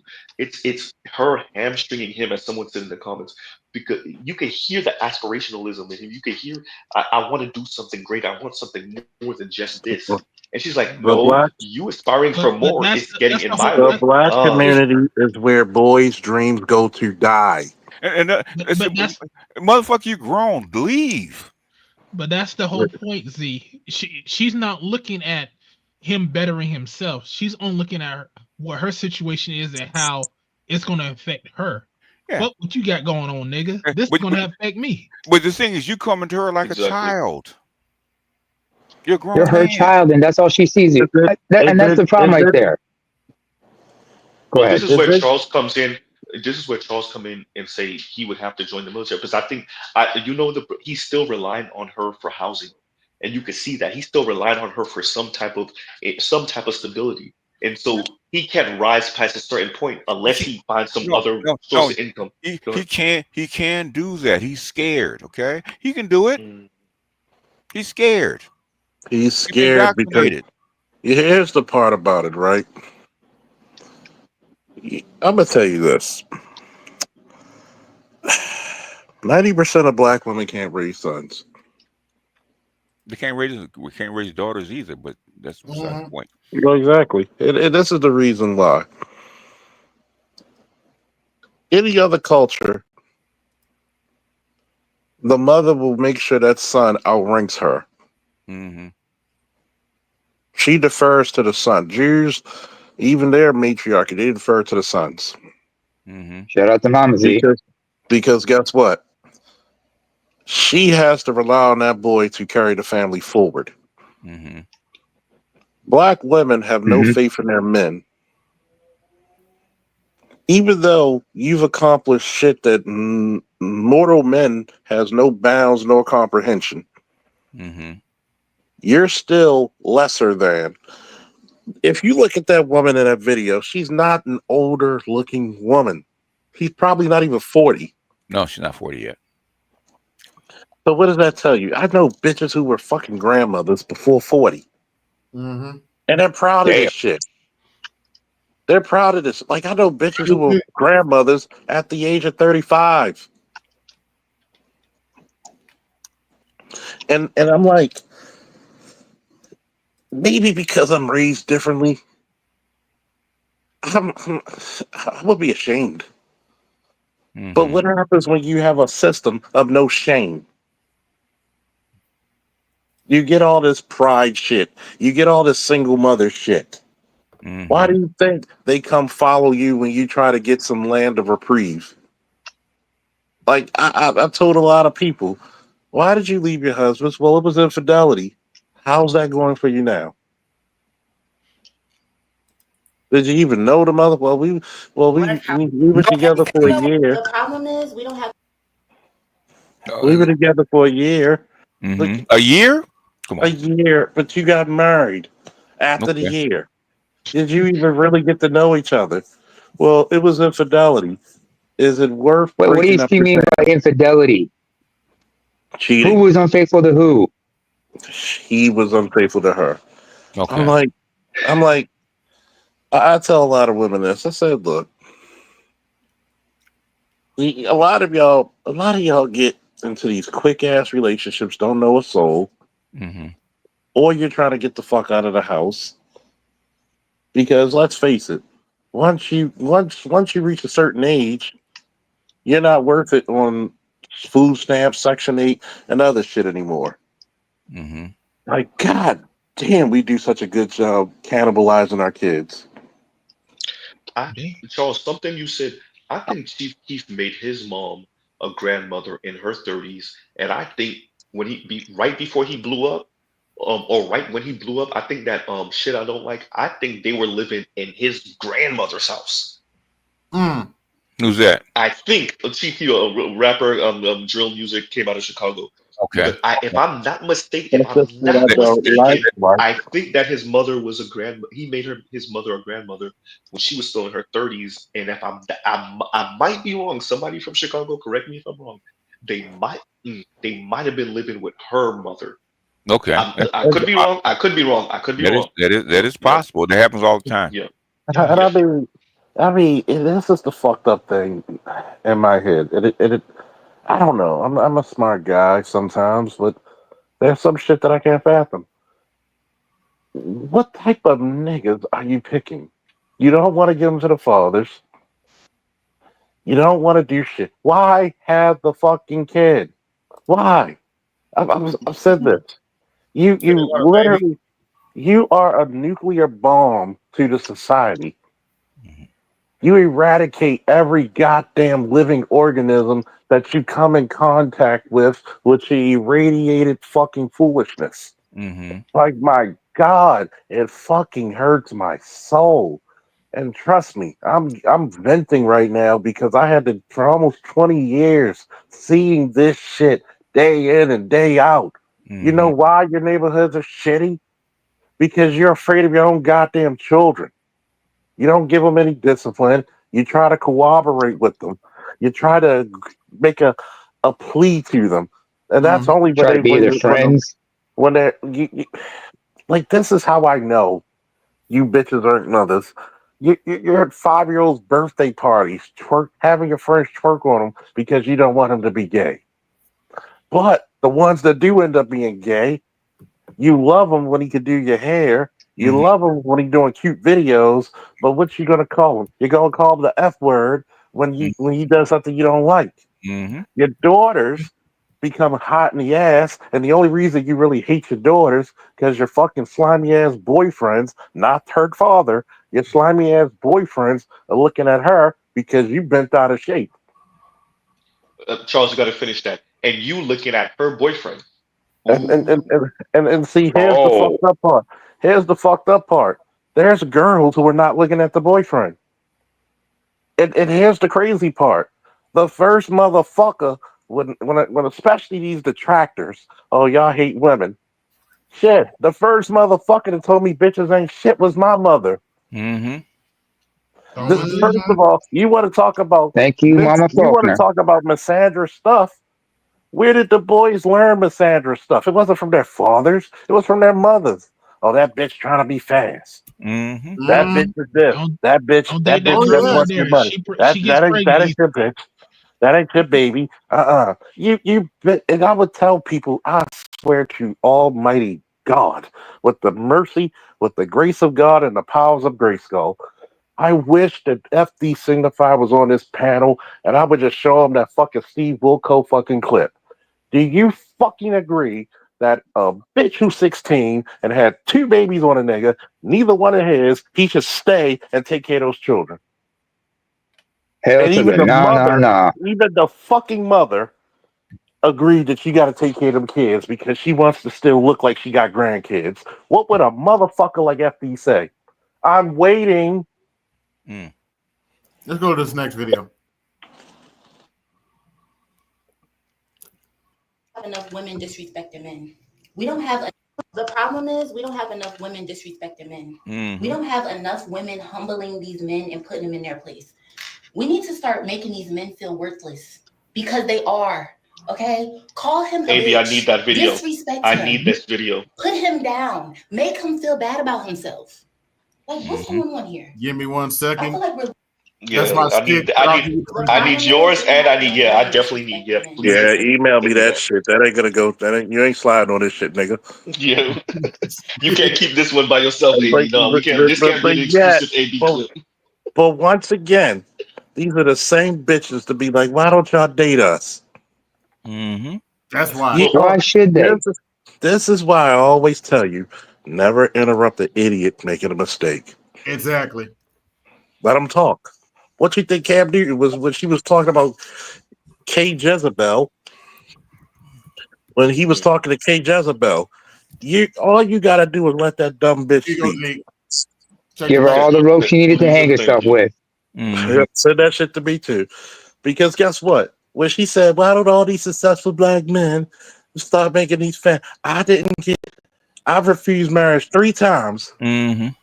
And Cam just looked at did you see Cam's face when she said that? He looked right at the camera. Gotcha, bitch.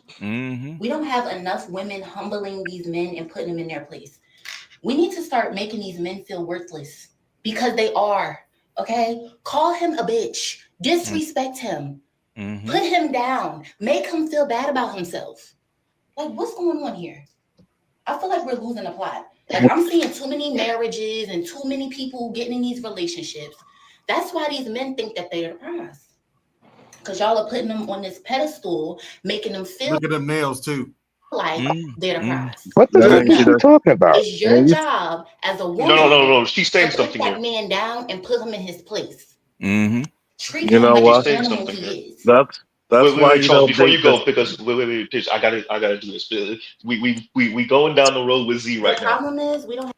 She told you what her real issue is. She's These are not the picked, people. You're not putting these men in their place. and she's not And the picked. issue, it is that she's not picked, but very importantly, the paradigm is shifting under their feet.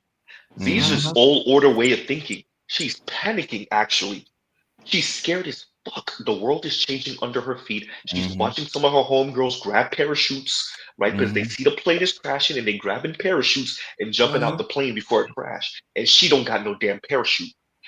Charles, think of it the complete opposite way. She's screaming for help right now, but she's doing it in black girl bravado way. Mr. G, I Go want ahead. you to say this with me. Mhm. You couldn't live with all your failures, and what did it bring you? Right back to me. The thing is, Z. Okay, respectfully, they've been on that shit. This is not new. Yeah. They Yeah, believe really in that not. shit. Okay, they believe in that shit. This is not new. And the young boys are seeing this, and they're going to double down on everything they're doing. They're gonna double down on all that shit. The only thing that has changed is that you got these Z's coming up, and they're not doing that same shit that the older generations doing. What's the difference between the Z's and say the boomers? The boomers had a duty, and they were taught. No. this. What did the architect tell Neo? Right? What's the problem? Choice. We got Y'all have Z's- choice. Z's have choice. You guys have 4 billion women. Okay. The world is open to No, them. the Give me no world's money open for to my you. hair. You can't send me no money for my nails. Sure You can't. can't give me no money for no food. Sure You can't. can't give me no money on my rent. You can't give me no money on my car note. Nope. Can't give me no money on my car insurance. Can't give me no money on my phone bill. Can't give me no money on my light bill. Can't give me no money on my gas bill. AB, need this one too, please. Please and thank you. Yep. Goddamn AB, killing me today. That's all I want to hear is you get the fuck away from me, bitch. They're crashing out. Right? Thank you. Expect the stream tomorrow, y'all. Expect the stream tomorrow. And for the record, I have no shame. And guess what the boys are doing? Okay, look at OKC's basketball team, right? So to drive that point home that we just talked about they've always been like this. If you go back into Cam Newton's on live stream where he talked to Damon Wayans, right? How his father had to deal with his mother. Yeah. And how mean. like she was mean. She always got at him saying like, how come we can't have this? How come we can't have that? And he even said in that same stream, he's like, I wouldn't be mad at that if he had like a side chick or something like that, because how his mother was just so mean to his fucking dad.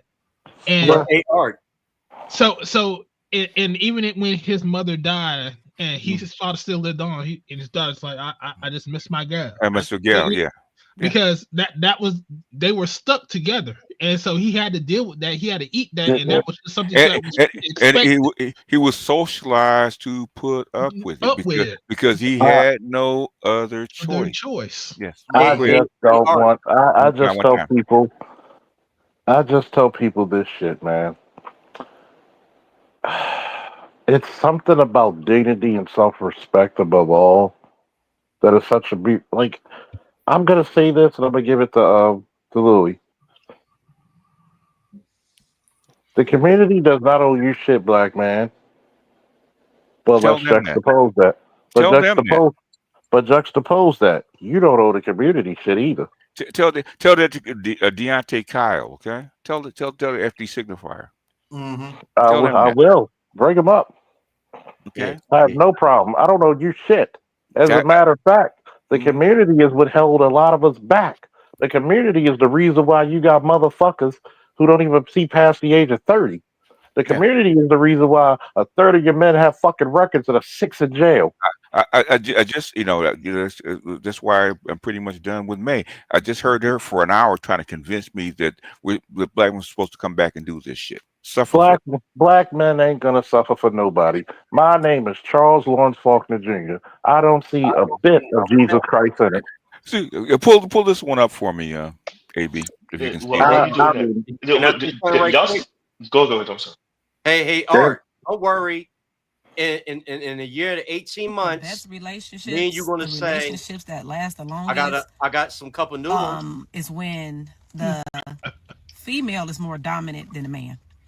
I need this BGS. And be I like, need this what? BGS. God damn, But y'all it's killing me something tonight. about that woman being real dominant and mean that's gonna have that man acting right. Like I have seen it too many times. Like I can name so many relationships where it's like that. Like the woman, she don't play no games. She real dominant. Yeah, and the man is more like passive. Yeah, baby, go along with her. Those Yeah, I've are the seen this best one before, but I relationships. lost Like it. I feel like Yep, I need this. when you real soft and you a lover girl, it's something about a man that's just gonna dog that. Like he gonna take advantage. Like he gonna it's just This that is how y'all dog in him. convince He gonna yourselves. just take advantage of it. That's how I That feel. dog in him. I Yeah. know y'all gonna get in the comments and be like, I feel. no, it's not like that. In We other words, want it's somebody backed by feeling. nothing. No, y'all don't. No, y'all don't. I just no, y'all don't.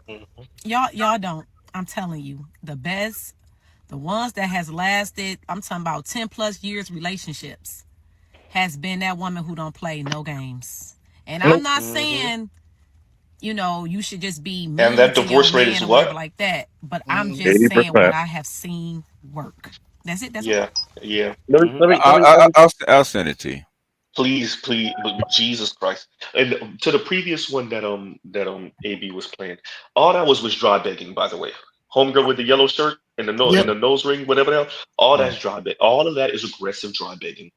That's what the sisters are on. They're struggling, they're starving, and they dry begging instead of being like, please, could I have some more? Like they should do when they're starving. Instead of doing it that way, they would much rather dry beg aggressively.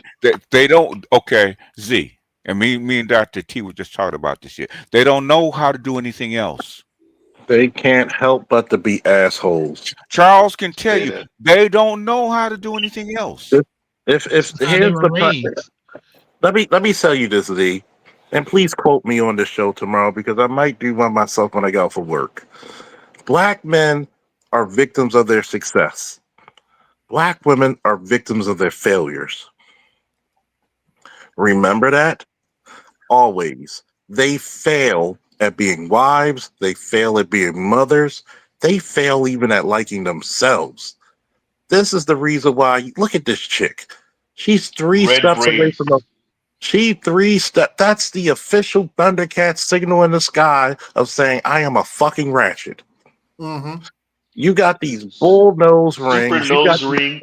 No, you more got than the that, Charles. yeah, Zoom in real quick.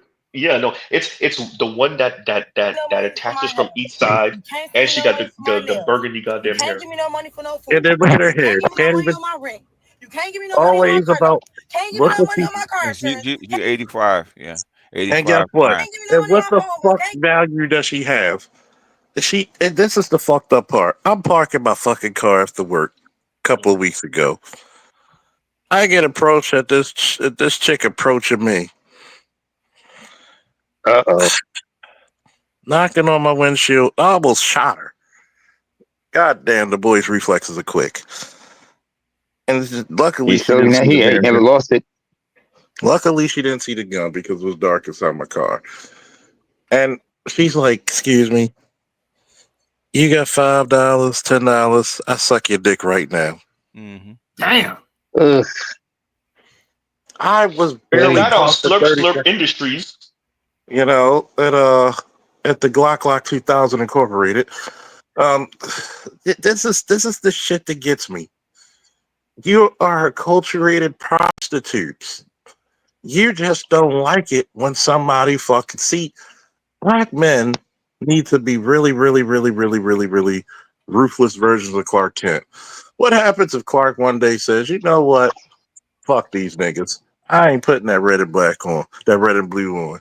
I'm going to just put my hat on, put my glasses back on, and whistle like I ain't see shit.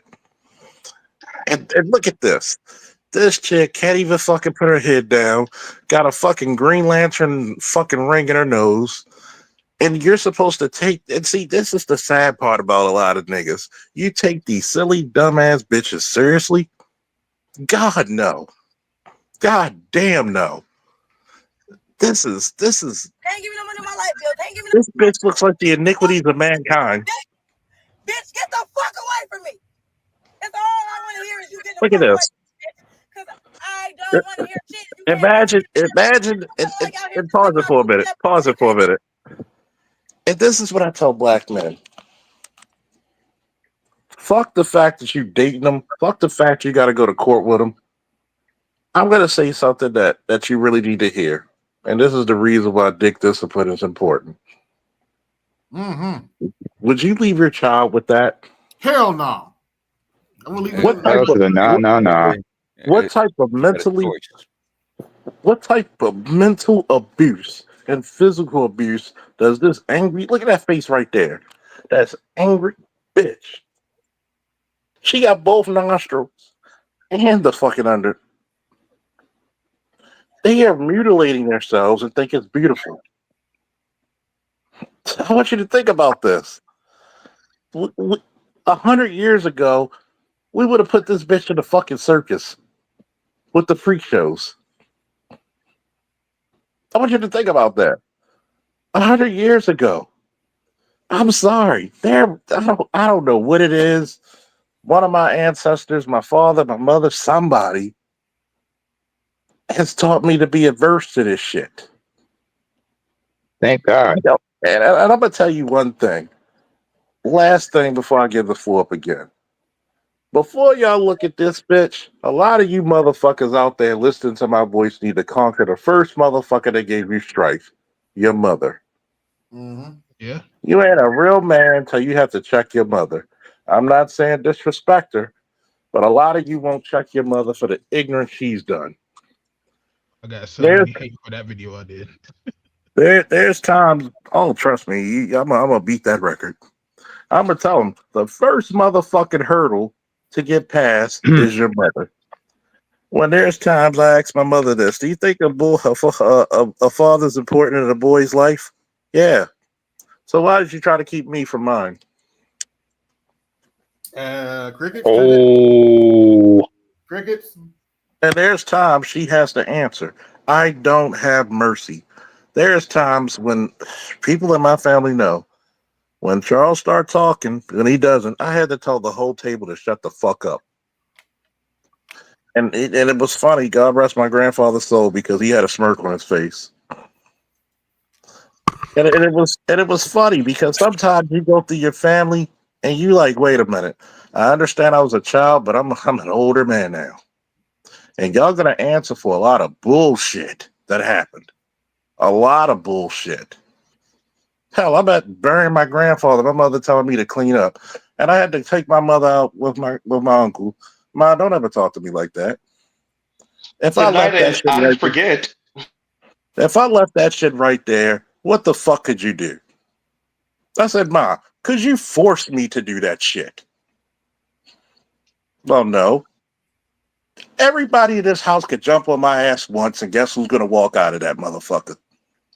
You? I am a grown ass man who fought 18 months in a goddamn war. Mm-hmm. Been a police officer for almost 20 years.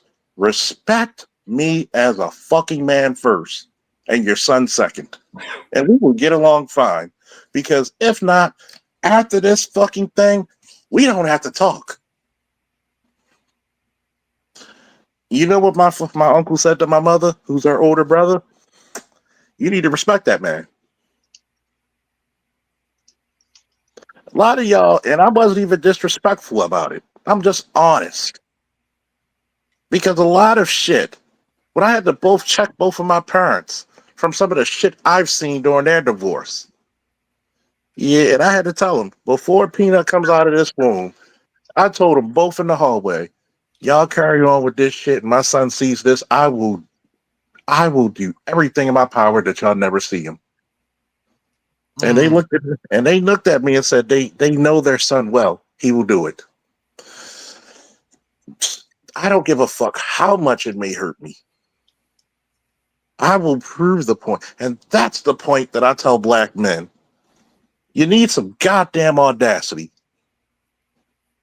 But if you like this shit and tell you the truth, let's be honest. Some of y'all like this shit. Some of y'all like that aggressive shit. Some of y'all like that toxic shit.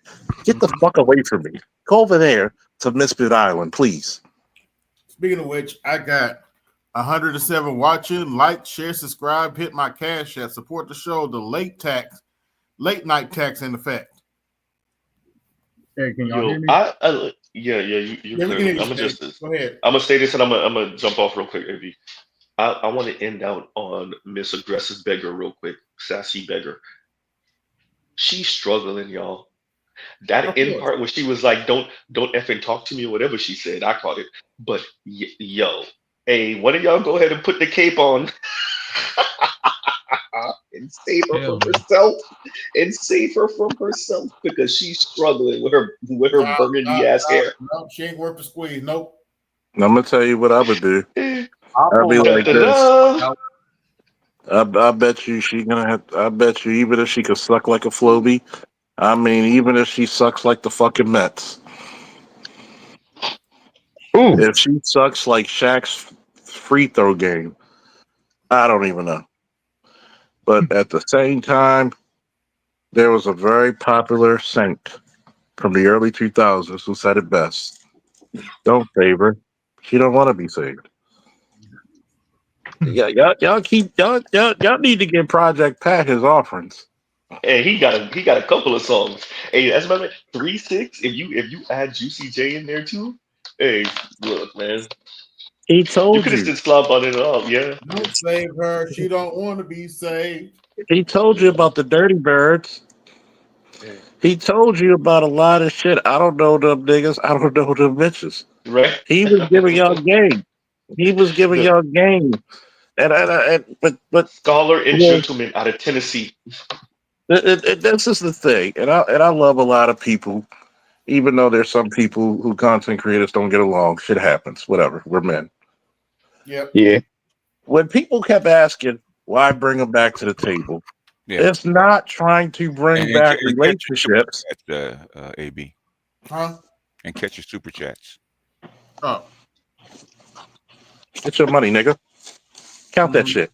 Read that for Hang on, let me read it. I'll read it. MS Delta, thank you for the $5 holla. He said, I recently met two different African women from Kenya. Coke bottle, American BW, y'all in trouble. Uh-oh. Yes, they are. Y'all in trouble. Yes, they are. Hey, name a nose, then y'all in trouble. I'm gonna tell you. Oh, you on you on trouble on top of being in trouble? I'm being trouble. What was that? Tonight on One Woman's Trash is Another Woman's Treasure. Oh yeah. Z's been checking out TLC lately, folks. Oh yeah. By the way, BGS, fuck you again. What happened this time?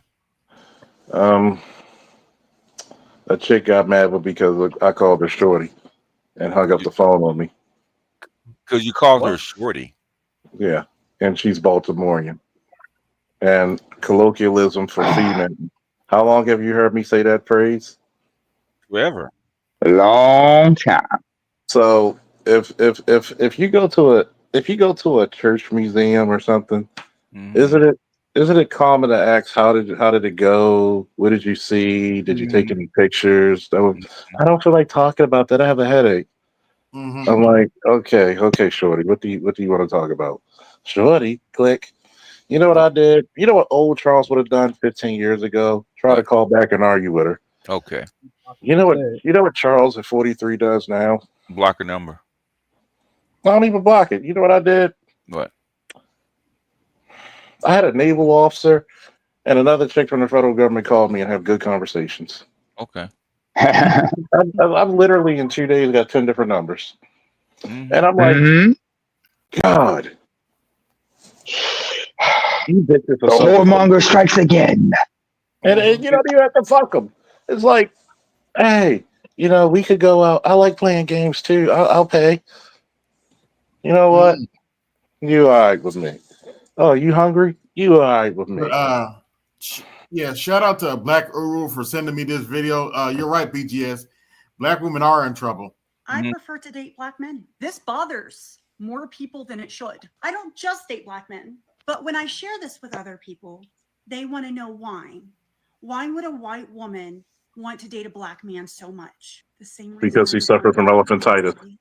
I do think that there are certain traits and characteristics that black men hold that attract me more, and they're attracted to me, and we just click and it's a thing. But overall, it just seems that I have a stronger connection and chemistry with black men than other races. I'm at a point in my life where I want someone that I can grow old with, that I can have a future with. I really don't care what the race is. I'm not saying that this is their intentions because I don't know them. But usually when something like this is asked, there is no right answer. So often when a white woman shares that she prefers to date black men, it is then a firing show against the white woman and against black men. It's okay for you to not understand why a white woman would want to date a black man. It's not yours to understand. And it's also okay to keep those thoughts in your head.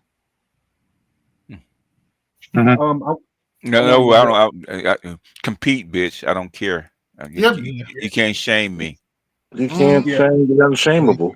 Think about it. You try to be, well, you're culturally appropriating, says the bitch with the fucking 20-inch fucking weave. Okay, well, you know what? I'll take that and keep stepping. Mm-hmm. All I gotta say is 2 words: muddy water. Mm-hmm. I actually want to share and hollow log. I wanted to share my story because that boy talking about the Section 8, my mom did the same thing to me, and the shit that she did still affect me till this day. I had one of the biggest tax return checks that I was ever supposed to get, and the government took it away from me because they said, "Oh, it's back pay from SSI." It was like almost 3. What? Yeah. Okay. Because when I ended school, I went to community college, and my mom's lobby was SSI for her to still receive it. So I was like, all right, cool. So I was like, cool, can I get in my account? She said, no, I need it. I need the money and everything. When I was done with community college, he was still receiving that money. Oh. So basically, yeah. He was still receiving that money. He wasn't telling me. Oh. And because she had my social security number and she talked to them on my behalf, and I asked her when I was young, well, shouldn't I talk to them? She said, no, you don't need to. So basically, it happened on my 20th birthday. Okay. They were trying. I remember I was about to. I got like one of my tax return, one of my first ones. They took it straight out of my account. And they said, "Well, this is from SSI back then." I'm like, "Wait, what are you talking about?" And I called my mom. She said, "I had nothing to do with that. I had nothing to do with that." So that's your fault. And I said, "You spoke to him." Well, no, I don't have nothing to do with it. So I end up paying. Well, I thought I ended up paying it all. And years, I didn't talk to my mom for like good 5 years, and she had to get her boyfriend to speak to me, like literally, because I'm the youngest of the group. I have a different dad than the other one, but basically, I'm the youngest of the group. I'm her baby, but she also used me as a check baby. It was so interesting, and I tried to talk to her, she would not address it. Then I just said, all right, well, I'm done with you. So I finally lit up and said, all right, I'll talk to her again. It was like a couple months ago. I was planning to take my nephew to like he likes Formula One. I was going to take him to like either Japan or most likely Canada to see the Formula One. Okay. And I said, I had money saved up and everything. I did my tax return. As soon as I got that check, they said, nah, you owe money and everything. And I actually talked to the people. They told me who the account belonged to, who was in charge of it. And I when I said I cussed my mom out, that she hung up the phone and she just stopped she stopped responding to me, stopped talking to my texts and everything, stopped everything. And basically, I know this because she's done this with my dad. My dad saved near six figures for me for my college. Okay. And he asked me about it. And She said, I don't know. And she stole it. Yeah. She said, I don't know what happened to that money or anything. I'm like, what? And my dad said, like, I gave it to her. And at first I told him, like, why the hell would you do that? And he said, I don't know at the time because my dad's 10 years younger than my mom. He was 25. Oh, okay. Basically, she manipulated him. Yeah. Yeah, basically. Yeah, he hit it raw and he got stuck. Yeah, child support, all like that, and like all this, like even with the child support stuff, she was spending on herself and my other siblings, and she said, "Well, aren't you thankful for all the stuff I got?" And I was telling her, like, "Well, that's my dad's money. Spending like he got it." She was so mad, and we talk about checking because I know my mom's lying. She'll look away and not look me in the eyes and say, like, I don't know what you're talking about. He's making that up and everything. I'm looking like, wait, hold up. So I basically cussed her out. I said, listen, all the stuff you did, because she had a stroke when I was like 5 years old. So she used that as a excuse where she couldn't work no more. But then she started adding like other disabilities, other stuff to that. And the doctors were like, you can't have all this stuff because you'll be dead. She said, no, I have it. So she was getting SSI for her and for me and the child support. Oh my gosh, she was making so much money. And now, like, once it all bounced back and it bounced back to me, I confronted her about it. She said, I don't know what you're talking about. I didn't do nothing at all. Then I told him, I read the account that they gave me, and she got quiet and just hung up. I'm like, wow. So it's funny.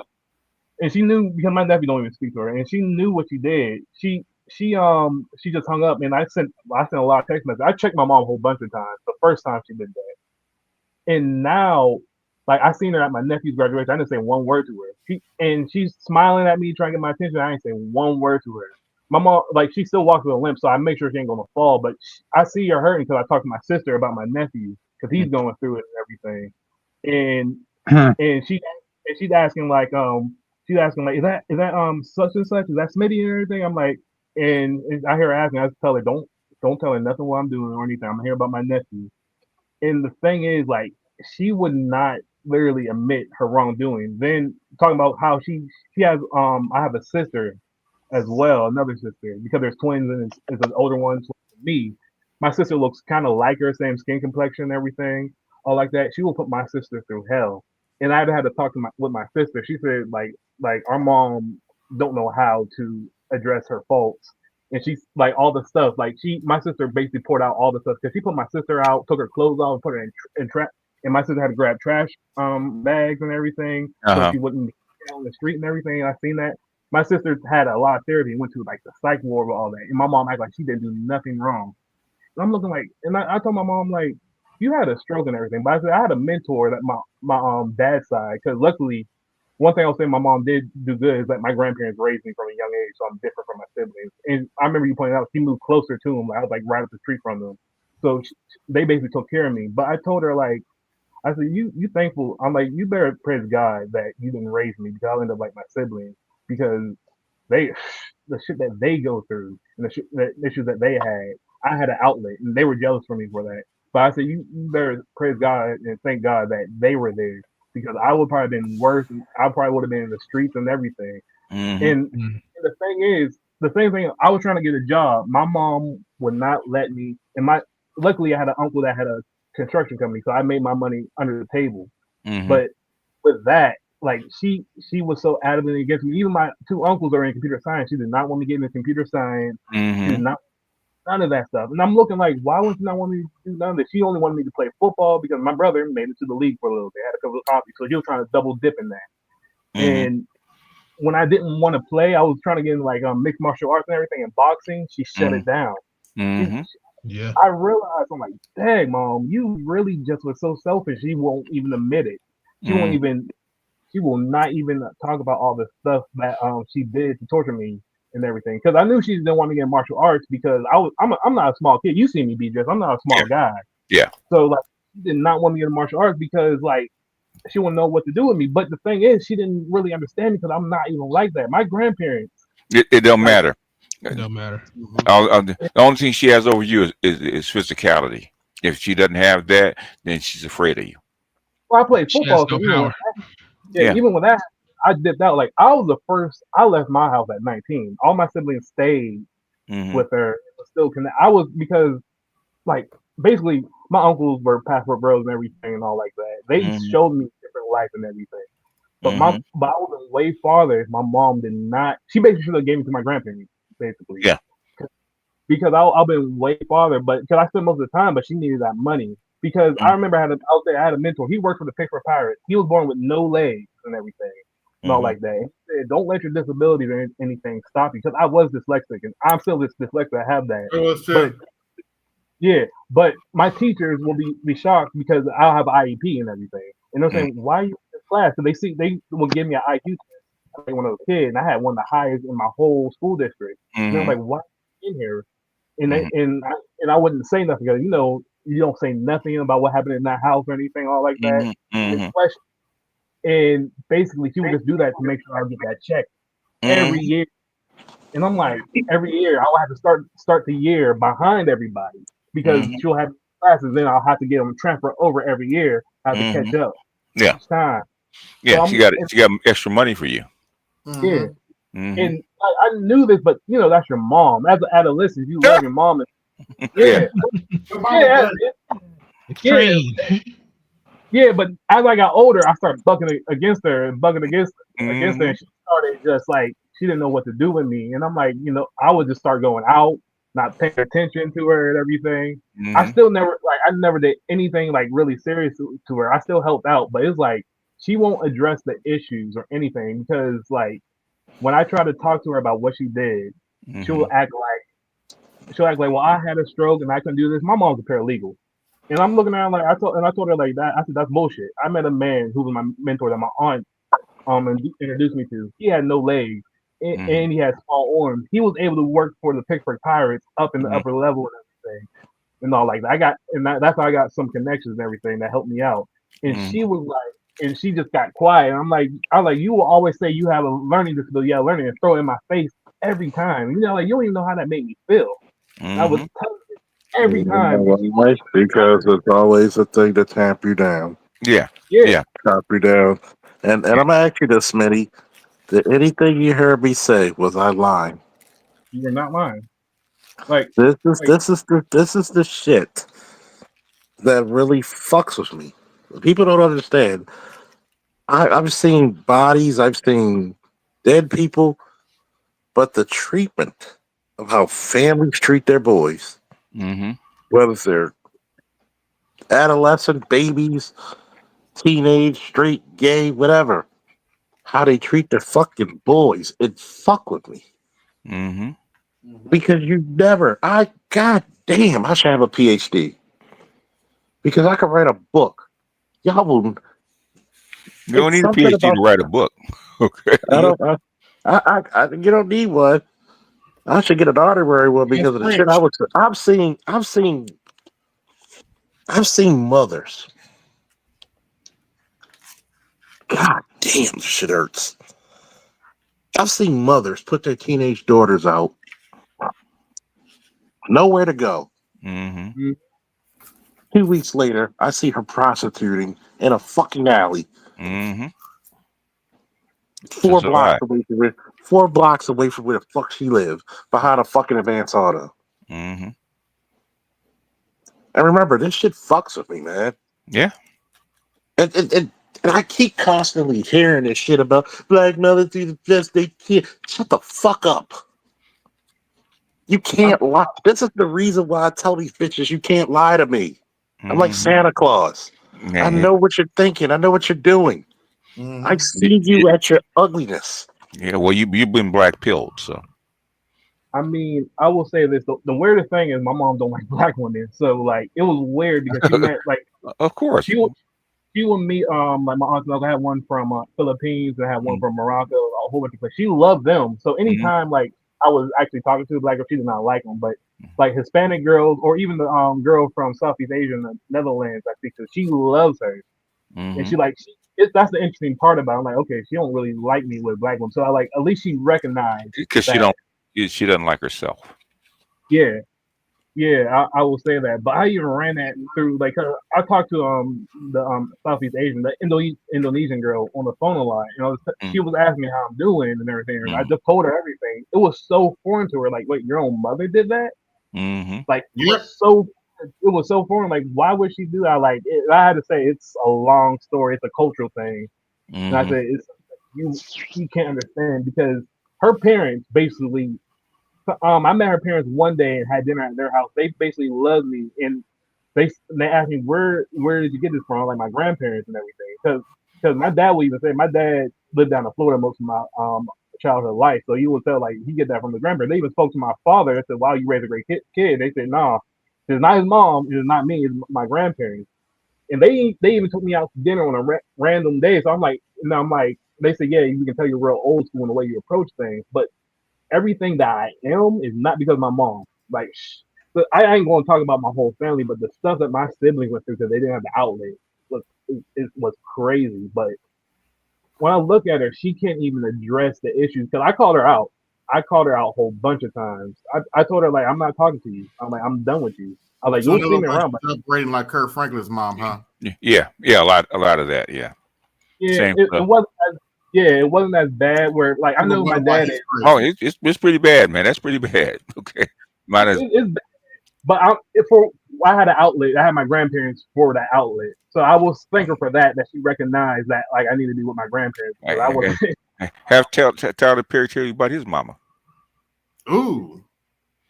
Oh, he got a fucked up mama too, huh? Fucked up mama too. Yeah, he didn't know his father, his real father. Oh yeah. No, that explains a lot. I look like my dad. I look like my dad, so I'm blessed with that. At least I'm just a lighter skinned version of my dad. At least, so I'm blessed to know because the family features on my father's side are really strong. So I have all the features. So I was blessed where I have the questions. It's far more common than you actually think. Okay. It is. And But yours not the worst. Yeah, they used to put when Ritalin first came out. Okay, black people used to put their kids in special ed and put them on Ritalin to actually get their check. Yeah. She said to me, she took me off because I started stuttering because I didn't need to be on it. Yeah. Mm-hmm. It did a lot worse. Ritalin fucked a lot of people up. Yeah, she didn't want to kill you. She thought she was gonna kill you. She didn't want that on her soul. Mm-hmm. But like, there's a lot of things. Like my mom acts like I don't know her. I told her like I know when you're lying because you don't look me in the eye. You look away. Because I told her like you make a lot of situations worse, and she just started crying. I'm like, and I said I don't feel bad. I said I love you, but like for a woman like I want to have I would not want to date a woman like you. And like I told her like you just and she don't want you to date a woman like her either. So yeah. So but when y'all say like all that stuff, like I've seen it growing up, and I knew it was wrong, but you just had that naive as a child. Like, I mean, my mom. What can you do about it as a child? Yeah. But when I was like 18, 19, I moved out, and that affected her that I moved out with a quickness. And she was like, "Well, do you want to come back? You want to move?" I'm like, no. And now she's in her 60s. She don't have a pot to piss in. Like she told my sister back because she lives with my sister, and she gets her SSI and everything because she can't get Section 8 no more and everything. And she's supposed to be married. She's supposed to be married to this dude that's playing her, and we trying to tell her, but I just gave up on them. So now she gets like assistant aid, and like she'll have people come to her, like her boyfriend who's supposed to be her fiance, and my sister will take care of her to get paid for that. But her boyfriend don't even show up. She just punch him in on the clock. I'm not telling her like, so you just gonna let him run all over you? But she's lonely, so I'm like, I try to tell her, but I'm like, you on your own now.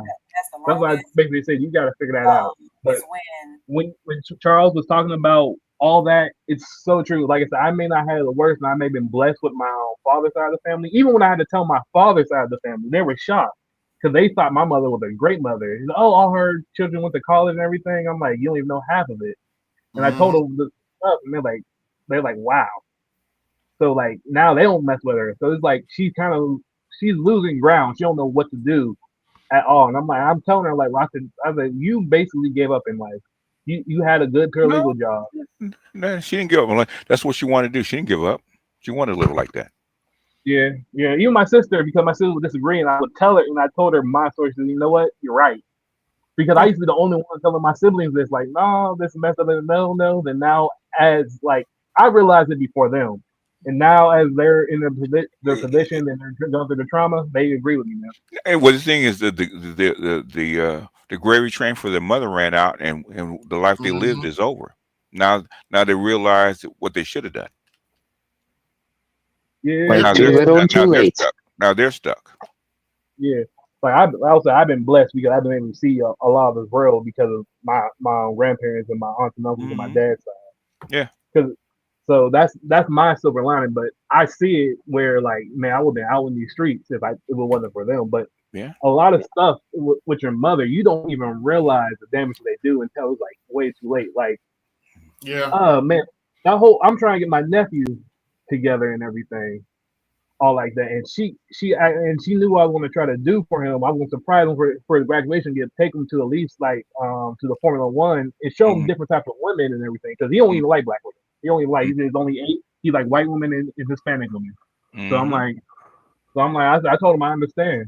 I definitely understand why you dating who you date. Yeah.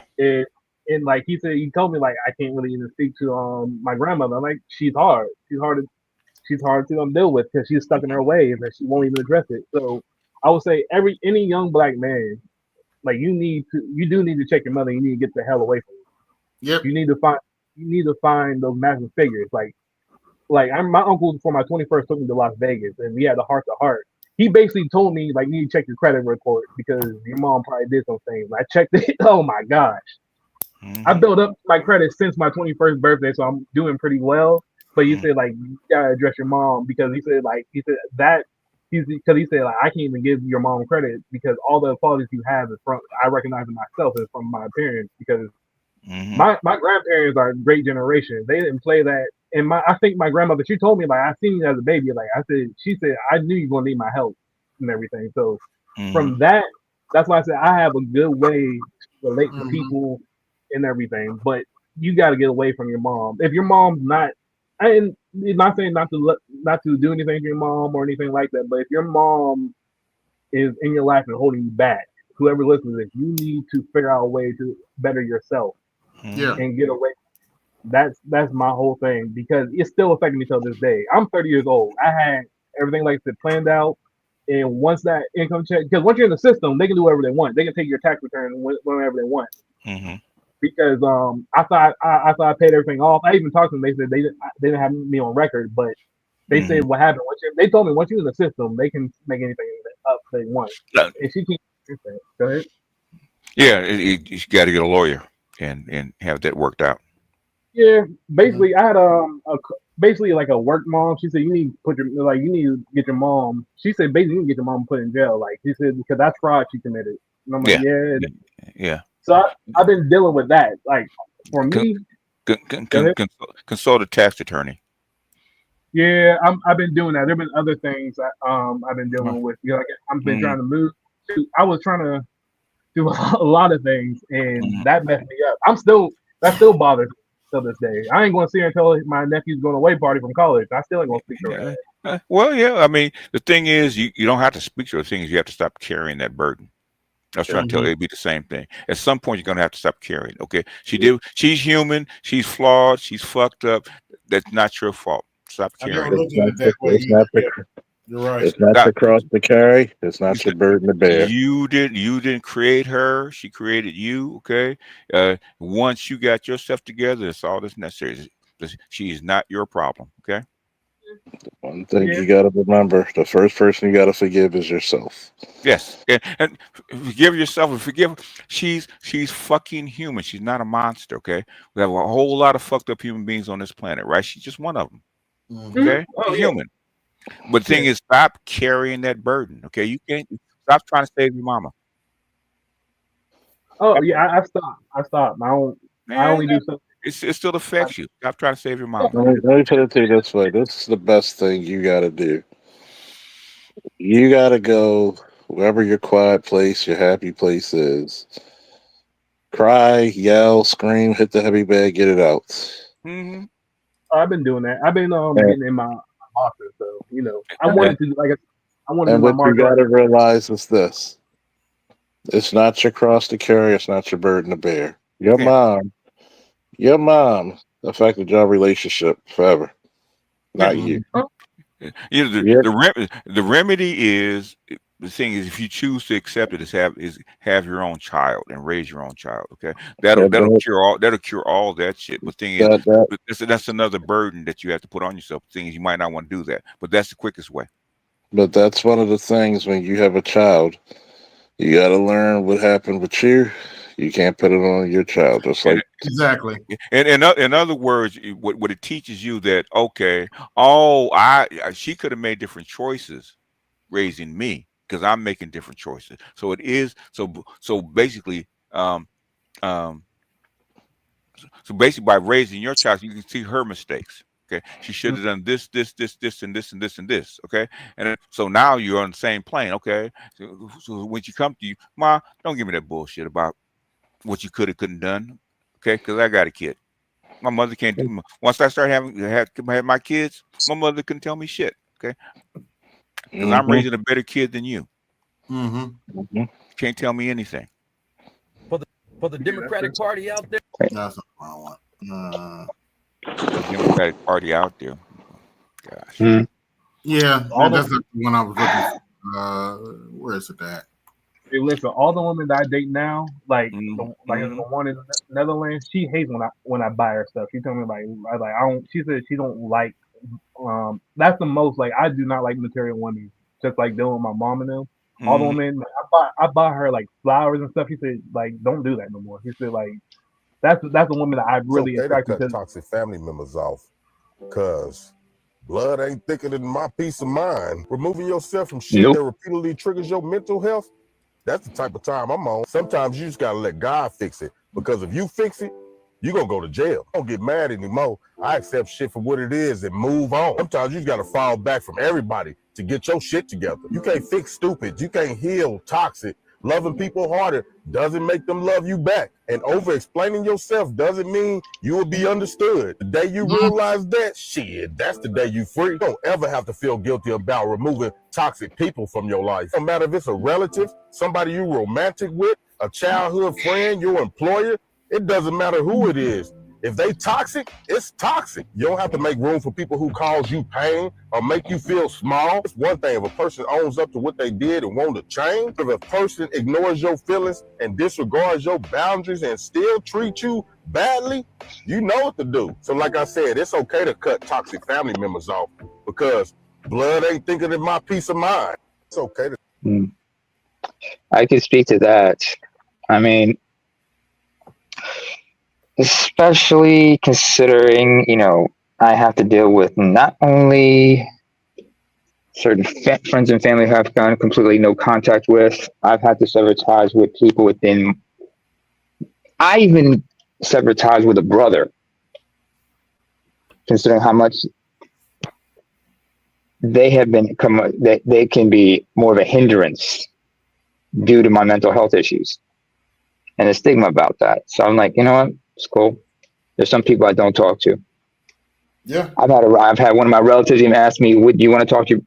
What about your brother? Do you still want to talk to him?" I said, "No. If I come, there's going to be violence if I see him. I know I'm going to do something bad. I'm going to do something I will regret if I see him again. I know. I've even made a point to him. I made it a point to let him know that, listen, you and I, it's over. I don't want you to be near me. Hell, I made it a point to make sure that if I do have children, he is never to have any involvement in their lives. And his children are to stay clear of mine if he ever has any." And that's the choice I've had to make, even though I don't have children of my own. I know I want nothing to do with him. There's friends and fans. There's also friends and people also in that mix I don't want to be involved with. And so I just said, you know what? It's cool. We don't need to talk anymore. So I just blocked a lot of people. And that's what you got to do. Sometimes you got to be completely no contact, sever ties. And of course, they're going to try to reach out to you through relatives. And you tell them, I don't want to talk to them. I don't need anything to do, because I know they can even help. I mean, in my case, my own mom even asked me, how you doing with your brother? I said, we don't talk. One of my uncles even asked me, I said, no, there will be violence. On my part, there will be violence. I don't want to do something I'm going to regret. That's why it's better to stay the hell away from him. Yeah. Here's another one. To blood boiling real quick. No, I'm in the process of getting all that together. Like I said, when that happened, a lot of stuff fell through, so I had to give it. I'm in the middle of trying to find another place to move and everything. So once I take care of that, I'm going to pursue it. So it's always on the table. I have the paperwork and everything. So just saying, we got to take care of it first. But I'm gonna basically do what I got to do. Yeah, hang in there, Smitty. Yeah. Narcissistic So that's why I've been family gone. members enough. Talk about the men, we talk about the women that we date, but what about the ones that we're fucking related to? See, these ain't just difficult people. These are folks that bleed on you and say that you cut them. Yep. Narcissistic family members are two-faced as hell. Sweet in public, nasty in private. They love playing the victim, and they're the damn villain. These type of people are jealous of their own blood. Compete with their kids, siblings, nieces, nephews. If you're doing better than them, you are 100% an enemy now. Manipulative as fuck. That's the funny part. You don't have to be doing better than them. They still hate you. They'll twist your words, your memories, and your reality, and they have you question your own fucking sanity. Guilt trip champions. After everything I did for you becomes their national anthem. They're emotionally What bankrupt. did you They don't do? celebrate your wins, your graduation, things that you are doing in life. Hell, even if you just improving your behavior, they will only see you for the old you and not the new you. Can't admit what they're wrong, but always calling somebody else out. Can't love without control. I always tell people the best way to deal with the narcissistic ass family members is to stay a fuck away from them. Being around them is like drinking poison slowly. You won't notice the damage until you're doubting yourself, hating yourself, and repeating their patterns. They are. Yep. You know what? Here's somebody that we should talk. We should even recall. The late Kevin Samuels, back during the Colosseum, when BGS had the Colosseum. I remember one time he talked about the importance. Said, brothers, you need to get counseling and find the right counselor. More importantly, Mm-hmm. And KS even talked about one of his ex-wives turned out to be a narcissist. He had a narcissistic ex-wife, and he talked about how much that damaged him and how she was when they were in public and how they were in private. And the fact that he did what he had to do just to sever ties with her means a whole lot.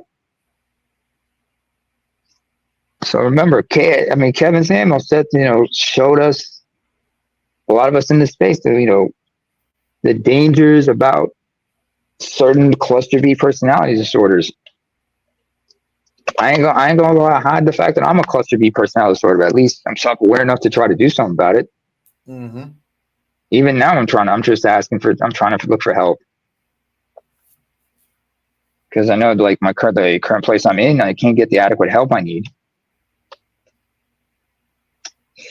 But yeah. It's fitting that the last Colosseum we dealt with men's mental health to a degree. Mm-hmm. Oh, did I miss that? Of the month. Of course, we start next month, but Oh, okay, I'll be there. Oh, wait. Yeah, cool. We can talk about stuff like this. Yeah. Will be the next one. All right, cool. I don't know. I might do something July 4th, depending on who's going live, but Mm.